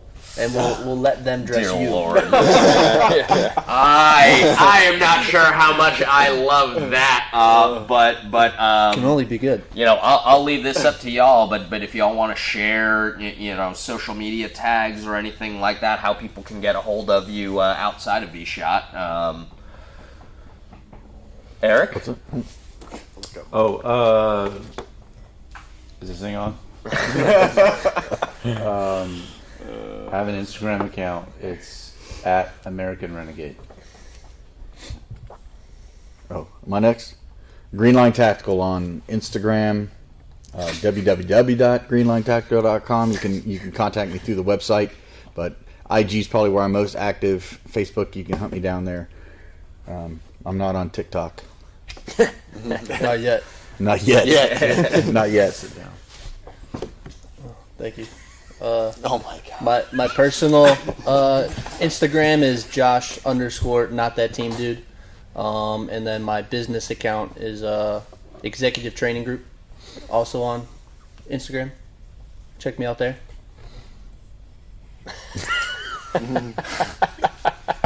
So I am Augie Kim pretty much everywhere. So Augie AUGEE, not AUGIE, not AGGY or any of those various variations. AUGEE. If you look for AUGEE, you can probably find me. So Instagram is Augie_Kim.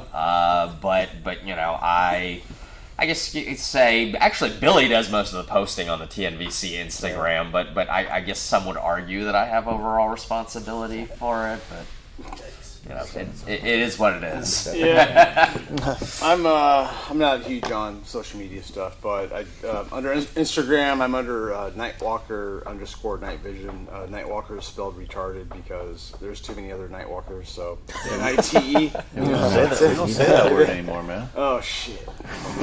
But, so that could be. Say night. Go sit Indian style. Think about what you do. Yeah, no shit.